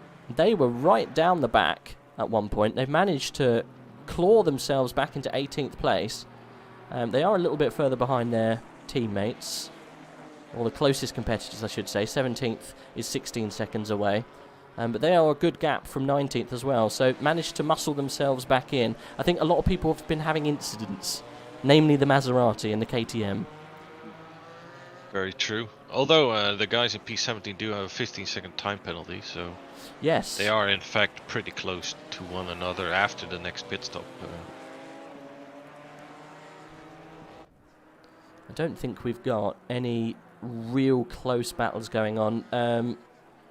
Jordan Watson is somewhat close to the Porsche ahead, but he's got a lot of back markers. The all-Turkish team getting in the way again. Really cool paint scheme, though, from that car. Can't remember what number the car is now. BMW just behind Jordan Watson at the moment, but I think he's lapping him, bless him. Not too sure what number. I think it's a 737, maybe. I can't remember off the top of my head now. You mean the All Turkish team? The All Turkish team, yeah. I can't remember what car number. Car number 97. In 97, bless them. They had a really good start, but they've dropped back a little bit, unfortunately. We've got Kareem in at the moment. He was in the chat earlier. Elgato said, it's my first time driving with AOR and ACC. Did some Forza something back in the day. But this is great. Might join again later this year or next year. Well, Elgato, if you want to, you seem very speedy. Do we open up places for tiers as the season goes on? Can people join mid-season? They are open right now. Ah, okay. So, Elgato, if you did want to join, there is some information, or I'm sure you're in the Discord anyway. Just speak to one of the coordinators, and we can arrange I think we do the tester races. I can't remember what they're called. Help me out here. How do you get into it? Evaluation race. That's the one, evaluation races. So you do an evaluation race, and that kind of sets where you are on pace, and then you get put into the relevant split. So if you fancy doing that, to do some league racing, feel free. As for endurance, Crop always keeps the cards very close to his chest, but I think we need to do a big one next. 24-round Spa sounds good. Yeah, you're just mentioning now what people want to see. Yeah. No, this nowadays it's all up to Crop, together with ERZ KBL9. Great name. It's hard to... It doesn't roll off the tongue, bless him. No, but no. And he does that on purpose. Yeah. But yeah, it's up to those two guys nowadays, and they are the ones in charge when it comes to endurance. So whatever they come up with for the next race is what will be done. Yep. And yes, of course, there are still plans on the table for some sort of endurance league. It's just the background things that need to be done for such a league are a bit more complicated than one can possibly imagine. It's very tough to organize it in a way where things are convenient for us, the organizers, and at the same time still having enough teams at the end of the league. And that's the big challenge, because once you have, like, let's say 4 events, and you've done the first 2, and basically for whatever reason you have not performed too well in there, you have to participate in another 2, but you actually don't want to because you wanted to fight for the championship and things haven't gone really your way, so you decide to not show up anymore. Yeah. And what if half of the teams do that? They lose motivation because in a GT3 league you're alone, and you can decide on your own. But if you want to continue but your teammate doesn't, then you as the entire team have to sign out of it. So it needs to be, and it needs to stay interesting until the end, and you need to there's no fun in driving an endurance event with 10 cars. No. So it needs to be interesting until the very end, and that's something that needs to be arranged before actually coming up with such an endurance league. I mean, I think AOR have got the footfall to do it. I think the endurance events that you guys have been putting on have all run really smoothly. Majority of the time, if it's a GT3, there's 2 splits. There's a huge amount of people interested in doing it, and like you say, everyone in the Discord is always saying, "League, let's have a league, let's have a whole endurance league." I think it would work fine. Obviously, going on what's happened over the past year and a half or so, that AOR have been doing more regular community events with endurance. I think it's wholly possible that you could keep a whole load of people. But I know what you mean. If you've got, say, 30 teams, let's times that by 3, because you've got at least 3 drivers per team. It's a lot of people to keep hold of. There's a lot of people to manage, and it's a strain, isn't it? You've got to make sure that you've got the right people helping out in the right places. Otherwise, you can't put on a league, like you say, for the full, say, 6 races in the same kind of numbers the whole way through that whole season. You've got to get the right amount of teams interested. Yeah, it's a bit of a tricky one to kind of juggle, but I think it's possible. I think it's what people want, definitely. From participating myself in AOR endurance, it's definitely, you know, people. I think having that final figure or tally of points to work towards is so motivating. I think it's almost more motivating than being in a league on your own, because you've got a group of 3 or 4 lads with you that are all going towards the same thing, and you know, it might be your first ever endurance race and you don't care where you finish, you just want to finish. It might be your 10th endurance race and you're going for that race win, but you might not get it. That's what's so different about endurance, and I think it has that pull that might keep people for longer anyway. Yeah, that's a very interesting point of view, one we haven't heard before. But yeah, like I said before, it is a tough decision to make. Also, with the big question, like, when do you let it start? We're May right now. Here, for example, the evening curfew just went off. People are able to stay away from home a little longer again in the evening. Summer is coming up. Yeah. Is this the right moment where you start such a league? Oh yeah, yeah. Like somebody just said in the comments, endurance league, yeah, but starting towards winter, please. Yes. Yeah. Yeah. Good point. And such things are also something you should consider. More people are interested in racing in general, sim racing, in the winter months because they cannot go outside. Yeah. And also it's summer. hot to race inside in the summer. Oh yeah, it is. Yeah, that's definitely not the one. Doing a good 2-hour stint in a GT3 car in the height of summer, not fun. Especially in the wet in a Maserati, not fun at all. Not fun at all. And you can have such nice socks that you're wearing especially for racing, but that's also even warmer in the summer. Oh, doesn't make for a lot of cooling. Almost a big spin at the back there. I think that was Jordan Watson going off. Sorry to interrupt you. He was leading at one point in the AM class, but now he's down in 3rd position in AM class, and he almost found the barrier. But I think he's okay. I haven't seen him come through yet. But Beeswax was off a little bit as well in the background. Just getting a lot of beeps coming through Discord. What's going on here? Good, no, we're all right. Just reading the chat then.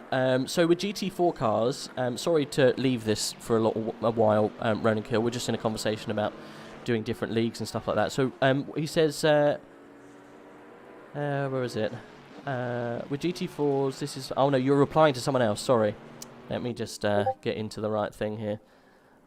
Someone asked about how do you race with... There you go. What's the strategy when it comes to racing? Is it more time management, or how do you pass people? So he was asking a little bit more how you get round people in GT4, because it's the speed is so similar. It's quite hard. I guess you just have to wait for mistakes. I guess just being a more consistent driver, and yeah, I guess towards the end of an endurance, it all comes down to strategy. If you're on the right strategy, you manage to get your car in and out and not crash, and you're just on a better strategy than another team, it could always really help. I think that happened for the Ginetta in P2. He managed to have a really good pit stop and come out in a good position. Either that or Ellis Span. I didn't quite see what happened. Another great strategy is using the fact somebody is lapping you, or you lapping another car, to your advantage. Oh yeah. That's something I personally always really like. When I get lapped, I stick behind the car who lapped me, and by that I try to gain time on the car in front of me, who will then have to go out of the way, and if possible I even pass the car together with the faster car. Do a little Verstappen round Monaco. Exactly. Yeah. Oh, that's not good. I think we've got the Porsche off again. That was Jordan Watson's car being passed. We're on board with Martin Ulrich, who's trying to make his way through traffic, bless him. And he is trying to stay on the back of Kimi second.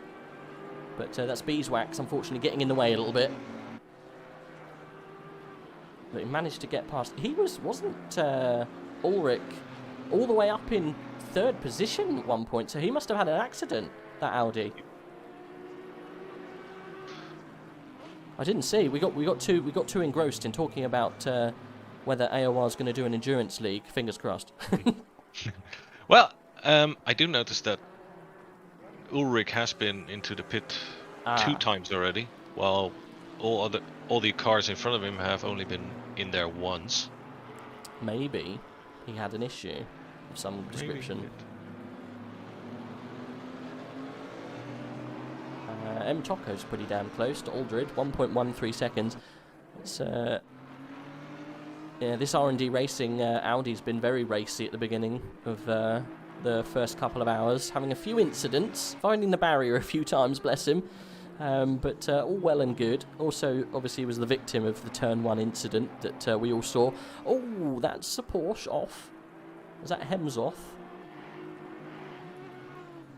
No, it's not. It's not. It's hard sometimes to see which cars crash. I think people are getting a little bit caught out by this rain. It's getting heavy, isn't it? I've seen lots of cars spinning out, and to be fair, they've all been Porsches. So maybe the Porsche's having a problem with this wet weather. Also, for the next 30 minutes, the amount of rain is going to increase once again. So the conditions are getting worse and worse. Yeah, it's not a fun place to be if you're in a Maserati, I tell you that much. Whereabouts is Connor Wright? He's in 6th position. That guy is an absolute alien. 6th position in one of the hardest cars to drive, in some of the hardest conditions to drive in. Hats off. Doing an amazing job. We're on board at the moment with Marcelo Tocco, and he's trying to get onto the back of Reed Aldred. He's all over him at the moment. Reed's found the barrier a couple of times on his stint, bless him. So hopefully it's not going to be too much of a barrier for Tocco to get past. Going for the outside. This is a really harsh corner. We're coming into Druids. I don't think he's going to make it done. Oh, no, he's thought better of it. I would. Oh, but Aldred is off and on the grass, into the gravel, not into the barrier. All good. Saved it and his dignity. He's back on the track, but loses a position. Tocco up then into 10th. Fighting his way back through the field. He's got a bit of a task ahead of him now to get into the top 3, because he was right up there. We've got another car coming into the pits. I think that is Hemsoth. That is the leader of the AM class in the pit. Is that early? I'm off the pit timer now. I don't know what the strategy is. Goodness, maths. It is early for the second pit stop. Yeah, I think it is. With a minimum amount of pit stops of 6, if you want to keep the stints even, it would be about 68, 69 minutes each stint. Mm-hmm. And so yeah, it's been 2.5 hours. 6, 5. Yeah, it is a bit early maybe. So Northern Ireland Nighthawks in a 108 car. They said they've had a hell of a stint, in 21st at the moment. Looks like they have actually gained a couple of places, bless them. They were down about 10th or so. Where are they now? 1, 2, 3, 4, 5, 6, 7, 8th in class. So they have gained a few, and they're going to gain one more because Dax has just come in for a pit. We're on board with Tocco. He's quite a way back from Ulrich, but these two Audis have unfortunately not had the best afternoon of having to fight their way back through the grid again, bless them. Let's jump on board with the leading Audi, because he's getting really close now to the Chevy. He's got the 97 to get past.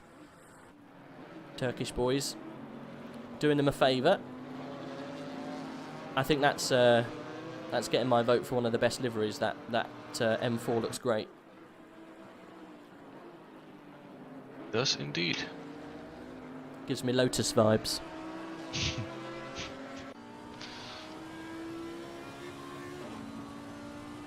Yeah, we also have a Ford, don't we? We have a what? We have a Ford car. At Ford? least they pretend to be a Ford. Yeah. There's a Ford? Yeah, at least a livery. They always pretend to be a Ford. It's a Ryan Kent drive car.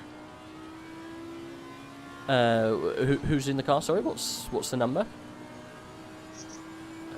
Let me have a look. tell you in a second. It's the Karimba Bimba Motorsport car number 420. Okay. The ones that have found the gravel more often than not, bless them. Exactly. They drive in the red, white, and blue livery, which is often used by Ford cars, if I am not mistaken. It's got Ford on the front. Okay, so Exactly. memes. I think the meme boys. Yeah, Harold Kloppelman in the car. Is that how you say it? Kloppelman? Klippelman. Hey! There you go. You don't pronounce the O, as I did. No. Klippelman. There we go. Klippelman. Yeah. I seem to remember shouting about this team when we were doing the 12 hours of Nürburgring. I can't remember what car they were in. Yeah, unfortunately, I don't think the Maserati was really the right option as Fritz pits for the Jolly Rogers. I think Elgaard says to be getting into the car again, so that's the Audi currently in 8th place at around 6:15. That's ages. Maybe that's your local time. I've got no idea. Yes, I think that's your local time. So yes, in 20 minutes time, the Audi will be coming in. Thanks for telling everyone your strategy. Everyone listening now is rubbing their hands together. Do you think we'll have another incident where at the very last stint, people come in just to say that they've done their stint time? Do you know what I mean? When they just go through the pit at the end. I didn't realise that was a thing until I saw some of the teams do it last time out on the 12 hours. You mean it in a way where one driver is just literally doing one stint and drives one lap, or? No, so literally at the end, their stint timer runs out, so they drive through the pits. They still have fuel, but their stint timer's run out, and they have to come literally straight through the pits, and they come out again without stopping for fuel, but it resets the stint timer. Yeah, they do a sort of drive-through. Yes. Yeah, that is a strategy indeed. As long as you've done the minimum of 6 required pit stops, then yeah, that would be a strategy. I just don't see it as something that you would really benefit from. Well, it means you don't have to stop and change your driver. So if you say that you... Oh, blimey! Kloppelman almost klooping the wall, but he managed to keep it out of the wall. I can't remember what incidents, why it would come up, but I think because your stint timer runs out, but you still have fuel in the car, so you need to come in, but you don't have to do the full stop, so you don't have to do a driver change, you don't have to do a tyre change, you would just come in and go straight through. I can't remember why they would do it, or why that situation would arise. But I think it's just because they were going over their stint time, so they had to come in. But I don't, because the stint time's so long for this. It's 1 hour 20, isn't it? I don't think we'll have that, will we? No, we won't indeed. Stint timer is set to 3 hours, I believe. Oh, is it? It's even longer. Yeah. Okay, that won't be an issue. Yeah, they will run out of fuel before that, certainly. Yeah. Now it's rather the real strategy is like, when do you time your 6 pit stops? Yeah. I think you're just going to have to time it to the least amount of time you can per stint, but to manage to get around. I think that's the only kind of strategy that's going to work for you, unless you've got a faster driver at one point, in which case you might as well go long with that fast driver and do shorter stints with your slower drivers. Yeah, that's one strategy you can do. I know teams who do that on purpose, because you're all investing time into it. But if you want to go for the best result possible, then that is the way to go. Personally, I wouldn't want to do that. I rather want the entire team to, each member to drive this, approximately the same amount of time, because you're driving together, and yes, you want to be competitive, but you also want to keep things even somehow. Yeah. I think sometimes it all depends on where you are. I know we've had incidents when I've been racing with our team and we've said, let's keep the faster driver in for a double stint because he's doing so well. You know, he's on pace. He's not tired. You know, there's another stint to do. Might as well keep him in for another hour. As long as everyone gets a go. I know what you mean. Want it to be fair throughout, but if you're fighting for, say, you know, a top 10 position, or, you know, maybe a podium in your class, then I guess, you know, fairness goes out the window and you're clouded by victory. Very true. If you're in the final hour and you're really battling with that car in front of you, who is after an X amount of hours right in front of you, then surely you will, you know, give the fastest driver of your team some additional minutes of driving. Howard being very patient there after taking a rather large excursion before Shell Corner. Manages to jump through the little barrier escape that I was talking about earlier, and had to wait for 3 cars to go past, bless him. But I don't think it affected really his position. I've been watching him for a little while because he's really suffering with the rear end and the front end of that car. It seems to understeer, then oversteer. It looks awful to drive. But let's move up. I think we should maybe focus on a couple of other cars. We've been watching... Oh, he's off again, bless him. We've been watching quite a few different cars have quite a few incidences. We've got the 97, the Turkish team, currently on the back of the 34... Sarikaya in the 34 AMG. Yeah, Faith Sarikaya. That's a cool name, that, isn't it? It is. Do you think it's a woman? I don't know if I don't know if we've got any female drivers. The more that we can get into sim racing, the better. I want a good inclusion of nationalities, genders, and sexes. That's all what we want in sim racing. I think it was great that we had the Chinese team with us last time out in the 12-hour. They were really interesting to have a chat with. The manager was so cool. He was so positive about sim racing. But they had an accident and then disconnected about half an hour afterwards. So I did feel quite bad. Yeah, I believe... I don't know when exactly it was. I believe around the Brands Hatch GT4 event, we had the SHU University somewhere in the UK. I believe it was Southampton University. Yeah. They had a couple of students racing with us. They were all doing the same study, if I remember correctly. Cool idea. And yeah, they had 2 teams sign up and they raced just to see how realistic the game is, to understand things maybe a little better again. And they afterwards told me they really enjoyed it. And they even had a female driver racing with them.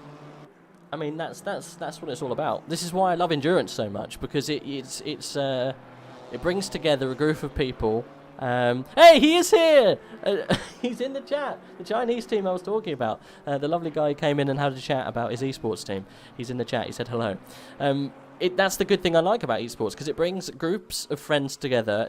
Endurance, sorry. It brings a group of friends together to all kind of have a good afternoon together, and especially like at the moment with COVID and everything, it's kind of brought sim racing and that kind of thing to the forefront, and it is great to kind of involve everyone in your community because I'm sure all of these people have little communities and little discords that they play in, and that they organise practice, and they all put time together into you know, getting the setup or buying the setup or however you want to come about your setup, and then taming it to each an individual driver. I think it's great fun, and it builds communities, and then, you know, it involves lots of different people from all different places. But it's good to see that people of different sexes and regions are all coming in on board. Because you don't have enough of it in racing, and it shouldn't be that way in sim racing, because it's open and available for everyone. There's no barriers. Yeah. I mean, I can give you an example of another great initiative. I'm in a Discord which is filled with F1 fans from all over the world. A lot of them are British, but also people from anywhere are on that Discord. And they recently created channels with the sole purpose of giving people a place to talk about their lives, their possible mental issues that they are having because of COVID, for example. Whoever is having a bad day, they can jump in there, tell people about it. Other people will not judge. So, you know, all for their well-being. And these are great initiatives, in my opinion. And it doesn't matter where you're from, who you are. Gender is not of importance there at all. So yeah, it goes to show that even within sim racing there are, people feel a certain bond, and that's something very nice to see. And I also noticed that in endurance events here, where of course people are competitive, and when they get punted off by another team, they will be angry, of course. But at the end of the day, we share the same hobby, so we are able to get along with each other. Yep. It turns out that Zikang has got a team in this race as well. The number 7, he's P7, sorry, Kimi second is the Chinese team. So they're taking part again, which is great. But we do have a couple of people who want to chat. We've got Irish Potato, we had in earlier, and we got another one there, but I'm not sure if they're together. But I'll pull in Irish, and he'll probably let us know. Hello, are you together, both of you guys, and ready to interview? We are indeed, yeah. Let's pull you in. So you are from, which I think is probably the best named team that we have today, because it sounds like a basketball team. The Northern Ireland Nighthawks. Yes, we are indeed. Both brothers. It's great. And we were just talking about how endurance racing pulls together lots of different people. And you are not the only team consisting of relatives going around today. We've got, I think, the guys running around in P3 at the moment in the Ginetta are either brothers or sons and fathers. They've both got the same surname at least, so I assume that they are. But how do you find it practicing and running around in an endurance race being brothers? Are there fights going on? Is there tears? Is people throwing chairs? Like, what's going on? What's happening? We had a chat. We had a chat at the very start to basically say, let's be super positive. Let's encourage each other. We would have quite a funny banter between the two of us. So it was important that we take that to one side today and just focus on being positive. I have noticed. Sorry to interrupt you guys. We've got Marcelo Tocco off. His rear wheels are spinning. I think that car's dead. I think we might have an upset here. Yeah. The number 11 car, he's just spinning on the spot. Whether he had that much damage that he can't join, because it doesn't look like he's waiting for people, because there are gaps. Oh no, he's that a top is 10. Terrible. Yeah, top 10 driver at the moment. Oh no. It looks like he's back up and running. I don't know, he's still sat there for me. Maybe it's a hardware issue, a wheel problem, or... Oh my goodness, that would be heartbreaking. Yeah. We are 3 hours in, and we've got an incident. It's not as bad as dying on the 23rd hour of a 24, but still, it's just as heartbreaking after probably a good couple of weeks' practice. Okay, he's going now. He's going now and joining kind of safely. There we go. Right, we're back on track. Sorry. Brotherly love. Sorry, carry on. Ironically, before we started racing today, I had said to all 4 of us that it's important we don't be negative. If there's any incidents, mistakes will happen, and I caveated that by saying it's directed mainly at Will and I, because the 2 of us would be sometimes a wee bit heated when it comes to the banter. Sometimes goes a wee step too far, as brothers often do. But yeah, it's been really good today, and on the whole, as a group, the 4 of us love racing together and competing, and we have this and the F1 and the GT3 league that we're involved in as well. So it's very much this last 12 months has been all about getting up to speed and trying to build a bit of confidence and competence in this game. So are you recent joiners to sim racing and esports, or is this something you've always done? Always watched it, but never competed. For me, both Jamie Sturrett and Scott Ullman, the other 2 guys on our team, have been involved in the GT3 seasons in the past. Will and I both joined this most recent season 7, and currently operating in tier 10. So we're just happy to be, involved and competitive so far. I think initially our expectations were don't finish last, but based on how things have went so far, we've been pretty good and put in some good laps. So looking forward to more. And of course, how can you come on and not say that we love HaiCo? Absolutely. Absolutely. I haven't driven yet, though, to be fair. So it could all go pear-shaped at any point. I mean, it sounds like you guys are having fun, and that's the main thing. What better way to spend a Saturday? Like just smashing around some random circuit up north. Why not? Yeah, why not? Why not? Absolutely. Yeah, well, it's pretty rainy and stuff outside for me, and it's pretty rainy on track as well. How's it been as the rain's got harder for you guys? I think tire temperatures have been a bit of a challenge. I think Jamie now currently is struggling with a bit of temperature issues in the front. Too much so or too he's little? Too little. Yeah. As the rain has increased, I think the track temperature has dropped 3 degrees now since my stint about half an hour ago. So it's important we get through this stint cleanly and get the temperatures and the PSI right for Will's stint that's coming up. Mm-hmm. Yeah, that was code for he's a dodgy driver. We need to get the tires right, but he's not wrong.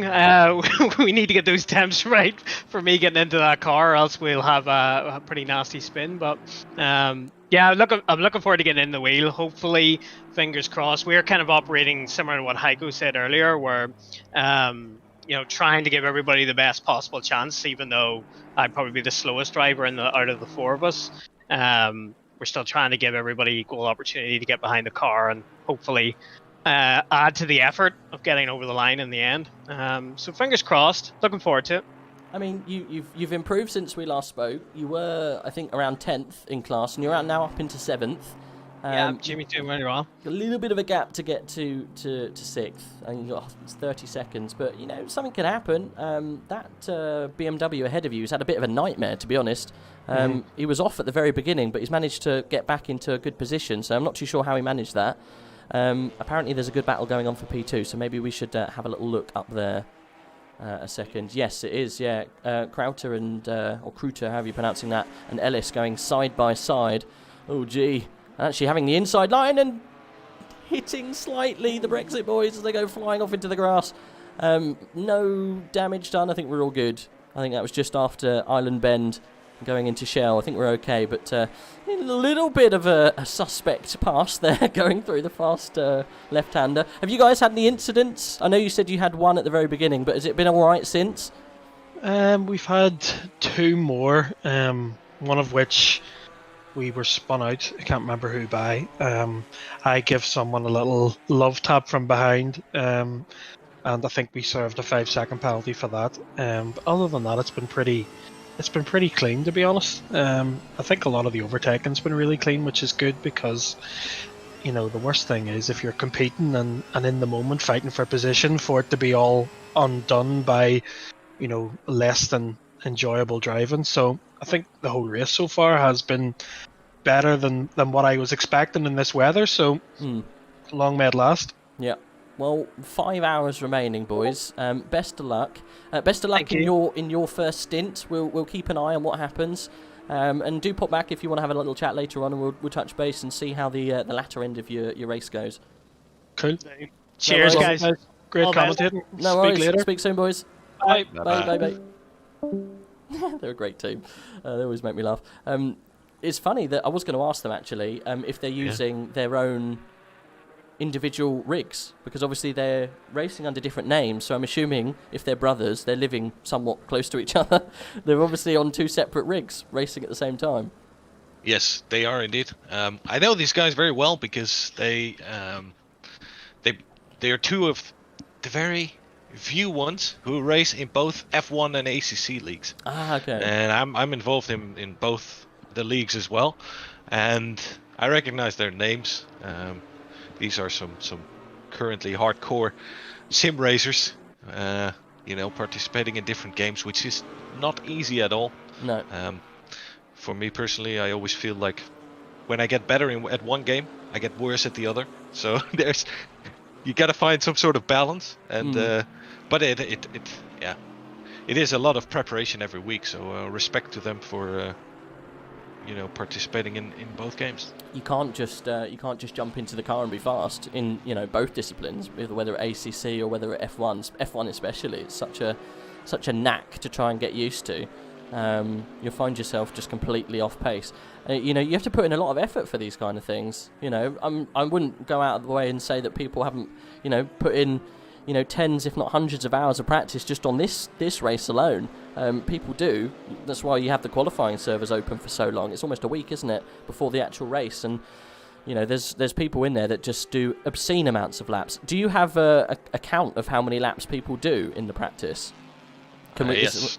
is there anyone winning with an obscene amount of laps? There is one team who are together with each other. I don't know if they actually have 2 or 3 members. They have 1, 2. They have 4 members, and 3 out of 4 are at the top when it comes to the amount of laps they drove. Gee, can you name names? Yes, I can. They are the R&D racing team. Is it the 97 car? Let's see. The R&D or the RND? R&D. It is indeed. Wait, is there a second? There's No. 2 that are very close. RND, and there is also R&D Racing. No, this is the R&D. 137. Yeah, the 137. It is the Turkish team. Batuhan and Ardak Bulut 06 and Karim Setakalia. That's the 97 car. Yeah. That's not this, or is it? 97 car is the Turkish team. Yeah. Yeah. In the BMW. One of their members, Batuhan A&T, he drove 437 laps. Oh my god. Okay. So what's The other one in P2 was 332, and the third guy did 224. Oh my goodness. So they in total, almost as a preparation on for this race, they drove about let's say 990 laps. See what I mean when I say that people put a lot into these races? That's a lot of practice. That's a lot of practice. And bless them, they're down in P... Where are they at the moment? They are P5 in class. I think 1, 2, 3, 4... Yeah, P5 in class and 16th overall. Oh, bless them. With the amount of effort that they've put in, they should be a little bit higher. But they haven't had it easy, I don't think. They've had a few incidents. But, yeah, that's a lot of practice. That's a lot of practice. I know... That's real dedication. Yes. And if you have the time for it, then why not? Yep. I guess if you've got 400 laps worth of time to throw in, then why not? I guess practice makes perfect. Where did they qualify? They qualified in 14th position. So they're pretty much right where they should be. They've fallen back a little bit. They might have had a few incidents in the race, but that's endurance racing, isn't it? It's not always as simple as people think.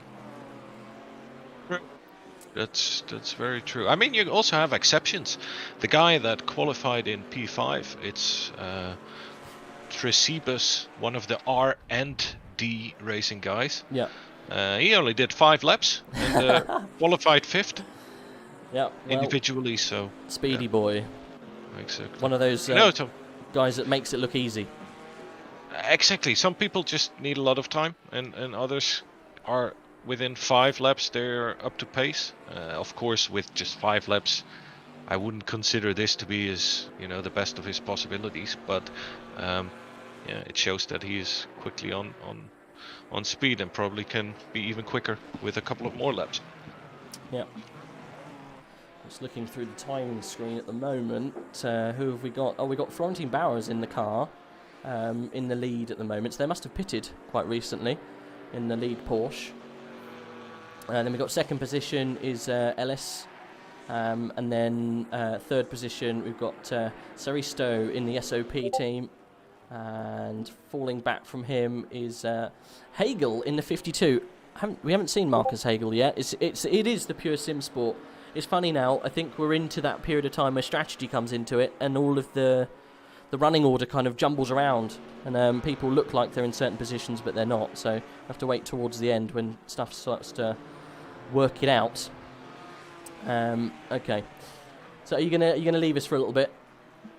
Little bit. I'll be back. No worries. Well, when you come back, I might drop away to get a cup of coffee or something, because I need to keep myself sane somehow.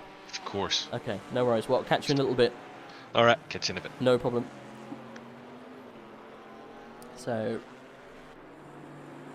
HaiCo's going to join us a little bit later on. He's going to have some food, refresh and refuel. We've got 5 hours remaining. 3 hours have gone pretty damn quickly, I'm not going to lie. We're still in really, really wet conditions.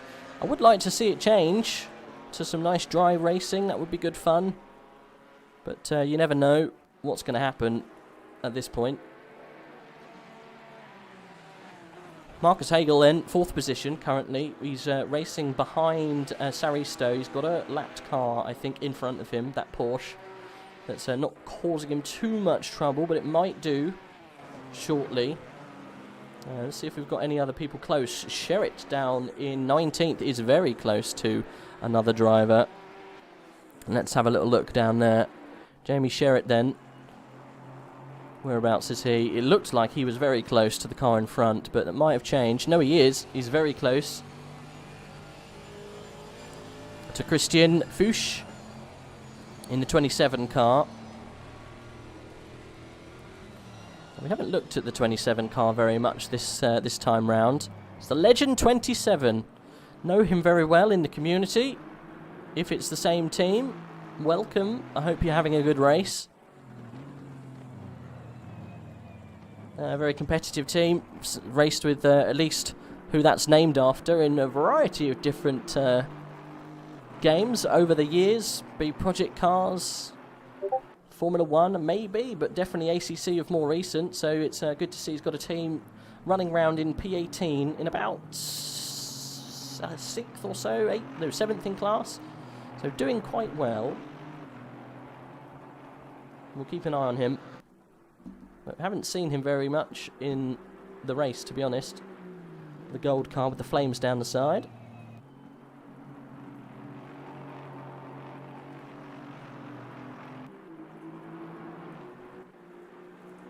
How you doing, Mr. Envy? I'm doing fine. How's the race going for you guys? Because you, at the moment, are in the Brexit Boys Blue team, who is P26. 26, yeah. Hardy's in the car, isn't he, at the moment? Yeah, he's currently trying to get some positions back. I was struggling quite a bit with the weather. Yeah, it's been pretty tricky. I think the rain is going to decrease slightly, actually, in the next 30 minutes, I've been told. Yeah, I can see it on the screen in the top right. So hopefully the rain should get a little bit better. But what were you struggling with the most? Is it just getting used to the rain, car? like, yeah, getting used to the car as well, because I normally only drive GT3s and quite new to sim racing, so just learning a new car, a new track, and then having rain in the race is just a bit much to start off with. Yeah, I mean, if you haven't done it before, rain in the race is definitely not much fun. But this is a hard track as well. It's so tight and twisty, and there's big puddles of rain just in all over the track. So you've got to really just stay on one line. As we're on board with Hardy at the moment, running around in 26. You know, I think you boys are doing a good job. I think you had a bit of an incident at the beginning, didn't you, that put you on a bit of a back foot? Yeah. We had a little incident in the beginning, and then I had an incident myself as well, which caused me quite a bit of damage. I had to pit in early. Okay. I mean, these things happen. It's the whole thing with endurance racing. It's it's a long old race, and it's everything to play for from 26th to 6th. You might as well continue. It's about the journey more so from what you can get out of it. Do you think you'll jump on and do some more endurance with us? Oh yeah, definitely. Like, it was quite I wasn't planning on doing the race, and then I seen your post, of course, for the blue car, and you might as well give it a shot. And it's quite enjoyable so far. Really good team atmosphere, in my opinion, even with the purple car as well. A lot of helpful people. And I think it comes in really nice for me since I'm quite new to sim racing, so I'm learning a lot. Hearing a lot of information that's useful and trying to benefit from every information I get. So when did you first get into sim racing, do you think? My first race was Spa, so that was December, I think, if I remember correctly, or November. Mm-hmm. So that's when I really started racing. Like, as of now, the only game I've played is Assetto Corsa, and I'm currently at 80 hours on the game. Oh wow! So really, really quite fresh. Sim racing. I mean, this is probably going from one extreme to the other. I think me and Mr. Ellis, who's in the Bree team. Yeah. We'd been sim racing together for the best part of a decade on different platforms and different games and whatnot. And we only just got into doing endurance. We always said we wanted to try endurance, and whether we did it on ACC or whether we tried to do it on other games like iRacing, stuff like that, whether we should try and do it on here or on there. But AOR seemed to come up with the best kind of package to do like an endurance race, and obviously ACC being such a good game, it seemed to work quite well. But I'm glad you're enjoying it for the first endurance. Like I say, baptism of fire. This is probably one of the hardest sessions. It's a hard track with a somewhat a hard car, but it seems to be okay. The Jeanette, it seems quite stable, but the weather is really tough. Racing round with 28 cars on a very small track is not easy. No, I've noticed it a lot with traffic as well. Like, it's hard to give him space without losing a lot of time. Yeah. I mean, just managing traffic, even if you're the one overtaking or being overtaken, is a skill in itself. And you can sometimes see that teams, even if they're being overtaken, will gain so much time. If you're fighting with, say, a car back in 20th, and like the person 5th, 6th and 7th go past you, and it's taking a while for them to get past you because they're obviously that little bit quicker, you can lose so much time to that car that you're battling with, or you can gain so much time just of how well you can manage traffic. So it is a whole different skill to learn, running as towards the back end of the grid or even towards the front end. But no, I'm glad you're enjoying it, and that's why I offered to get people in to try racing with endurance, because it's always good fun. So obviously I can't mention the place where I found you because it's a different league. But I'm assuming you found that group of players and decided to get into league racing with them as well. Yeah. No, I think you found me on this league. Was it on AOR? Ah, okay. Yeah, you found me on AOR. Okay, I wasn't sure because I put feelers out into 2 different places. One place in AOR and then one in another league to see if they wanted to come. No, you found me in AOR. So which tier do you compete in AOR? I'm currently competing in Tier 10. Tier 10. So to be fair, there was another 2 guys who are in here who are in the Irish team. I think it's 108. Who are also... the Cranston boys. Yes. Yeah. They finished just ahead of me, and I think one of them did, and the other one was like somewhere behind me. Okay. So I was fairly close with the fastest of the 2 of them. So you were racing round Paul Ricard, yeah? Yeah. Yeah. How did it go? Well, I went into Paul Ricard with no practice because of work. Yeah. So I was struggling quite a lot during the practice session, and then into quali, I noticed I started to gain a lot more time by following the faster boys around, just seeing their lines, and then in quali I qualified like P27, and then during the race, every lap I was getting faster, and then I was really lucky, I feel like, with my pit stop, because after I came out of the pit, I came up behind P2, and I was actually able to follow him around for like a lap or 6. So they gave me a lot of pace, just in general, about where can I get more speed, and that really helped me to the end of the race, and I managed to finish P13, I think, if I remember correctly. So from P27 to 13, I think it's okay for my first race. I mean, that's more than okay.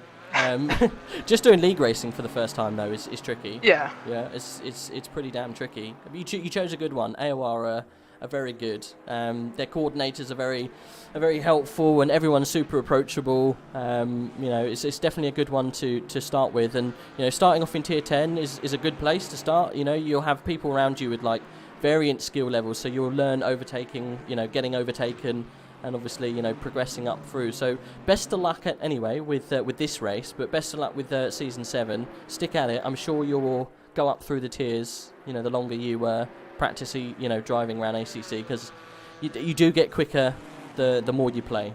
You get what out you put in. If you put in, like we were just saying, some of the guys here have put in over 400 laps worth of practice.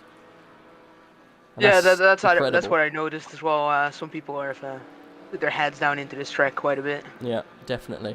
Well, I'll leave it there, mate. Obviously, yes. We'll catch up later on. I hope you have a better second stint if the first one didn't go too well, but you got a couple more to go, so best of luck. Yeah, we'll see. Yep. All right, man. No worries. Speak soon.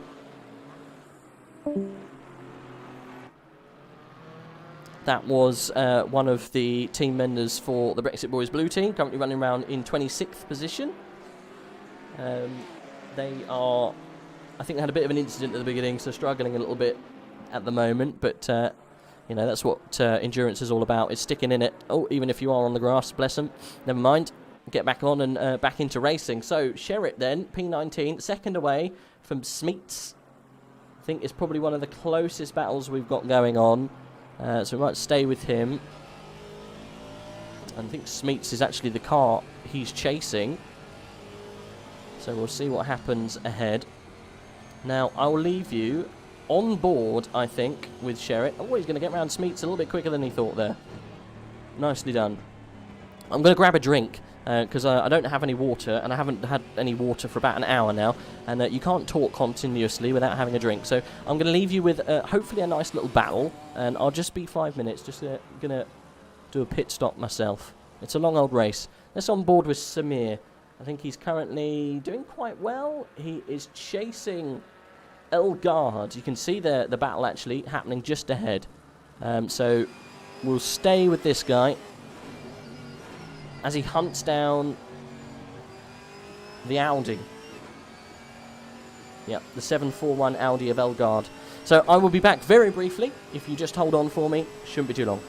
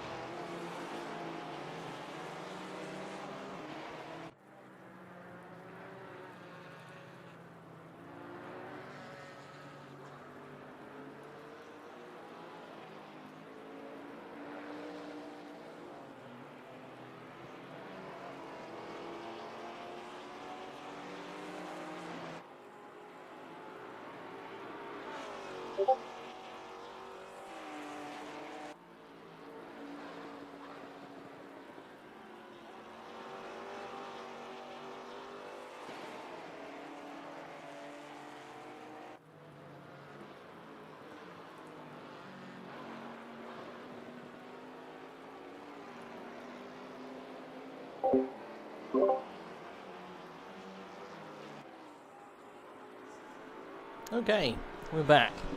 Thank you for bearing with us. Black Gold Saw getting very worried. No, we're just having a slight break. Having a little food break. A little food stop. A little pit stop, you got to do it. Let's bring old Jamie Ellis down in for a chat. Hello.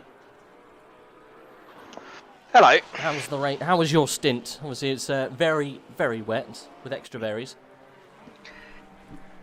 It is very wet, yes. I'm going to have some crisps while you talk about what happened. So I am here, just slowly eating. No, by all means, get yourself some food, buddy. It's about that time in the evening now. It was all going so well, wasn't it? It's not anymore. Just for context, one second. We're talking about this team. There you go, number 88. Carry on. What happened? Yeah, so obviously, pace wasn't quite on Schetz's, which is fair enough, but we were holding our own quite well. We're doing something fairly different on strategy, I think, to some people. So it's going well. Pace was all right. Really tricky out there, but the conditions just getting wetter and wetter, to the point that our pressures were down to sort of 28s for the last 20 minutes of the stint, and we had a slow left rear puncher turning into a puncher on the very last lap that we were pitting. And now, yeah, obviously Liam's out there and he's got really bad pedal problems again. So he's about 2 seconds a lap down on what he was doing, because his throttle was just blipping on and off. So He yeah, does suffer, doesn't he, with that pedal set he's got at the moment? Yeah, we can see it doing it obviously with the trace, and it's never actually going to max throttle at the moment. Oh, bless him. So, and then his brake just keeps coming, his throttle just keeps coming on halfway around a corner as well. So, slight technical issues. We're still roughly in the hump. We're obviously back to P8 now. Say strategy, I think we're still on for something a little different, but you know, we'll see how it goes. Yeah. He's bearing with it really well, but yeah, it's super tricky out there. Thankfully, it's letting off now. Yeah, I was going to say, it looks like the rain's slightly starting to kind of subside. Next half an hour, it's going to slow down even more so. But I want it to go to the single rain digit as opposed to the double, so we can hopefully get some good racing going on. So I think things will change massively when the weather changes. You know, you'll see. Excuse me. Some of the smaller nimble cars maybe going a little bit faster. Ginetta's getting faster. Porsche's going to get faster. That's the only problem. The Maserati that is now in front of you is also going to start getting very quick, because that's a very quick team. Bless them. I think they've just been out of place because of the wet weather. So, well, you know, he's doing his stint now. So maybe let him do his stint, and you know, maybe just have the chat. Is it? If you've got a podium on the cards, it might be worth him, you know, just sitting out his second stint, or, you know, I don't know if it's that bad. Obviously keep him in the car if it's not too bad. He's not losing too much time by the looks of things. It doesn't look disastrous. He's catching the guy in front, so we'll just have to see how it goes. Yeah, absolutely. If we needed him to do a second stint, mystery. Oh, yeah, you might, you know. With the current stint times, they're huge. They're 3 hours, aren't they? Is it 3 hours the stint time? Yeah, well, we're getting between about an hour, 30 hour and 35 out of each tank. Yeah, so you just maxing tanks at the moment and see what can happen. Yeah, don't tell me. Don't tell. No one else wants to know this information. No. Well, the thing is, I think it's fuel tank limited, so there's a big difference with the cars. So I don't think it's going to change anything, even if people knew. I think it's fairly clear what certain cars are trying to do. Yeah, I noticed the and it's just going to be a splash and dash at the end, I think. Yeah, I was going to say the Chevys look like they were really staying out for a long time. The BMW also staying out for a huge amount of time. So yeah, I think obviously different fuel tanks are coming into it a little bit towards the end as the Irish boys go go go ploughing the fields. Bless them. Yeah, it's really Can't find good any to see, potatoes actually. out there, boys. That was out of context. I mean, it's really good to see the Irish off their ploughing. I meant it's good to see us without stint times for once, because it's really showing those differences in cars. On some that I think aren't able to run the strategy others are. So yeah, it's going to be really interesting to see. Liam's starting to stabilise now, so Yeah. we'll hang in there and see what the end brings. We're still in a good position. So Bless him. It's a shame that his pedals couldn't come or couldn't get together before all of this, because he's just as fast as you guys. Bless him. yeah, absolutely, it's a shame, but he's dealing with it well. So we'll see how it goes. That's the whole point with endurance racing, though. It's overcoming the issues that he presented. So I think he's doing a fine job. Yes, absolutely. He's got some clear air now, so we'll see how he gets on. Now, last time we did the endurance, I asked people what their favourite thing was, and I chose Oh something God, not random. this again. No, I'm off. I mean, because What's your favourite sea-dwelling creature now? Is it? No. Because I'm trying to eke out time because I want to eat my crisps. As we are in Cheshire, what's your favourite cheese? My favourite cheese. It's probably quite boring. I quite like an Edam. I like an Edam. Yeah. Edam. I'd probably say it's between that and Brie. I'm not much of a cheese person, so it's quite Brie? normal cheeses. Yeah, nice bit of melted brie, mate. Can't go wrong with that. You can. Okay. I thought these questions were opinion pieces. I didn't realise we were getting judged on them. Oh yeah, you're being judged. Oh, okay. Good. Well, Judge me all you want. best of luck with the rest of the race. Obviously, I'm assuming Tommy's in next. So that should go well. I mean, chat, Black Gold's in the chat, by the way. Why aren't you racing? 1. Second, what's your favourite cheese? And 3, why aren't you racing? I want to know. Tell us. I mean, your team's doing very well without you, but don't take that the wrong way, because they could always do with a Black Gold. Anyone could do with a Black Gold, to be fair. It promotes your team to another echelon of amazingness. That's why we've got... He's all right where he is today. We don't want you in there, Black. We don't want you here. You just spoil the fun. Oh, Liam. What's he doing? His throttle just got stuck on again. Oh, bless him. So, which went wide. Anyway. I'll let you go and console and lick your wounds with your broken throttle and whatnot. At least it hasn't fallen off. At least it hasn't done a Max Verstappen. No, his leg might fall off though, because to compensate, he's trying to push the pedal through the floor. So his leg might be a bit dead afterwards. They're going in the bin anyway after this, so it doesn't matter. Push them straight through the earth if that's what happens. If that's what's necessary. Yeah, I want them smashed to pieces in the backyard. Definitely. Well, best of luck, and do drop by later, because again, sanity will start to wane towards the end of this race. Yes, of course, mate. Okay. Doing a great job so far. Thank Keep it up. you. Speak soon.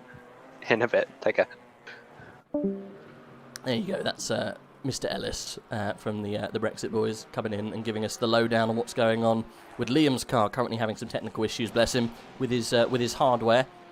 But let's have a look with Marlon at the moment. He's very close to Ada Slow. Ada Slow definitely not slow. Black Gold still saying, I didn't feel like it. Amsterdam Old Cheese, sort of not feeling it and had stuff things on anyway. Okay.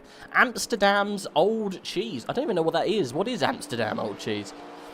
Andrade getting very racy behind Ada Slow. I don't know what he's going to do. He's coming up to a very tough part of the track, entering almost into Druids, and we're going to see if he goes for an overtake here. We might see fireworks and tears, but I think he's thought better of it.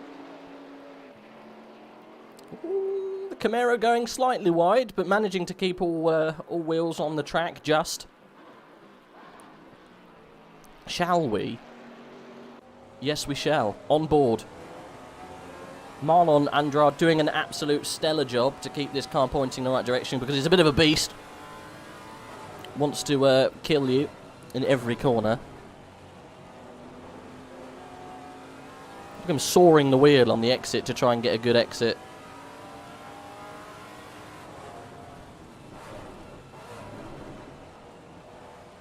I have actually just understood why their car name is called Fat Ferrari. That's quite funny. Maserati being Ferrari's fat younger brother. Doing a great job to keep on the back of that Chevy, because this is no easy feat, that car. It's a bit of a blancmange.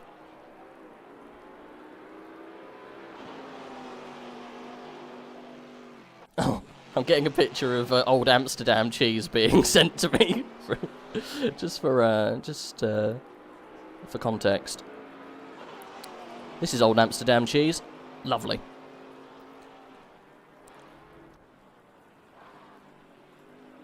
Can't say that I've ever tried old Amsterdam cheese, but it sounds nice.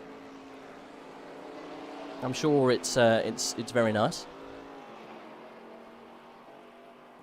I mean, a cheese picture sent from Black Gold Saw is well, what man could live without a picture of cheese being sent? I mean, it keeps me sane in this time of woe. Rain's still smashing down at Alton Park. We haven't really got much change in the weather just yet. Yeah, hats off to the Maserati guys, indeed. Oh, we're having a little bit of lag going on. Have we got some people leaving?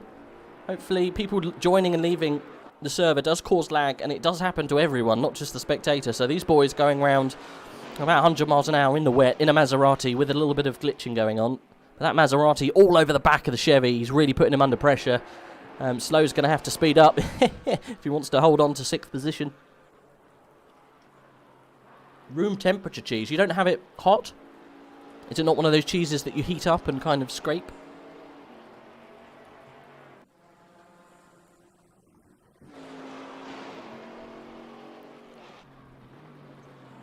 Marlon's doing a stellar job. Look how close he is. He's just willing his car round.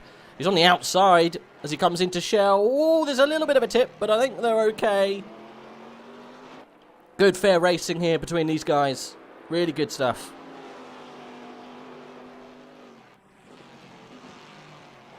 This Maserati wants past, I think. He's gonna have to make it happen shortly.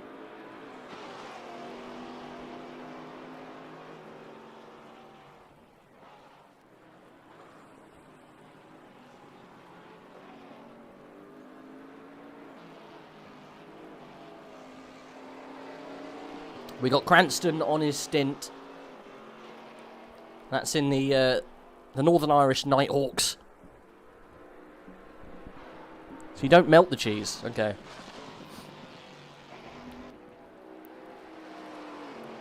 I mean, melted cheese is better, no?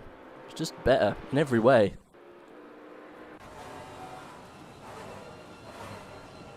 Marlon struggling to find the position. Oh, he's getting all sorts of sideways, leaving the last corner there. He's on the outside. He might find a bit of grip out there. Run towards the pit wall. Go for a dive up the inside. I think we can see a move here in the Maserati. The fat Ferrari finds his way through. That's up into 6th position. He's got to hold it, though, because he's got a really long run down here.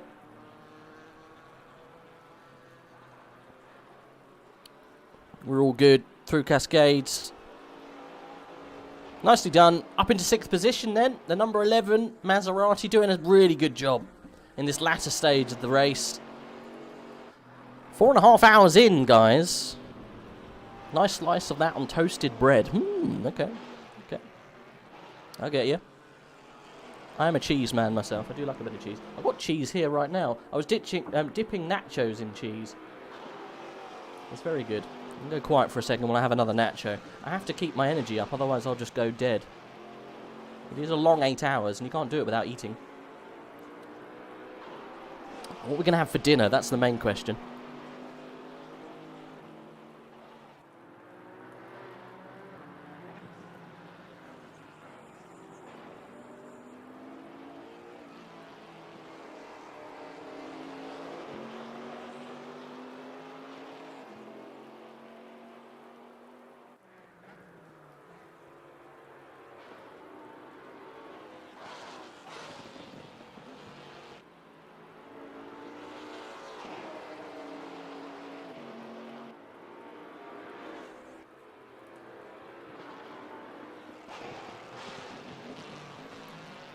I mean, your driver did well holding on for as long as he did, but unfortunately, think he got Maserati'd in the end.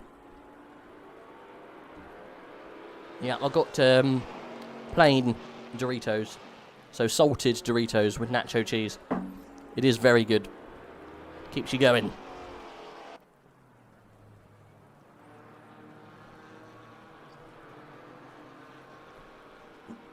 Pizza. Yes. I had pizza last night, though. I can't have pizza twice in a row. You can, but it seems a bit cheaty. Oh my goodness. It's 1 AM in China. Definitely not dinner time in China.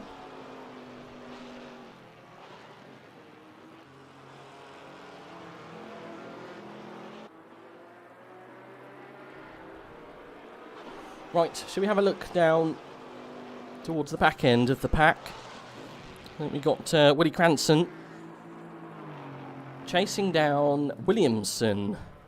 I think that is the Jolly Roger car ahead. Let's see what... oh, wrong camera, sorry. Don't do that, I'm so hungry. Have a break! Grab some food. It's a long 8 hours, you can't do it without food. So Cranston, he is part of this Irish team that have recently joined AOR, which is good fun.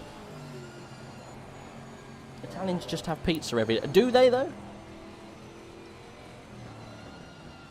Saying that, though, is like saying the Irish just have potatoes every day. It doesn't make sense. I should start making my lasagna, but I'm watching YouTube instead. I mean, there's better things to do than making lasagna. Watching GT4 cars go around Alton Park for another 4 hours is much better than lasagna. Well, making lasagna, probably not eating it.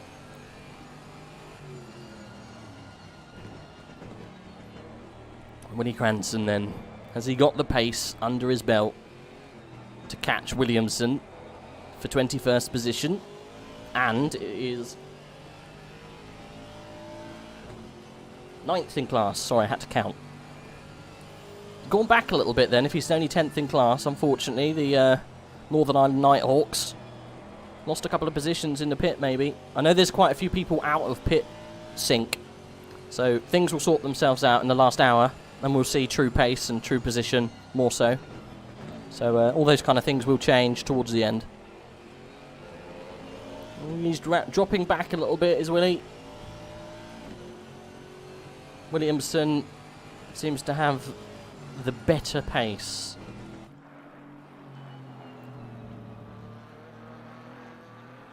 Oh, that was a real big tank slapper. He manages to hold on to it, though. Good stuff from Cranston. That was close.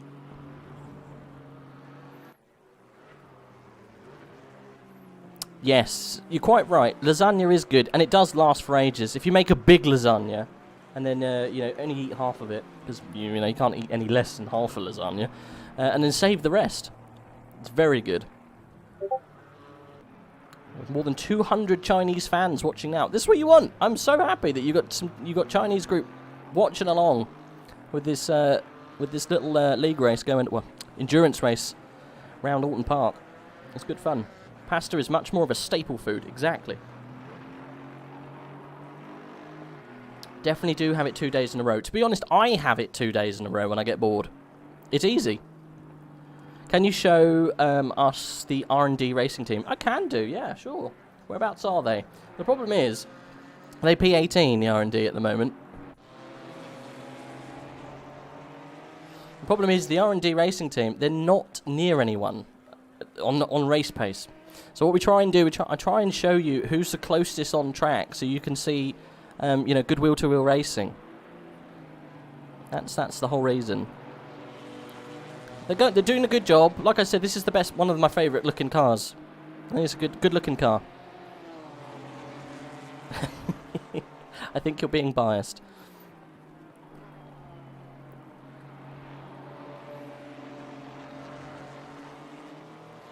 So do I. 100%. You make as much lasagna as you can. You're the only reciprocant of that lasagna, and that means you can have lasagna for the next 7 weeks. I find myself freezing the lasagna that I've cooked and then taking it out and having lasagna when I haven't even cooked it. That's when you know you have a problem.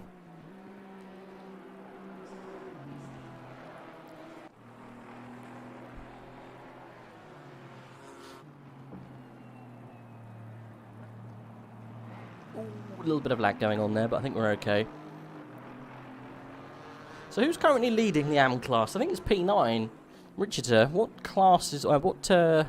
is Lars? In the Black Dove GT4, is it the Porsche? Yeah, currently leading AM class, doing a very good job. We did stop by this car a little bit earlier on and had a little chat. Had a little chat about them. They're being chased by Adam Bowers. Now, that is the black car. Yeah, these guys have been embroiled in a bit of a battle the whole race. We've got first and second here. I'm not sure if Lars is just out of pit sync, but yeah, Adam Bowers was leading for quite a while. So yeah, what about Rebel Racing, yo? I am not sure where Rebel Racing are. I shall find out for you, and we shall have a look. So Rebel Racing is the 34 car. Now the 34 car currently.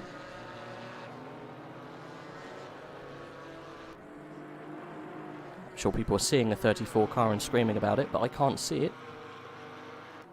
Ah, there you go. It's 15th currently.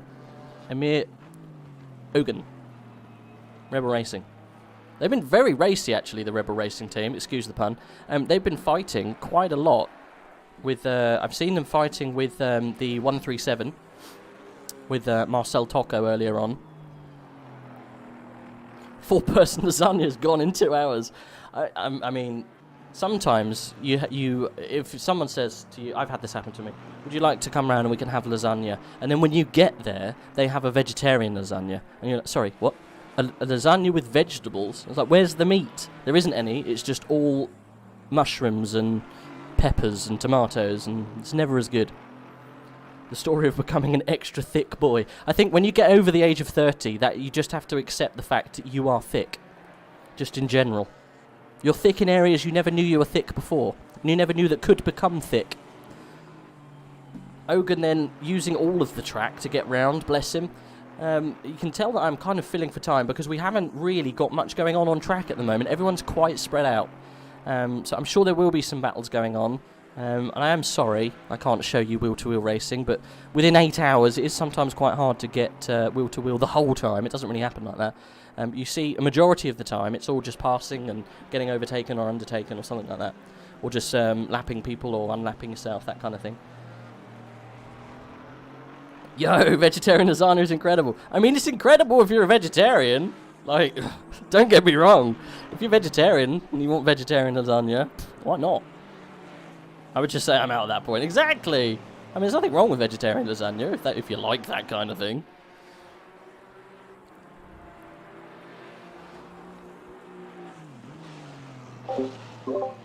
I mean, there's nothing wrong with vegetarian lasagna. At all. I like vegetarian spaghetti bolognese. Now, that is good. Vegetarian spaghetti bolognese is nice. Prove me wrong. Because you can have lots of additions to spaghetti bolognese and just make it vegetarian. Tomatoes, obviously. What else can you put in it? Unpopular opinion, but you can grate carrot and put it in it. Mushrooms, peppers, onions, garlic. It's good stuff. But then you could cheat and put bacon in a vegetarian spaghetti bolognese, which I normally do. So it's kind of spaghetti-ish vegetarian, somewhat with bacon A's. It's good stuff. Can you tell I'm hungry? Some vegetarian food is good, but not lasagna. Exactly. I think lasagna, vegetarian lasagna is no. I agree with you. I would be out at that point too.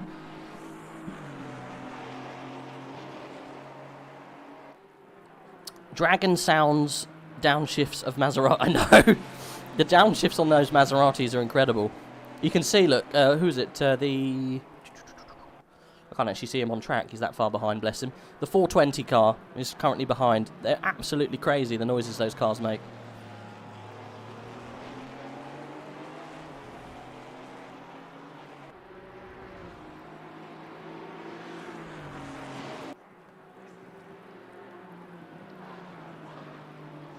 Actually good fun racing, watching them go through traffic. Amir Ogun doing a stellar job trying to pass the Brexit boys. Lovely stuff. Oh, he's back. How you doing? Oh, good. We were talking about food. Can you tell we're hungry? I heard. Just, What did you have? yeah, I first had to put it in Google Translate to actually figure out what it exactly was in English. But apparently it was cooked pasta Yes. with grilled chicken thigh fillet strips, red bell pepper, lettuce, and yogurt dressing. Right. So pasta with strips of chicken with pepper and a yogurty kind of sauce. Exactly. And that all in a sort of, like a salad, and it's all cold. Right. What's it called? In Dutch? It's part of what we call like dinner salads, and you can have many different ones. You can make them yourselves, which I usually do, but you can also buy them ready in any grocery shop, and then you can just put it on your plate and start eating. Yum. That sounds good. What's this? What's the local staple food for the Dutch? Is there like a national plate that everyone wants when they go over there? This was actually officially changed 1 month ago. Nowadays they have official food and it got changed. Yeah, that we had official, like, which was the Dutch recipe, and they changed it last month. Yeah, now it's 3 different sort of like hodgepodge or stews, or whatever it's called. Yeah. And they are now considered the official Dutch recipe. Yeah. Is it nice? I like it personally, but there is like either you like it or you hate it. Chat saying HaiCo sustains himself on petrol, surely. Yeah, it's just 95 for me. Yep. Standport. I don't even know what that is. Exactly, that's the Dutch name of it. Is that what it's called? Okay. Yeah. Okay. I think the national dish of the UK, I think it's fish and chips. I got a funny feeling. Yeah, not a big fan of that. I mean, There's not the fish part. Have you had good fish and chips? Well, I for one don't eat any sort of fish, so. Why not? Do you just not like it? I just don't like it. I also don't like swimming in the sea or in open water, for that matter. Oh, just don't like fish. You're missing out. You really are. No, I'm not missing anything. You really are. Oh, there were Hogan taking it out on the curbs, almost flying sideways down the straight before Druids, managing to keep the car on the track. We were too busy talking about different dishes. I mean, there's nothing wrong with fish and chips. How could you not like salmon? Salmon's like the nicest thing on God's green earth. It's like a gift from Zeus himself. I love salmon, if it's cooked nice. Oh, that was a bit of silliness. I wonder what car that was. Amir Ogan hitting one of the Ginettas. Oh no, it was the leading Brexit Boys team. That's a bit of a shame. I think that was Liam being punted from the rear. That looked like netcode to me. Oh dear. Okay, never mind. It's one of those things. I know Liam said that he's having problems with his brake pedals, and I think mid-corner he had an incident with the brake being applied. You can actually see, look, from the rear of his car, his brakes are applied down the straight, look. Yeah. Oh, he's really not having a good time. I think it's probably time to bring that car in before they lose too many places, he's saying from his spot up in the clouds. There's nothing wrong with fish and chips. Watch Seaspiracy, You'll Never Eat Fish Again. Have you seen this thing on Netflix? I have not, no. Okay. It's meant to be a damning program about fish. Yeah, I prefer not to look at such things. Yeah. Anything like fish. No, the part of it that creeps me out, and I've had this since I was very young, is the fact that they don't blink. They don't blink with their eyes. Certain fish do. That's cast. Yeah. Certain fish do. Sharks do. Possibly, but it just freaks me out. When I was always as a kid on summer holidays in France, we always had to go to those really big French supermarkets. They were called supermarché or something. Yeah. And you would come inside there, and first you would just think like, oh, this is nice, it's big, and then you would get you weren't even close to the fish department yet, and you would already smell it. It's so true. It would really be like I would put my hand, or basically both my hands, one on the left-hand side of my left eye and the other on the right eye, and just walk forward without looking left and right until the smell was gone, and I knew, all right, I'm out of that fish department again. Okay, I've never known anyone so scared of fish, but that is so true about the French, though. I don't know why it is. You go into a French supermarket and they have such weird things. Like they have like half a pig. Like, who would ever need half a pig? Let alone some weird exotic fish that you've never seen before. Now I tell you what, I have actually the only fish that I've seen and I don't like at all. Now there was a Portuguese chap in the chat earlier on. But if you go to the island of Madeira, right, their national dish is a type of fish. Well, I don't think it's national, but their dish that they served, if you ever go to Madeira, is some weird kind of deep-sea dwelling fish. It's like a black eel type thing. And oh my god, I've never smelled anything so disgusting in my life. It smells like death. It's like you've just been imported to some alien planet, and this weird fish that smells like rotten flesh. And they eat it, they love it. They have it on toast. It's disgusting. Apparently HaiCo was clearly savaged by a cod when he was a toddler. Yes. Definitely. Oh, that's funny. We're getting off topic. I was saying to the guys that unfortunately, we're talking about rubbish because the racing's evened out a little bit. But we do have some news. Ash Knight in the Pure Sim Sport, one of the leading Ginettas, is in the pit with large amount of damage. He's got a huge bonnet raised by the looks of thing there, and he's obviously repairing, so that's going to be a little while in the pit. So that doesn't look very good. Can you show R&D Racing? Of course I can. Let's have a little look. Whereabouts are they? P18. So P18. Bhutan Ant is currently in the car. He's actually made up quite a gap actually on the guy in front. I thought it was about 30 odd seconds, and now it's about 18. So he's doing well. I think he's clear from the guy behind as well. And he's currently 7th in class. So he's doing well. Doing well.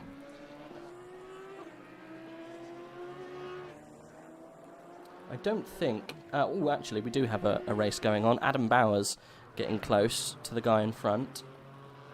Car number 52, a Knight, was actually... he lost it coming out of turn 1. Oh, wow. And smashed into the wall. It's a bit of a weird place to lose it. I guess it went on the curb. And yeah, I was going to say, lost it, yeah. the curb. You get that curb funny, it can send you off. We did see the Maserati flying off into the gravel earlier on, but it is the Maserati. I have noticed, though, the weather is slowly getting better. It doesn't look like it's absolutely thrashing it down like it was before.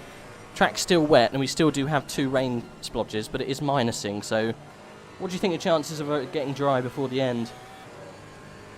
I would personally really love it if that would happen. Yeah.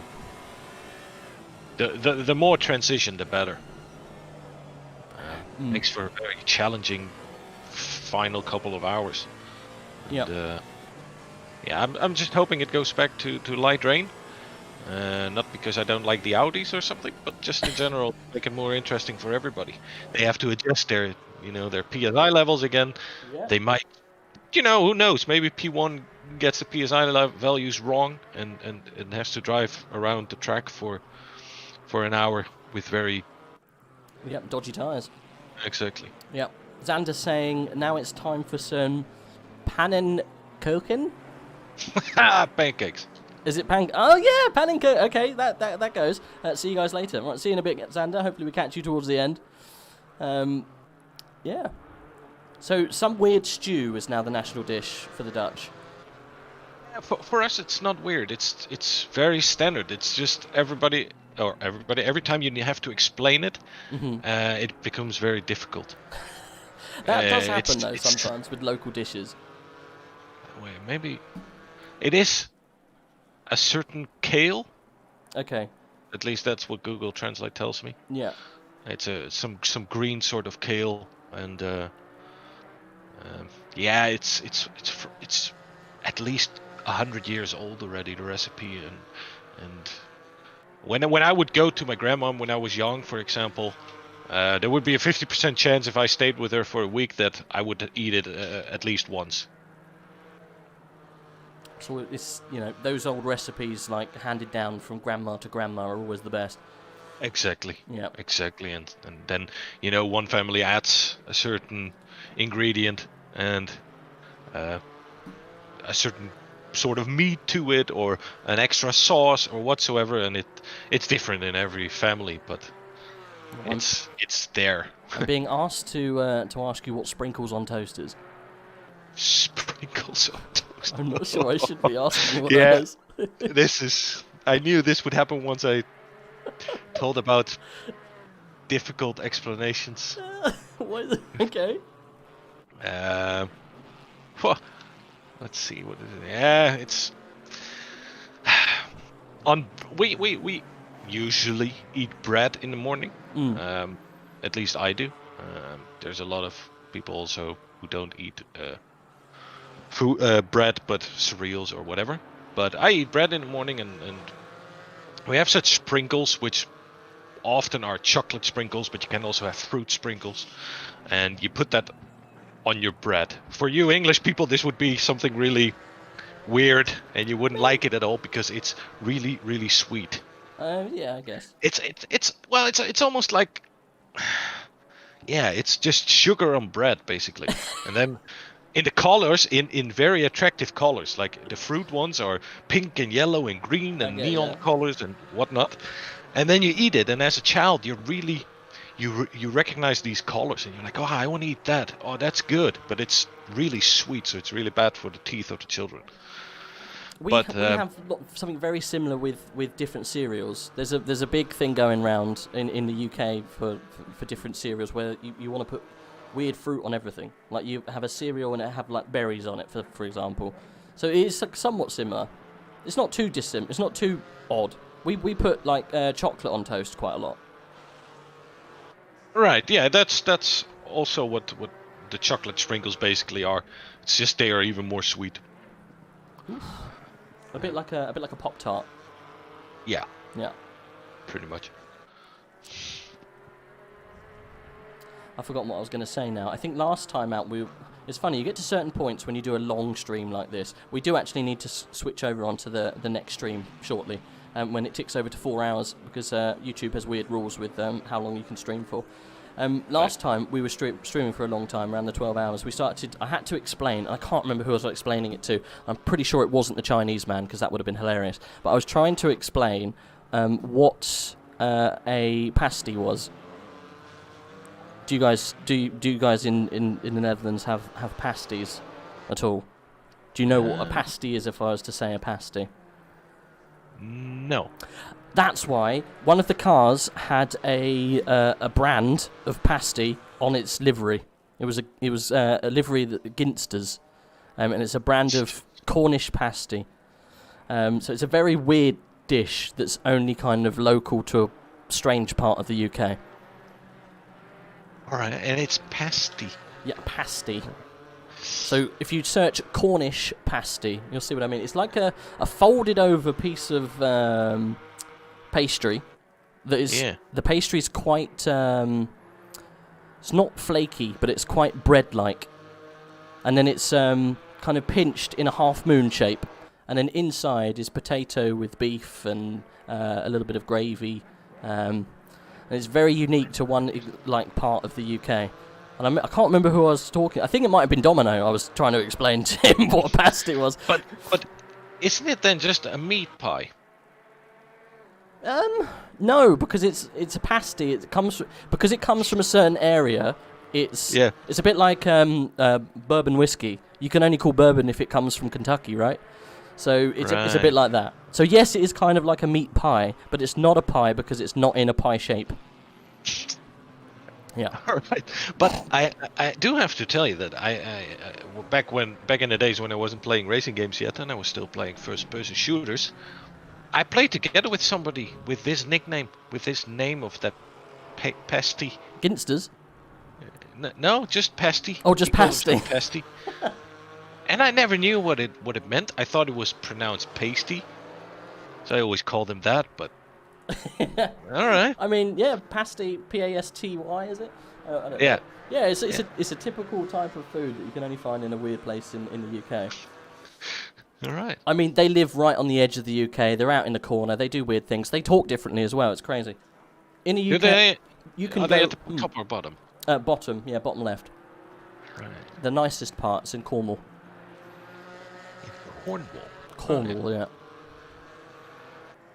It is! Black Goldsaw said, weren't those made for the people who worked in the coal mines? Right, interesting fact. The bit that you pinch at the top, the very hard bit of pastry that's left, is you're meant to eat and hold on to that hard bit.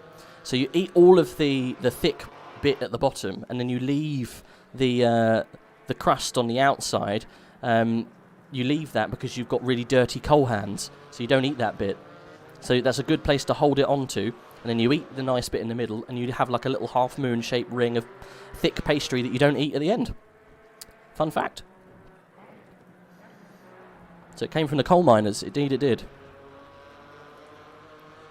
Should probably talk about very, very weird, obscure English foods. And watch some of the racing that's going on. Richter is getting very close to Bowers at the moment, and this is actually for class lead. They are, well, it says that they're more than half a second, but they're not. They are definitely within half a second from each other because they're going down this back straight before the Shell corner, almost neck and neck. They're both Porsches as well, so it's going to be a fun race to watch. The patina on that black car looks awesome because it's been in the dirt for so long. It's like half black, half grey now.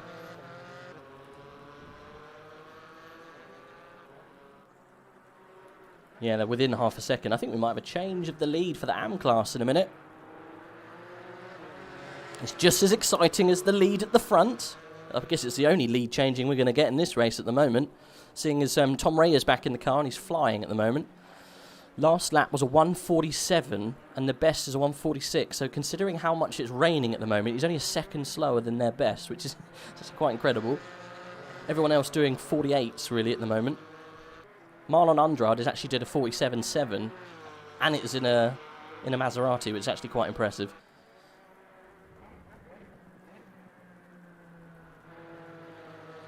Interesting to see the amount of pit stops within the top 10. Oh really? How do you see that? Some people have done just 2 pit stops. Others have already done 4. The guys in P7, for example, they've done 4. People leading in P1, they've done 3, while both the cars in P2 and P3 have done just 2 pit stops. I mean, I was talking to one of the other guys, and the tanks and the cars they're lasting quite a while.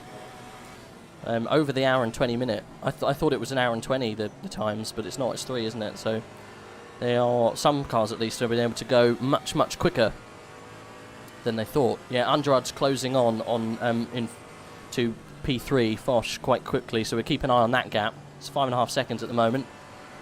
Richter then goes to the outside of Shell, but I don't think you're going to get it done here. It's a bit of a hard corner to overtake, but not a great line for Bowers, but he manages to hold on to it. This is why GT4 racing is so close. It's literally nip and tuck the whole way around until they can squeeze their way through. But Porsche v Porsche, and then in P3 it's another Porsche, in class at least. Got quite a few Pro Class cars well off the pace, look. 12th, 13th, 16th and 19th. All a little bit out of place. Just goes to show endurance can throw up a few problems. Ooh. Sorry, carry on. There's also 2 cars still in P27 and P28, also from the Pro Class. Haven't looked that far down. Is it? Yeah. Are they? Is it? Cahill and McIntosh. Correct. Yes. Yep. Looks like the 420 car has had possibly a disconnect or just a lot of trouble, but they are 11 laps behind. Is that the 420 car? Yes, that's the 420. They've I don't think they've had the best of afternoons, bless them. But we do have we are ready for an interview, so I'll just pull him down. He might be able to evaluate on some of the pasty conversations we were having. He is also from a weird part of England, the north. Hardy, welcome. Hi. How are you doing? We're just saying that you're from a random part of the country, being up north. Yes, we are. And Yeah. we do enjoy a good pasty as well. Yeah, pasties are good. You like weird things with gravy, though, don't you? Yes, we make a whole dish called scouse that is entirely gravy and vegetables. What's it called? Scouse. It's just called scouse. Yeah, you can Okay. literally say it's a scouse dish, and that's what it is. Just for context, for anyone who isn't English, scouse is a kind of a slang for a northern person in a certain area. Certain area, yeah. Yeah. We're watching the race for AM class at the moment, P1, Richter and Bowers battling out, but Bowers looks like he's fallen back a little bit. I was going to ask you, how is it going in Brexit Boys Blue at the moment? Who's in the car at the moment? Jesper is in the car now. He's He doing is? his first stint of the Nice. session. So How's he getting on? Really well, actually. He's got a lot of pace straight out of the box. Great to see, and just nice for him to get on. We had a bit of a problem earlier with Mason. He had a bit of damage from a bit of a collision. Yeah. So we had to bring one stops earlier. So I went back and did a second long stint that brought us back to P24. So we lost the place because of the pit stop for Jesper, but Jesper's hopefully going to chase him down and get it back. So but it's just a bit like Drive to Survive, really, in these wet conditions at the moment. Just trying to make sure we keep it on the tarmac and not bin it. So Yeah. but the team overall is doing a great job. Yeah. No, we said it was a bit of a shame that you had a bit of an incident at the beginning. But yeah, poor. Is it Mason Envy? Yes. Yeah, struggling with the wet conditions. We were just talking when HaiCo wasn't here. Bless him, he's only been with AOR for less than 80 hours track time. So Oh wow. trying his first endurance race after 80 hours worth of track time, I thought was pretty heroic. It just goes to show that the skill level is so varied, and there's no real kind of barriers for people wanting just to come and try a little bit of endurance racing. That's what happens in real life, though, right? In say Le Mans, you have a couple of pro drivers in some of the teams, and then you have I can never remember what it's called. You have another driver who's normally a celebrity of some kind, I don't know, owns a shoe shop, who wants to give a go racing. I can't remember what the term's called. Do you know, HaiCo, what the term's called? No. Like guest driver? It's a bit like guest driver, but they're called something. It's a very specific name, and it's given to the drivers. Chat will probably shout it out. It's given to the drivers that are somewhat guests. They're not very good. They're like semi-pro, if not amateurs, and they pay their way to drive in an endurance race. And it normally happens a lot in Le Mans and other long endurance races like Spa 24 and that kind of thing. I think, just for example. Who's the guy? I'm really bad with names. Chris Harris, I think, did it a little bit in the 24 Hours of Spa when they raced around in GT3 Bentley. I can't remember what the term is called. It's a specific driver. Someone Google it. I'll Google it. It just reminded me of that. You don't have to be an absolute pro to take part in endurance race. It's always good to have a team that's got a varied skill level.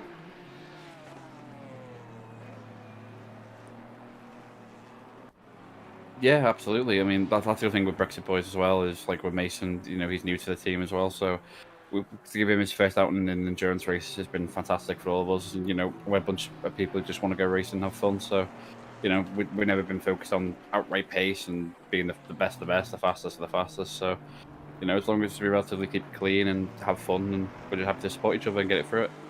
Yeah, you're doing a good job at the moment.